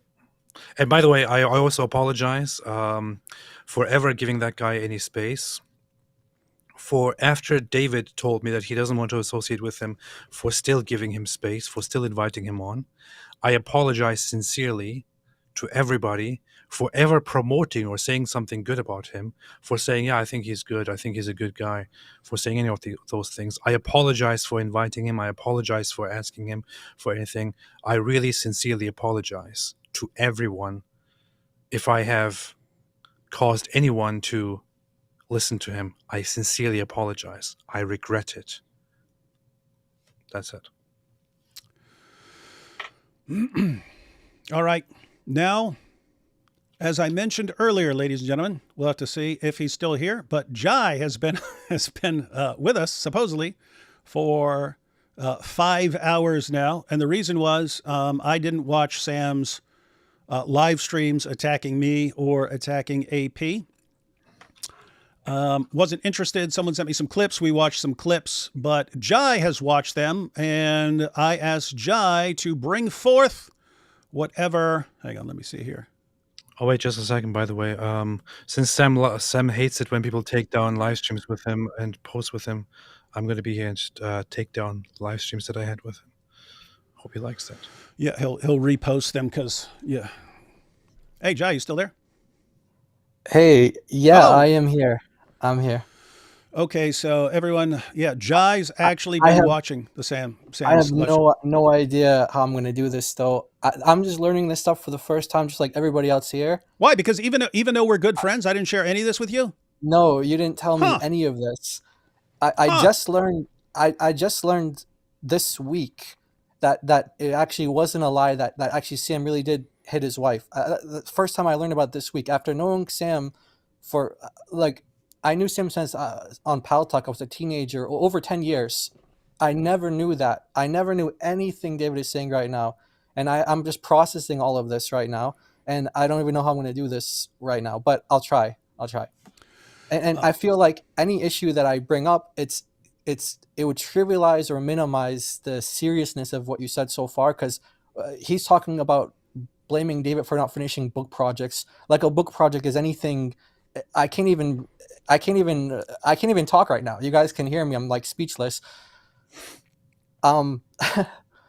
So I'll be here and I'll try to do whatever you ask me. But I mean, I don't know how to. I'm really trying to compose myself because I'm very upset right now, and I'm just Okay, guys. So Jai, if it's not clear, Jai has the difficult task. Because I was asking, I said, hey, who's been watching Sam's live streams? And a couple people have.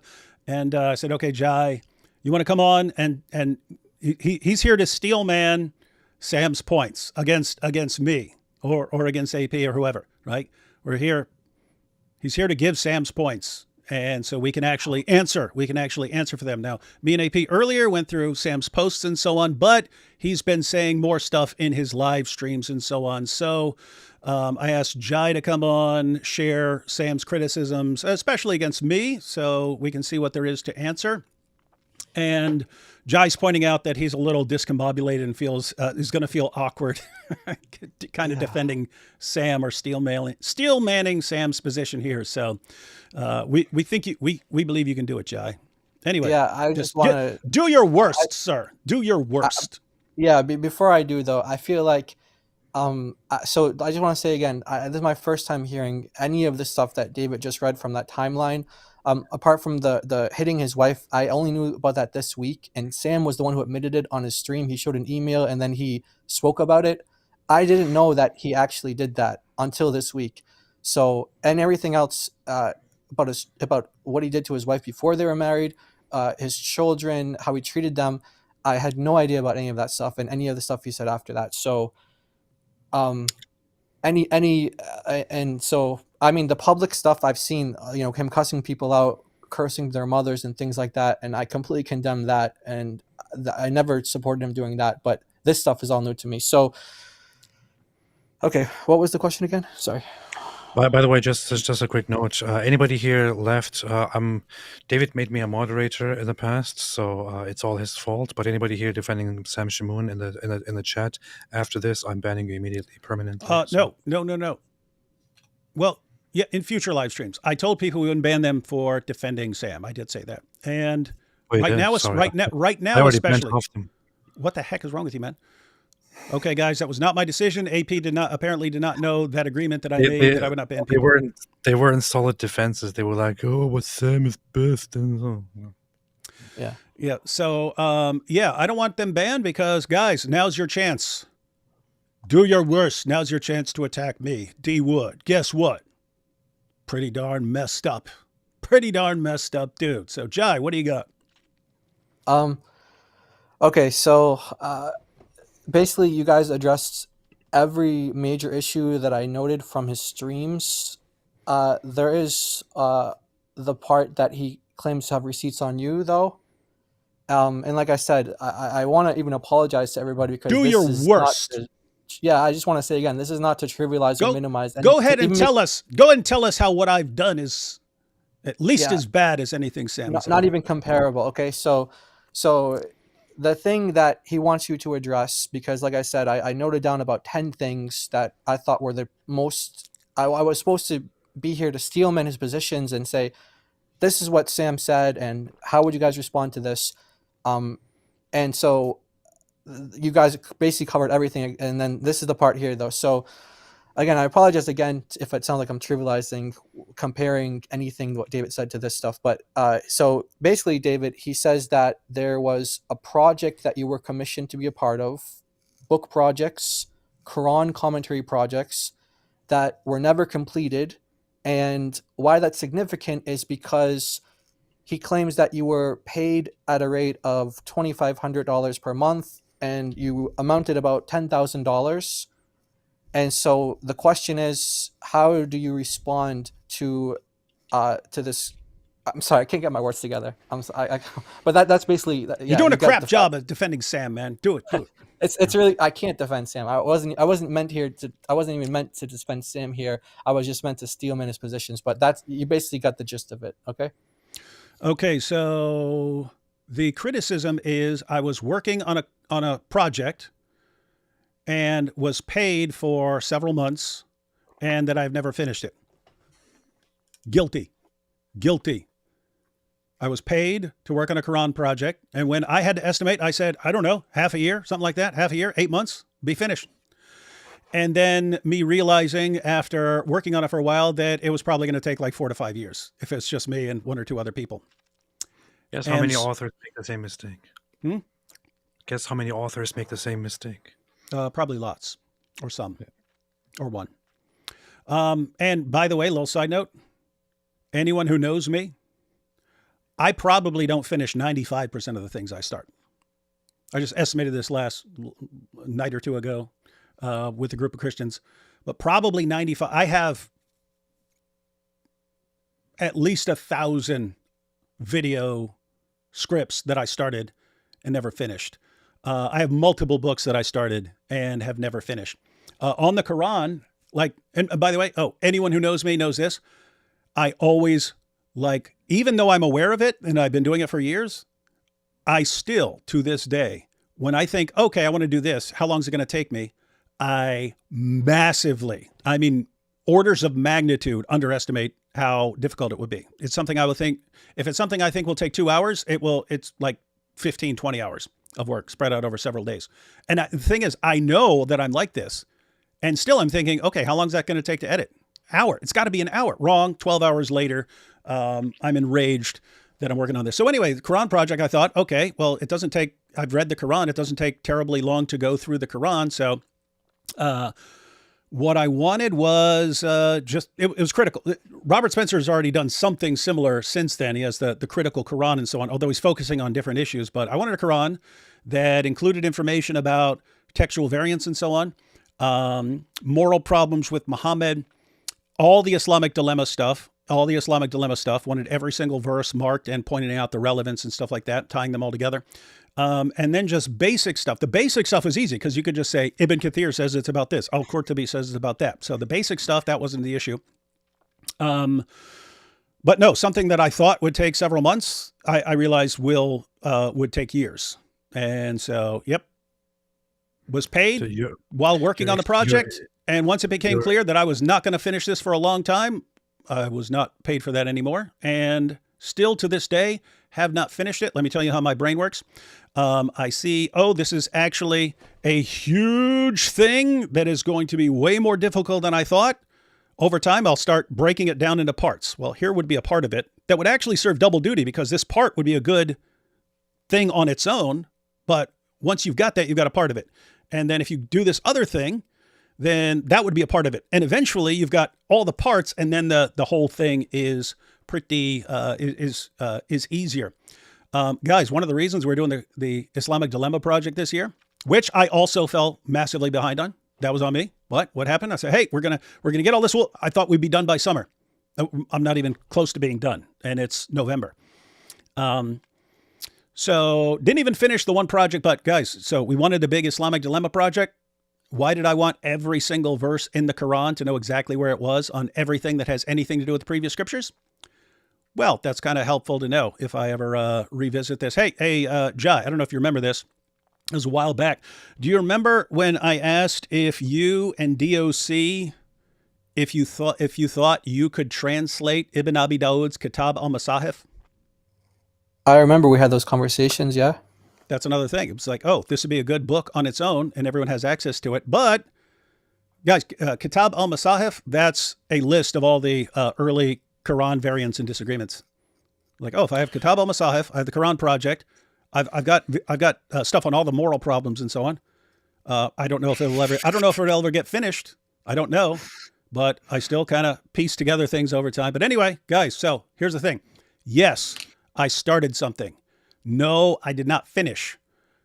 It's something I would like to work on. I do not know if I will ever take the time to complete that. That is a huge problem in my life, that I start things easily and then I eventually get to difficult part and then I focus on the other things. And then I kind of just put that off for a while. Lots of the things you see me do over the years, like actually was that same thing. It's just happening. Like my testimony video. People love my testimony video. 34 minutes. It took me years to get that ready because I would just work on it on and off and I would give up and then I would start it up again 6 months later and so on. I made a Paul versus Muhammad video. It's like 2 hours long, but it's like 25 different topics in there. That took me years. I got the idea, jotted down a couple points, then we'll get stuck on something. A few months later, here's another point, and so on. Eventually get it done, but I don't know exactly what I'm going to finish or not finish in my life. So here's the point. If starting something and being paid to work on something, but not finishing it means, like if that's a deal breaker for you, David, shame on you. I can't believe I'm watching someone who keeps starting things. And guys, I'm not, this is actually a serious problem. You can actually think this is actually bigger. Think. So my mom died of an overdose. We got her clean. Then she went up when my brother had an overdose. And so she's in the hospital there and we think she's fine. but she wasn't fine, and she ODs and dies. Think if I had actually like accomplished more things and had gotten more of these things done, like more books out and things like that. If I'd done that sort of thing, I don't know, maybe I could have hired someone to always be around her and watch her, because that's what you have to do. You've got to really, you basically have to be watching them at all times, because if they're going through something, you're not there, they'll do it. So anyway, like it's a serious problem that I start things and don't finish them.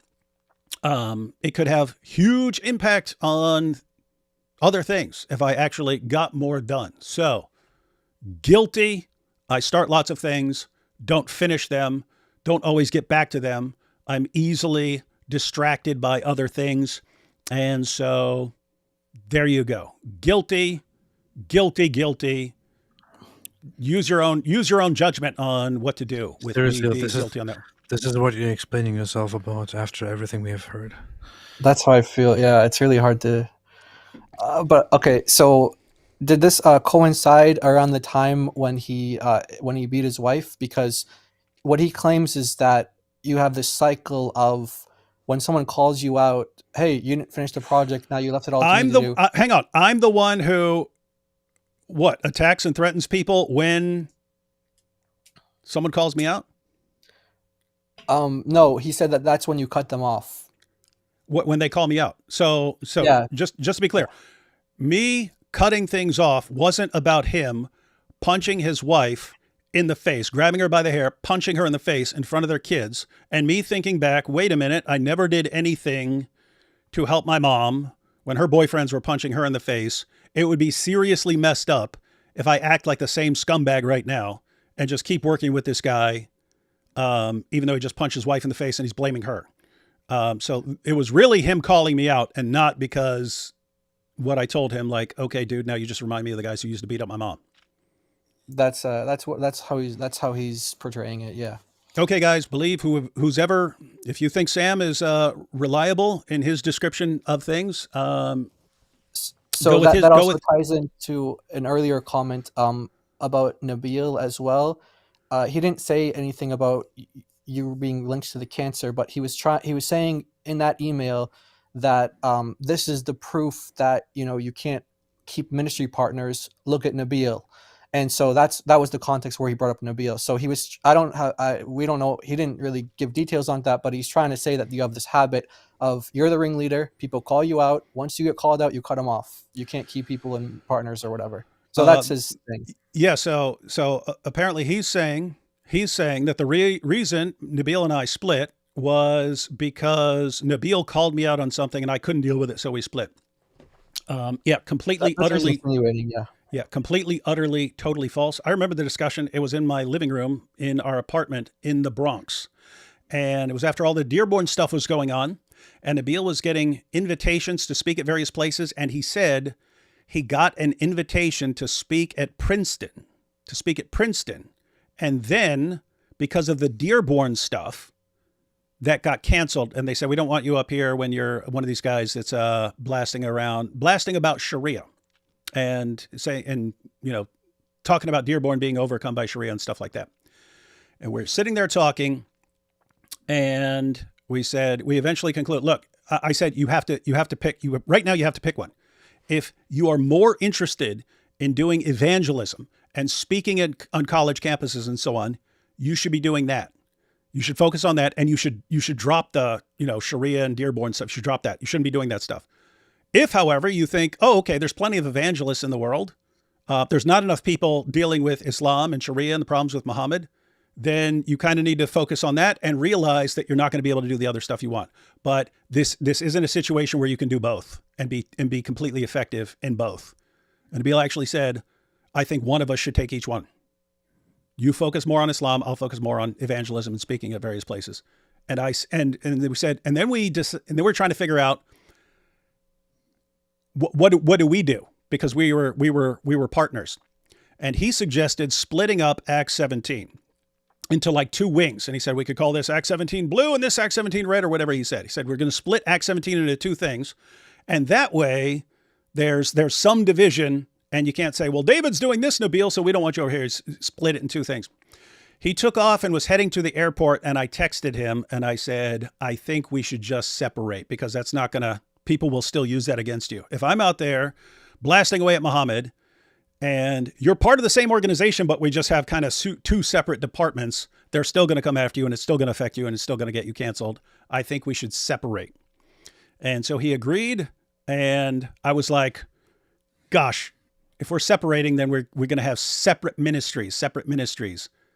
And I thought I would really like to be Acts 17 because I thought of it. And so I was like, oh, what are we going to do with Acts 17? And Nabil texted me back and said, I think you should take that, which was perfect. And he was probably already thought like Acts 17 is associated with counter jihad stuff right now. And so he wants something different. But I was glad because that's what we were already known as. So I wanted Acts 17. And what did he do? He went out and changed his ministry to Creed 2:6. With that said, we were still part of the same organization behind the scenes. So anyway, that's what happened. Sam's version is I couldn't remain partners with Nabil. He obviously called me out about something. And so that's why we separated. I gave you my version of events. Believe whoever you want to believe. Wow. Yeah, as I said, you guys addressed everything else. There was, I mean, smaller things, but like I said, they seem really trivial now. So, Were there questions that you prepared from yesterday or something? Yeah, he said we answered them in the course of this thing, and he covered the things that we didn't answer. Yeah. But what about the question? Why didn't we invite Sam Shamoun to this conversation to judge? Oh yeah, you guys did address that, but you guys can, if you want to go in more detail on that. Yeah, people might be wondering, okay, why am I here just to see him and Sam? Why don't you guys? I've been speaking to Sam for many years. He gets worse and worse and worse, and I've made it clear I don't want to associate with him. I don't want to appear in things together with him. He's obsessed with getting me to appear. I feel like I'd be like granting him something. I can say that but I didn't invite Sam Shamoun to talk about all of this for the same reason that I didn't invite Mohammed Hijab when he called my wife a whore. Okay. Yeah, makes sense. Hey, look at this. Watch Sam come for Jai and DOC soon. Yep. Good luck, Oh Sam. yeah, Good luck. Good luck. Yeah. People are saying he already did. He thinks that I'm the one who prepared those clips for you, and he said that I'm defending AP's adultery. But I'm not here to defend myself. You know, I have a clear conscience before God, and I know what I did and didn't do. So I don't know. Wait. Wait. Let me point something out here. Shout out here and thanks in front of the public to one person here, our friend Jai. Jai, thank you so much. When everything was going down, when everything started, when everything happened, there was one person, the first person who got in touch with me and who actually asked me, hey, what's up with this? What's going on? Can you please explain things to me? Is everything all right? I'm confused by the situation. That person is Jai. He's the only person who actually got in touch with me and directly asked me what's up before making any public judgments. And I, because not only, but first, by far, because he was the first person to reach out to me and to ask me, I took my time as I was traveling in Israel and explained to him in great length what happened. Explained to him in great length my family situation, the whole emergence of clips about me, and all that. And he asked me follow-up questions. And I also, in great length, answered those follow-up questions to see whether things are biblical or not, acceptable or not, good or not. And we talked about this in great length. And Jai took, once again, a lot of time out of his busy life to give me an analysis on what he actually thinks about my situation. So, Jai, thank you so much for that. I appreciate that, brother. Yeah, you're welcome. Because we love you, and funny enough, I know it's going to sound crazy, but this is something that I actually learned from Sam. Believe it or not. Well, not recent Sam back in the day. Sam that used to quote Proverbs 18 verse 17 and say, the first one to plead his cause seems right until his neighbor comes and examines him. And so Sam would say that and say, always hear both sides. Don't just take one side. And I'm not saying that like Sam's the one who introduced that idea to me, but he would instill that through the years. And so that's kind of funny that he didn't, well, it's not funny. It's sad he didn't practice that himself. He jumped to conclusions and made assumptions and I just wanted to, well, thank you first for those kind words, but I did it because, we love you and we want the best for you and in the Lord and as a person. So wanted to reach out to you. And you also, at the end of it, pretty much gave me a summary of what you think and of what is morally right, and also asked me to explain this to the public as I explained it to you. Now, I did not take your advice because I thought it doesn't really concern the public, and I just want to keep things to myself. So I hope you don't. I hope you're not mad at me about that, Jai. No, I wanted to also commend you as well. I forgot about that because everything that David shared, I forgot, but I wanted to commend you for, sharing everything that you shared, because I know it's hard to talk about these things and to be vulnerable to everybody and to share things, because some people don't like to talk about their sins and their failures, and especially to over 5,000. This could be like hundreds of thousands of people by tomorrow, and you're doing it. So I wanted to commend you for that and encourage you, and that takes a lot of strength to do that. So everybody knows that I'm the most humble and all that. So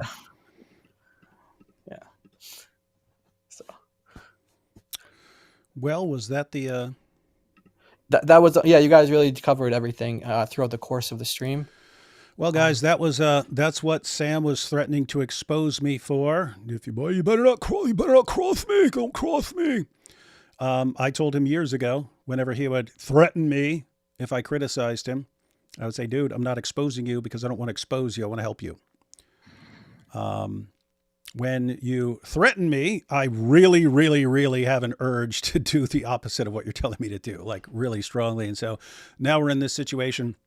So guys, if you want to condemn me for something, then condemn me for not stopping him earlier. I totally accept that. I agree. For other stuff, not finishing things that I start and so on, guilty. Like I may be the worst in the world. I start things very well, unless there's like some specific deadline. Deadlines help. Some sort of deadline helps. Then I get a burst of energy. It's the same reason you've never seen me actually prepared for a debate. Like until it's like the day before the debate or something like that, I'm like terrible at preparation. There has to be some sort of like emergency situation, some deadline or something like that. That's when I really, really get a ton of energy and I get things done. So yes, you can condemn me over that. But you know what? I feel like Sam's doing a pretty crap job of condemning me, despite everything that we've heard from him. And we've got AP in this show and stuff like that, spilling his guts. I want to show you guys how easy this is. I want to show you, Sam, how little I can. Sam, you want to attack me, dude? I'll give you information. Pick a topic. I'll give you information that you wouldn't. It's not, he might eventually find this out, so I might as well share it now. Stuff you will never find out. Stuff you would never in a million years find out. I'll tell you. Go ahead. Pick something. I'll share with you how messed up I am. So we got right here. David would bludgeon his father with a hammer. Oh my goodness, no one knows that. Wait, what? Who's sharing this powerful information? What the? You hear that, AP? Guys, when I shared my testimony video, I kind of focused on the things that were relevant to my testimony, but no, I was pretty messed up. Want me to start tossing out random stuff? I was 6 years old, 6 or 7, don't remember. I spray painted a 4-year-old girl in the eyes with black spray paint.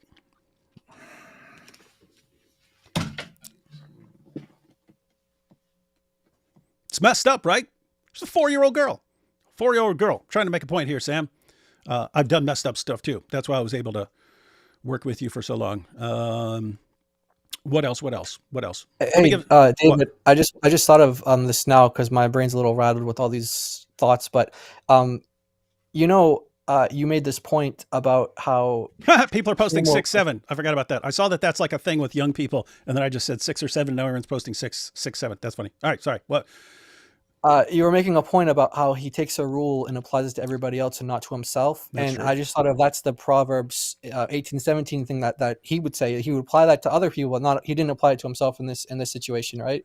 He just immediately went after AP, not even asking AP his side of the story, not even knowing the facts, assuming things. So like you were pointing out that he might be able to talk about something and make application of it to teach you how to make application of it, but he himself doesn't do it. It's kind of like the Pharisees, do what they say, but not as they do. But don't do as Sam says either, because Sam has gone way far off, and he's Hey, we still got Sam's fans here. So apparently he's telling them to ask, D-Wood, did you keep the project money? Did you steal? If I'm doing work on a project and I'm being paid for it, and then I don't finish the project, I wasn't paid to finish the project. It was just clear I was not going to finish the project, at which point I was no longer paid because it was clear I wasn't going to finish. So yeah, if you regard that as stealing, then yeah, you got me, guys. You got me for stealing. I did not complete the project. 6, 7. So guilty on that. But guys, come on, we could do better than that. We could do better than that. Sam, everyone's worried about Dawa, guys. I have no idea why you guys are worried about Dawa, guys. They're going to say stuff. Dawa is crumbling and dying. It's pathetic. I think it's hilarious when I see them turning into drama channels. I think it's hilarious. It's like you guys are giving up and you just want stuff to attack people on and make fun of people on because you can't do Dawa anymore because it doesn't work and no one buys it anymore. But hey, this isn't just about saying, I'll give people information. You want some stuff? Hey, Dawa guys, you want some stuff to attack me for? Again, this is David, what you need to explain why you kept salary. I kept salary when I was working on it. When I wasn't going to finish, then I wasn't. I don't know what to do. Why did you keep salary, Dave? Oh yeah, I get it. Yeah. All right. David, isn't it also true that you you work with that person who commissioned the project over those years? Like he's not demanding any money back or anything. Isn't that also the case? No, if he did, I would give it to him, but he knows. And you've continued to work with him over the years, right? But yeah, I did. Yeah.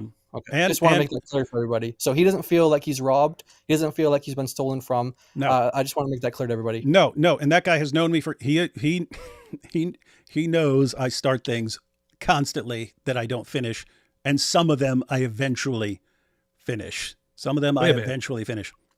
So the person who paid or gave you the money is not complaining about it. Am I getting that right? You are correct. Sam, to my knowledge, Sam Shamoun is the only person on the planet who's complaining about it because he was letting me know, if you ever cross me, even if I'm going after all your friends and so on, if you ever cross me or expose me for anything I've done, then I will expose you. And he doesn't realize I don't care, dude. I just don't care. If you want to condemn me, I don't care. If your fans want to condemn me, I don't care. What do you want me to do? Hey, I even mentioned I would give Dawa guys some information. Hey, so before I went to prison, before I went to jail. So I was in jail and then I got out. While I was out on bond, before I went back to jail and then went to prison. Dawa guys, here's your stuff. Here's your stuff. The last 2 girls I had sex with before I went to jail. One. Dude. What? I don't care. One was 13 and one was 15.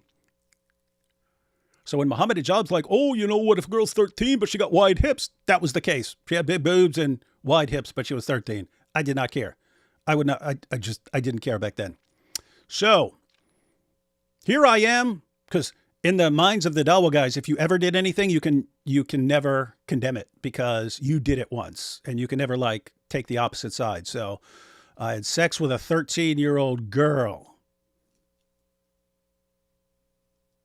Now, she flung herself at me, so I guess I can defend it. No, I don't defend it. Shouldn't have done it. It doesn't matter if a 13-year-old girl flings herself at you. It doesn't matter if she has big boobs and wide hips and so on. You don't do that sort of thing. The 15-year-old girl, to be fair, she told me she was 17, but it wouldn't. I eventually knew she was 15. I still didn't care. That girl, I had anal sex with that girl. Do you know what that would be in court? Do you know what that would be in court, guys? Sam, I'm trying to let you know, dude. What are you scared of? People finding out the truth? Who cares? If you want to condemn me for it, condemn me. I've done all sorts of messed up stuff in my life, guys. The point is that would be like if it's a minor and you do something, it's a higher category. That would be considered like forcible sodomy or something like that because she's not able to consent. What? Can you quickly point out and explain to people that I was during your criminal life before you became a Christian? Yeah, that was my criminal life before I became a Christian. Okay, good. Okay. Yeah. So I was bad. That was a bad. You know what? That was a bad thing. I feel like Here I condemn Islam for all this stuff, but I did some of this stuff and I was messed up. Sam, why are you scared of people knowing things that you've done? Why are you so terrified? Because you're worried they're going to abandon you over it. Guess what? Do I look like I'm worried about people abandoning me over anything? If you want to abandon me because of something I did, abandon me. Go for it. I feel like there are other people to follow in the world. What? I feel like a freaking saint right now. Oh yeah. Oh hey. Now, AP brought up, hey, that was clarified that was before you were a Christian. That was indeed before I was a Christian. Back then, as far as I can tell, I was one of the most evil people you've ever met in your life. And you should be glad that you didn't meet me. I did not care. I did not care about anything, except myself. Remind you of someone, Sam? Remind you of someone? But let's fast forward to Christian David. So David becomes a Christian in jail. I have to say, prison, I was pretty squeaky clean. I worked in the stockroom. I did steal some stuff out of the stockroom. Not big stuff, it was our food anyway, but you weren't supposed to take stuff out of the stockroom that's supposed to go to the, be used to cook and cafeteria and stuff. So I stole like blocks of cheese and stuff and we'd eat stuff. So there was stuff I would take out of the stockroom. That's about the extent of my bad activities in prison. However, I'll point out, because again, Sam, don't care. I'll give you stuff. You want to attack me, Sam? Start writing. I'll tell you stuff. You want to message me? Dude, you can do way better than David doesn't finish crap he starts on. Everyone around me knows that. You want more stuff? I'll give you. I do not care. So I'll give you one, Sam. This is Christian David Wood. So I noticed after I got out of prison, much harder living as a Christian outside of prison. Why? Because my entire existence had been in jail. My entire existence as a Christian had been in jail and prison. I couldn't figure out why, when I got out, it was harder to live faithfully as a Christian. I just thought it was because there's so much more temptation out here. I've since, and I was just talking to a prison ministry about this and saying, hey, you need to communicate this to Christians in prison. But I was telling them that people don't realize prison has certain elements that are almost like a monastery, right? You got your Christian brothers all around. That. Guess what? That's accountability built into the system, right? You're surrounded by other Christians in your area. You go to church with these guys. You're in the same dorm with these guys. You're surrounded by Christians. That actually helps you being accountable to people around you and so on. Simplicity. I'm pointing this out because there are books like Dallas Willard's Spirit of the Disciplines and Foster's book on the disciplines. They point out that if you ask a Christian today, like, what are the disciplines of being, like disciplines or things you do as a disciple? What do you do as a disciple? What are the things that a Christian does? You get like 4 or 5. You get like prayer, Bible study, fellowship with other Christians, 1 or 2 other things, right? But those are the like basic things. If you go back to the early church, they had about a dozen major disciplines and several more minor disciplines. And it was things like simplicity. You were supposed to cut out clutter from your life so that you could be simple and focused and so on. Things like that. Frugality, not being wasteful and so on. Accountability. I just mentioned, right? Accountability. My point is, I realized later that the disciplines, a lot of the disciplines of the early church that we don't focus on anymore. No one tells you to live like a simple life anymore, like get clutter out of your life. But a lot of the things that were part of becoming a Christian and living as a Christian early on, they're not emphasized anymore. People don't take issue with them. But I realize they're sort of imposed on you in prison. You have a very simple life in prison. Yeah, you might have to, the people in your face or something like that over something. But it's like you have a routine. You have a routine every day. You have to stand up beside your bed. But it's a very simple life. All your possessions are in one box beside your bed. That's all. That's all your possessions. That's all you've got. You've got one box of stuff. Your meals are all taken care of and covered. You have a simple life. You're not wasteful. You have accountability all around you. You have no excuse not to go to church services every single day or Bible studies every single day because they have them every single day. You get in a rhythm where you do this stuff constantly. Anyway, all of a sudden you get out of prison and all of that structure's gone. And then you find out, wow, it is way harder. Why is it so much more difficult to live as a Christian out here? So anyway, I meet my wife, Marie. She wasn't my wife then, but arguing with Nabil. She comes up to us, starts arguing with us both. I realize, well, this chick is everything I like in the world, except she's not a Christian. I'm going to put all my apologetics abilities into showing her that Christianity is true. So we start hanging out. We're reading books and stuff. I was at a conference recently in California with Ruslan. Ruslan was talking to people and saying, hey, it's easy to sit there with a girlfriend or something like this, and all of a sudden you're just laying in front of each other and you're spooning. He goes, be careful, spooning leads to forking. Spooning leads to forking. So he said that, and then I said what a horrible thing that is to say. But I was thinking in my mind, that actually happened. So I was sitting there, my who's now my wife, witnessing to her, and she actually just lays down in front of me and takes her pants off. And I'm thinking, I'm not going to do anything. They were sitting there for a while. Anyway, then I went ahead and inserted something into her. I stopped after a few seconds and said, but I'm not. No, I'm doing. Nope. Stop. What? Dude, not stop. I have become Catholic just listening to this. Look at That's where we're going. Here we go. So guess what, guys?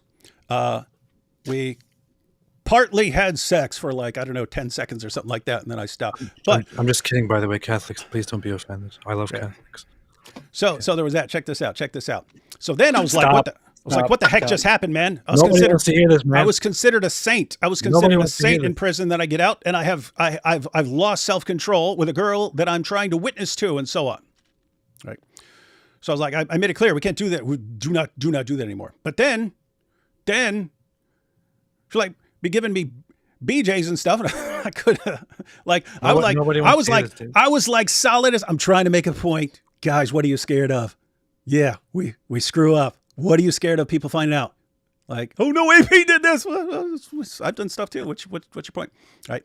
So anyway. Here, I'm going to tell you, Sam, how I eventually dealt with that, right? Because I would realize, hey, when I'm in my right mind and I'm focused, I'm impervious, man. I'm not falling into anything. If I'm sitting there kissing on a girl that I want to marry and stuff like that, all of a sudden you're not in your right mind and hormones take over and you end up doing stuff, right? So what happened? I remembered what Jesus said. If your eye causes you to sin, gouge it out, which I've never met anyone who says, you have to do that or something like that. Everyone basically takes that as you need to take some extreme steps when you're in your right mind to avoid stuff. And so I walked up to Marie. And I said, hey, we got to stop doing that. And I said, but I know from experience now, I will be in situations where I am not strong enough to resist doing this. And that's why in those situations, I need you to be strong enough to resist. Do not let me do anything when I'm not in my right mind.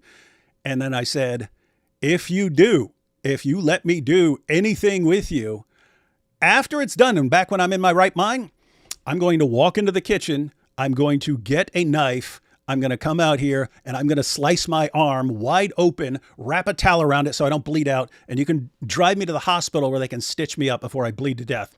But that's what I'm going to do if you do not resist me when I'm not in my right mind. That's what I'm going to do. So if you want that on your conscience, then go ahead. But anyway, guys, notice, telling you all sorts of messed up stuff that you would never find out, because who knows about that? My wife. That's it. Now the whole world knows, and all the Dawa guys can condemn me. Who cares? Yeah, I'll bet. If that's a deal breaker for you, something back in 2002 or something like that, 2001, 2002, if that's a deal breaker for you, yeah. Sam, what are you scared of people abandoning for you, man? I just want to read something here. But now apart from the law, the righteousness of God has been made known, to which the law and the prophets testify. This righteousness is given through faith in Jesus Christ to all who believe. There is no difference between Jew and Gentile, for all have sinned and fall short of the glory of God, and all are justified freely by his grace through the redemption that came by Christ Jesus. God presented Christ as a sacrifice of atonement through the shedding of his blood to be received by faith. He did this to demonstrate his righteousness, because in his forbearance he had left the sins committed beforehand unpunished. He did it to demonstrate his righteousness at the present time, so as to be just and the one who justifies those who have faith in Jesus. Furthermore, nobody is righteous, not even one, and we are in a fallen world. That's true.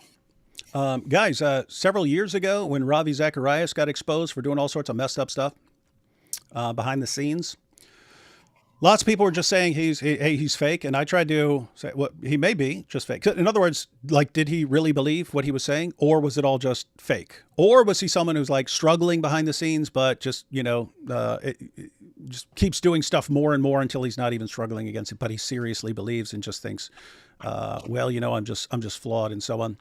I pointed out, I don't know, but I pointed out how you end up living this double life, how you end up living this double life, how you can end up living a double life as a Christian for someone like that, right? So Ravi Zacharias starts going around speaking. Everyone's mesmerized. Their minds are blown by his awesome preaching and so on. So just imagine that guy just eventually like falls into something behind the scenes. Now, if it's good to have accountability. It's good to have someone that you can share, your struggles with and so on, share your failures with. But if all of a sudden you become like this super important example of like the awesomest Christian in the world, you get to a point where if you slip and do something messed up, you can't tell anyone because everyone idolizes you. You're a hero to everyone. And you would start thinking, well, I can't tell them that I actually messed up here. I can't tell them that I did this at a massage parlor is one of the things he was doing. I can't tell them that I did this at a massage parlor. And so you never get any sort of confession. And what happens? You say, okay, I have to deal with this myself. I can't tell anyone because they have so much love for me and confidence where I can't disappoint all these people who love me. So I have to keep this to myself. Kind of a problem dealing with stuff yourself. So anyway, eventually you screw up again. You can't tell anyone. Eventually you screw up again. Can't tell anyone. And you're just never accountable. And then you end up living a double life. Here's how you are in public and here's how you are in private. And you never share the private you because then that would cause people to not have as much respect for the public you. And so what I encouraged people to do back then, you don't need to shout your stuff all over the internet like I just did. That's an example. What are you scared of? Like, guys, if you're sitting here going, look what he did, I can't trust this guy anymore. That's up to you. That's your decision to make. The point is, most people are kind of forgiving. We understand that we all stumble and so on. So again, you don't have to like shout out. You don't have to expose yourself all over the internet. You should have someone that you're accountable with, right?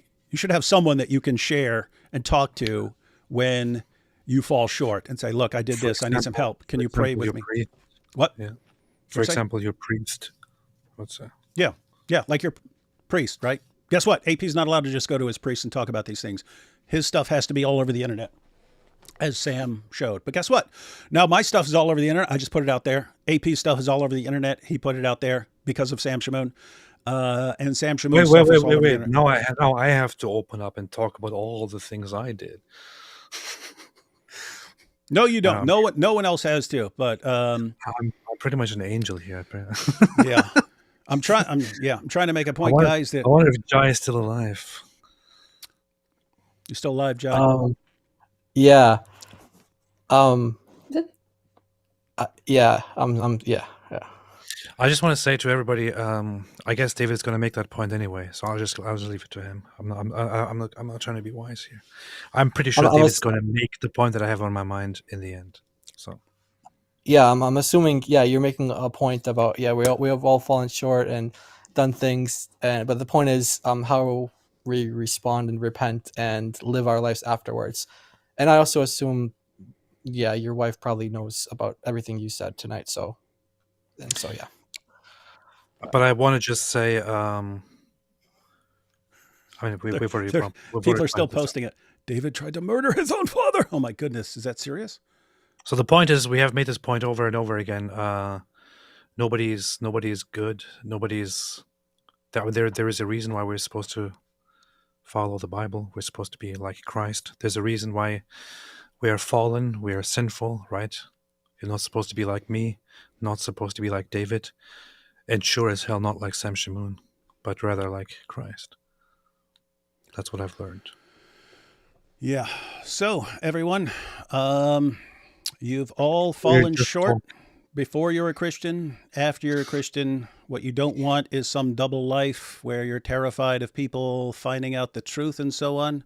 I think everyone should be more honest about their struggles. I think that would actually help everyone. And I'm saying that because, again, I learned that from being in an environment where kind of everyone knows everyone else's business because everyone's around you at all times.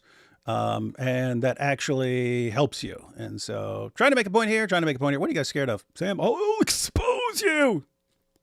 Do it. Do it. Only God is good. Do it.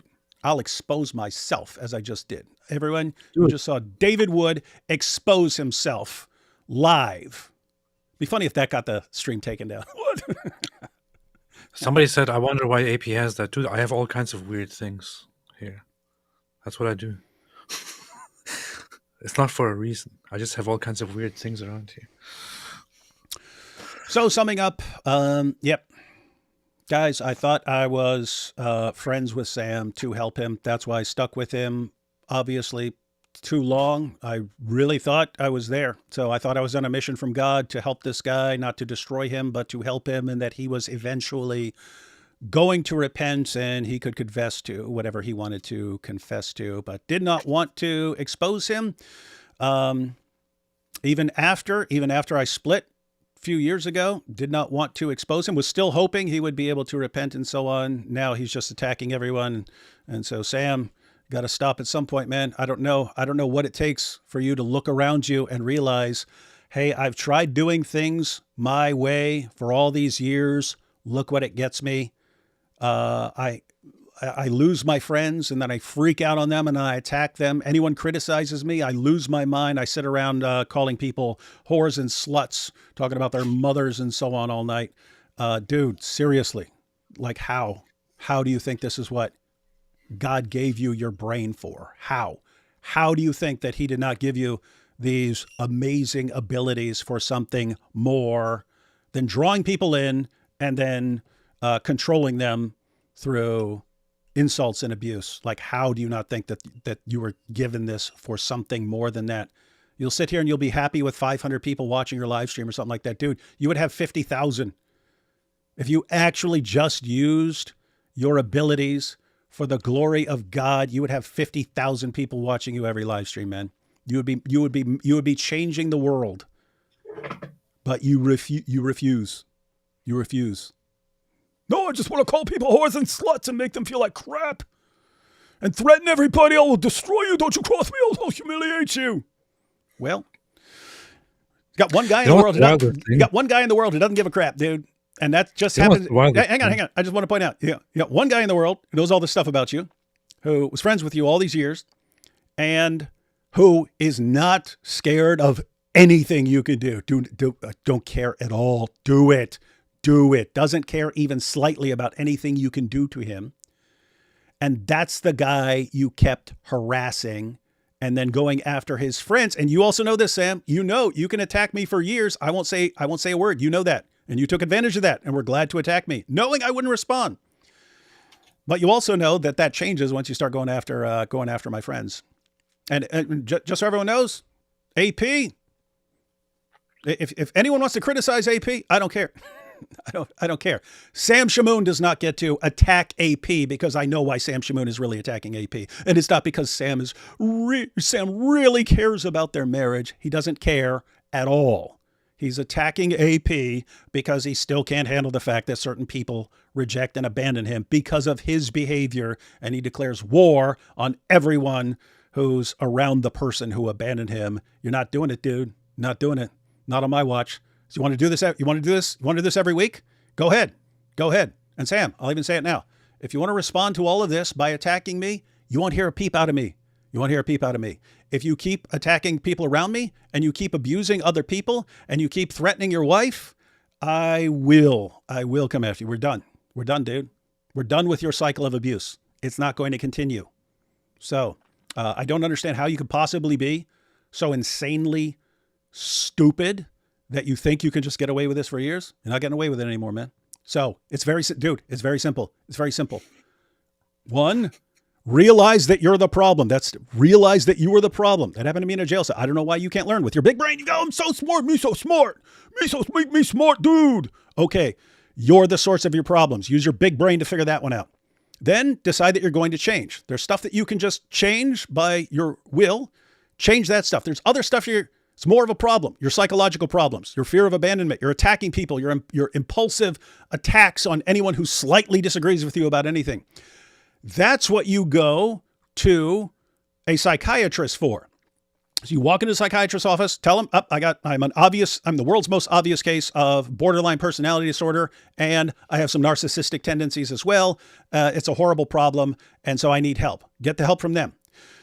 You need to be under some sort of spiritual authority of someone you submit to. This is an ongoing problem with Sam. It could be a pastor or anyone else tells me, dude, you're wrong about that. He can't accept it. In his mind, well, I know the Bible better than you, and I can defend this by using my amazing abilities to justify whatever I want. You see, you're saying I shouldn't go around just calling people whores and talking about their mothers, but look, the word whore right here is in the Bible, so I can. Right? You know what? He actually suggested. What? It's so funny. I mean, it's not a big deal, but now that you bring it up, he actually messaged me after all of this happened, left me a voice message, and suggested or said that I should make a live stream and invite him on to talk about this whole issue, and should also talk about my I don't know if it was like I should also have my priest on, so that Sam can cite Bible passages and see if my priest knows these things or not. Like, he wants to challenge my priest for some reason about biblical passages because of my family issue. It's a very, very strange thing for somebody who claims to follow apostolic tradition, the Catholic Church, to suggest that to somebody. Really, it's very, very strange. Yeah. So Sam, do whatever is under your control. That's not going to be much. That's not going to be much because you are completely out of control much of the time. So get a psychiatrist to help you with your borderline personality disorder and your narcissistic tendencies. Actually submit to someone, even if you think I know the Bible better than you. Guess what? Anyone you talk to is going to be wiser and have more common sense than you. You're like way up here in intellectual ability for discussing theology. Every other area you're like at the bottom of the barrel, like disaster. So stop thinking, oh, I know more Bible verses than this person, so he can't tell me anything, and start thinking I'm massively dysfunctional and screwed up as a person, and therefore this person probably does know more than I do, and I should take this person seriously. And after all that, what are those collars called that Hassan whatever used to shock his dog? Like shock collars. Yeah. The shock collars at Hassan, what's his name? Hassan Piker. Is that him? Yeah. Hassan Piker uses to shock his dog. Someone around you needs to have one of those, and it needs to be on your neck. And then if you're doing something like a live stream or something, there needs to be a shock collar. Matter of fact, you should have it hooked up to the chat so that when you're getting out of line and you're like, well, you disagree with me? Let me tell you something. That's what it needs to be. Let me tell you something about your mother. That's what it needs to be every time. Someone needs to be able to shock you to modify your behavior over time. All right, guys. So those are my thoughts. Anyone else have any thoughts before we close out? Yeah, just a recap. Did we want to do this? No. We did not want to do this. We did not want to do this. I've already acknowledged everyone. I should have dealt with this a long time ago. Everything is happening. He's like, why didn't you expose that with his wife? Well, he's married to her later. It's like, I'm going to expose what this guy did to his wife before they got married and stuff. So I wouldn't have exposed most of that stuff, but I should have put an end to his abuse of other people sooner. Way sooner. So I apologize to everyone for that. I was wrong. I've explained my reasoning. Shame. My reasoning was wrong. I'm flawed. Shamoun. That's it. And I have that brutal rebuke from AP right there. Shamoun. All right, guys. Yeah, I just want to say that we through all of this, you know, we pray for Sam's good and we pray for his repentance. I think that it would be wise for him to step down and get right with the Lord, live his life for Jesus, not just teach, but the Bible says not just to be hearers of the word, but to be doers as well. So that's what we pray for Sam. We pray for ourselves as well, that we live according to God's will. And well, thanks for thanks for bringing me on. I don't know what to say, but thank you. Yeah. I have to say, Jai, you're super smart and stuff, but you did a crap job of really crushing me using Sam's powerful argument. Absolutely terrible. Yeah. Okay, I'll take that. Yeah. I'm going to I want to read one thing since we are oversharing now. I want to since we are oversharing now. I wrote a letter the other day to my bishop and gave it to my priest, and I want to share it with everyone as well. Since we have opened up as much as we can, I'm going to just open up and leave it there. But I think to close this out, we should play that clip of Sam Shamoun, that compilation, once again. From the beginning? Maybe, but I'm going to quickly read this thing. You want to read it? Wait, before or after? Before. Okay. Okay, so keep in mind that as I was writing this, I thought to myself, I hope that he will read this and he will think that this is beautifully written and very much from the heart and very awesome. As I'm sharing this, part of me thinks, I wonder if people will think, oh wow, so well written, so from the heart, so beautiful, wow, so humble, so wonderful. The point that I'm making here is that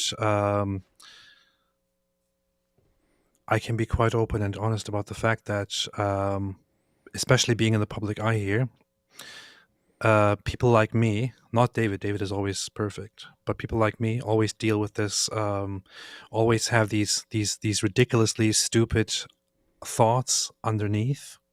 I deal a lot with pride issues. I deal a lot with things like that, which is why I often do not want to share things with the public. I always deal with, oh, am I doing this because I expect pride and happiness and praise and all that? I'm going to share it anyway. So this is in the Orthodox Church to a bishop. Your Eminence, I started my life in the same culture that committed a genocide against your close ancestors and that feels a mix of denial and pride about its actions. I was taught to be proud of my Turkish ancestors and the way they forcefully carried the banner of Islam and crushed the disbelieving Greeks. Islam taught me a wicked sense of justice and gave me an abundance of hate toward Jews and Christians. I thank God for giving me a better sense of justice, which always made me feel uneasy about the Turkish and Islamic way. When I found my way out of Islam, I became vengeful against the culture and religion which I still regard as a major evil and troublemaker in this world. I have taken it upon myself to oppose this evil and similar sources of hate and injustice wherever I see them. Unfortunately, this path of vengefulness, despite the pleasure it gave me, left me deeply hurt and empty. I realized far too late that living without God and worshipping myself would leave me sick, and dealing with evil and hate every day without aim would make it worse. Like all of us, I am sick, although I am worse than most. For too long, I admired and followed Nietzsche, who said that the abyss would look back into you if you look into it for too long. Only when I sat down to read the Gospels, followed by Romans and the Psalms, did I realize that the world is the abyss, and it is within us all the time. No one is righteous, all have sinned, but I am the worst. I am prideful, incompetent, rebellious, judgmental, hateful, angry, unjust, lustful, selfish, vengeful, greedy, pretentious, envious, and altogether unworthy. Moreover, I am neurotic and in need of help. I spent 10 years in atheism and self-worship after turning away from Islam. Atheism did to me what Islam did to civilizations. Since atheism is the worship of the self, it was actually I who destroyed myself. I can do nothing good on my own, only God is good. It is only through our Lord Jesus Christ that I find healing. The church has been a hospital for my broken soul. I have experienced love and a sense of fulfillment in the parish and before the altar, after 10 years of emptiness before the altar of myself. For the first time, I experience healing. The church is what stopped me from going further down the path of self-destruction. Your Eminence, I have been told that the church is a hospital. Through my spiritual father and the writings of Metropolitan Callistus Ware, with prayers by the grace of God, I have made some progress with my recovery. Still, I have been argumentative, disobedient, and angry. The most problematic instance was probably the moment when I depicted a known nun as the devil. I did that because I genuinely believed, and still believe, that she maliciously engages in deception at the expense of many innocent people in a deadly conflict. Still, I should not have depicted a nun in such a way. It completely distorted my message and was inappropriate. That is not an excuse, but please take my past and my deep will to heal into consideration. If the church is a hospital, then please know that I am very sick and in dire need of the one true hospital. I am unworthy and weak. That is why I need to enter the church. I am unclean. That is why I need to be baptized. I am hungry. That is why I need to be nourished, cleansed, and healed through the life of the body and blood of my Savior. I ask you to grant me this and not to turn me away when I am defeated and in need of help. I feel that I am not welcome in the church due to my transgressions. Please understand that I have said everything to myself which people said about me, and at the end, I can only conclude that I am in need of metanoia, forgiveness, repentance, and the mysteries of the church and the liturgy. Please grant me, an unworthy sinner, this path to healing. I ask for your blessings, with love and obedience in Christ. That's what I said, and that's all I want to say. It's a pretty crap letter. It is. It's horrible. It sucks. Pretty terrible, man. Yeah. Couple last comments. So, Paul, I saw you asking about no super chats. No, I mean, I could tell we're going to go a long time, and that if we were doing super chats as well, this would have been a couple hours longer. We wouldn't have gotten to everything we wanted to get to. So, yeah, sorry, guys. I am going to read all the super chats. I'm going to read all the super chats later, just like to myself. But yeah, didn't want to do super chats, and we'd be here for a couple more hours if we went through the super chats. So just last couple of comments I saw popping up. David, how old were you, bro, in both instances? You mean the two girls? 18. I was 18. So yeah. Oh, what are you going to do? What are you going to do? Lock me up? 18. Powerful. D. Wood literally went to jail for nearly killing his dad, and all you idiots can say is 13 and 15. Oh, did I give you guys something to talk about? Don't say any more, D. Wood. Some are here against you. You think I don't realize that some are here against me? I'm still stuck on the spray paint on that 4-year-old girl when you were 6 or 7. Yeah, that was seriously messed up, man. What's wrong with you, man? Confessing your sins to the priest is one thing, but online is just crazy, especially what D. Wood confessed. Yeah. And hang on, another one here. D. Woody, you didn't have to admit all that stuff. I know that I didn't. Look at what Sam does. Sam finds out something about people and then uses that to try to control them for the rest of their lives. And, oh, if you ever try to leave me or abandon me over something I've done, here's what I'm going to expose about you. That, guess what, guys, that's what manipulators do. That's what it's one manipulation tactic. If you take away any fear, now I'm kind of built without the fear, but I'm trying to let other people know, if you just say, do whatever you want, come at me, expose me, don't care. They've lost their power. They can't manipulate. And if enough people do that, you've taken away all the power of the manipulator. And we saw this with, again, with Sister Aisha and Salman behind veils. They were told, if you come after Muhammad Hijab and the Dawa Bros, all hell's going to break loose. They're going to destroy you. And they said, go for it. But we're not being quiet about this stuff. So that was a good example for other people in the Ummah. Don't let the Dawa guys keep treating women like this, or you will be exposed. And it doesn't matter what threats you have or how you're going to threaten to destroy their lives. They're not letting you get away with this stuff. And so you need the same principle for someone like Sam. You already saw him. He has stuff stored. He has it. He's saying, he goes down a list. Here's all the stuff that I'm going to use to destroy you, my ex-wife, unless you do what I say. Well, guess what? If you just get to a point where you say, go ahead, expose me, I don't care. He has no power. Wait. Then what? Here's Then what? Here's Harris Sultan also in the chat, starting his confessions, admitting all his wrongdoings. Harris, What's up, you're Harris? an atheist, man. You don't have to confess. Yeah, atheists are terrible, so everybody knows. David, you were 67, man. What's wrong? You were 67 years old and put spray paint on a 4-year-old girl's eyes. Pretty Again, messed up. I was 6 or 7. Oh, okay. And yeah, it was messed up. It was extremely messed up. Do you know anything about the girl? Is she become blind or something? No. She just started screaming really loud, and yeah. And then I don't even remember how much I got in trouble. But that's all I was thinking was like, oh crap, I'm going to be in trouble right now. So yeah, not good. But yeah, that's all I cared about when I was growing up. Am I going to get into trouble over this? And now I don't care if I'm getting into trouble over this. These are more important things to worry about. All right, man. All right. I think we've said it all.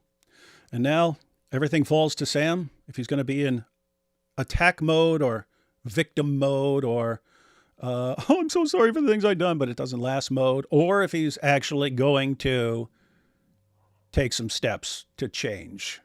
Hey, David, he's in, hey guys, help me contact a lawyer mode. Go for it. Hey, I saw his fans. I'm not joking. I saw him say it. I don't care. If you actually think that you can sue over this, then you are you will be heavily disappointed, bro. Please try. Yeah, and people in the chat were going, but bring the receipts, bring the receipts. This was submitted to my wife. After having this document, she submitted it to Michelle's lawyer when they were first up going for divorce. So guess what? It's all in there. We got in the emails, submitted to a lawyer. This isn't something D Wood just made up.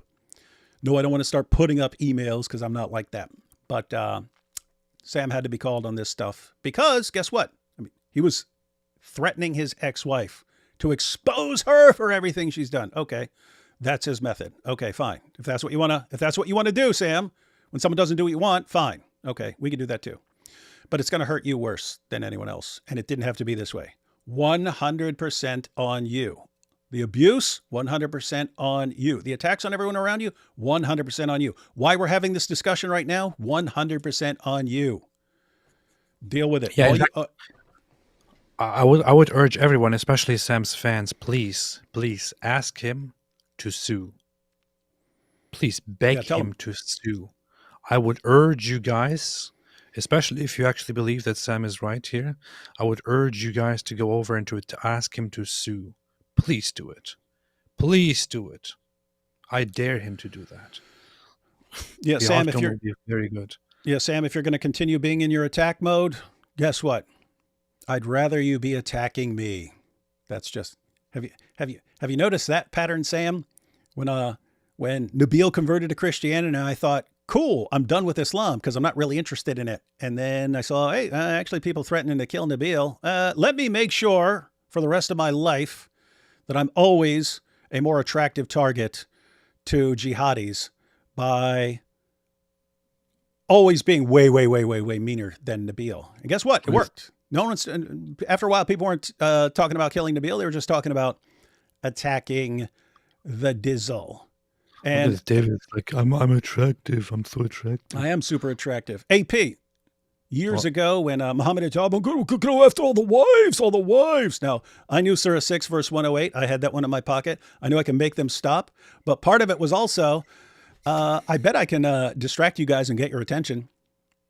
Bet I can start eating the Quran. You guys are going to pay attention to me. You're going to forget all about going after the ladies. Guess what? Worked perfectly. And here we have, I'm David, I'm going to attack everyone around you. Really? Because I think I can keep you distracted for a long time, bro. Now, either come at me or repent. So, and quit being such a coward, scared of everyone leaving you. Man up. Time to man up. You're in your 50s, dude. Man up. Make a change. Should have changed a long time ago. All right, everyone. Hey, Jai, are we still on for tomorrow? Okay, guys. It's gonna be really weird after this live stream, but me and Jai and DFC we're planning on going live tomorrow to talk about. Oh yeah, why don't you know what we're going to talk about as well? Why don't you do that? Yeah, we're going to talk about the Al Zut. Muslims responded to the story of Al Zut, and we're going to check. I don't know what the responses are, but we're going to check out Muslim responses to the story of Al Zut. Sam Shamoun will be flipping out the entire time, guys. In a little while, I'll go to sleep and I'll wake up tomorrow, and I won't even be thinking about it at all. I'll be focusing on the Al Zut story and getting things ready. Sam will be flipping out. Why? All because of him. Hope you guys had a fun 6 hours. Hope we don't have to do this again, but if we have to, I'm here and I am not backing down on this again. I acknowledge my wrongs in letting it continue this long, and I'm not going to let this continue. You can use my Zut song for the opening tomorrow. Based. Anyone wants to hear AP's country Zut song? You can check that out tomorrow. Catch y'all later. And Sam fans, have fun using the information I shared. Talk about me. But not shared in the Zut sense. Yeah, not in the Zut sense. Catch y'all next time.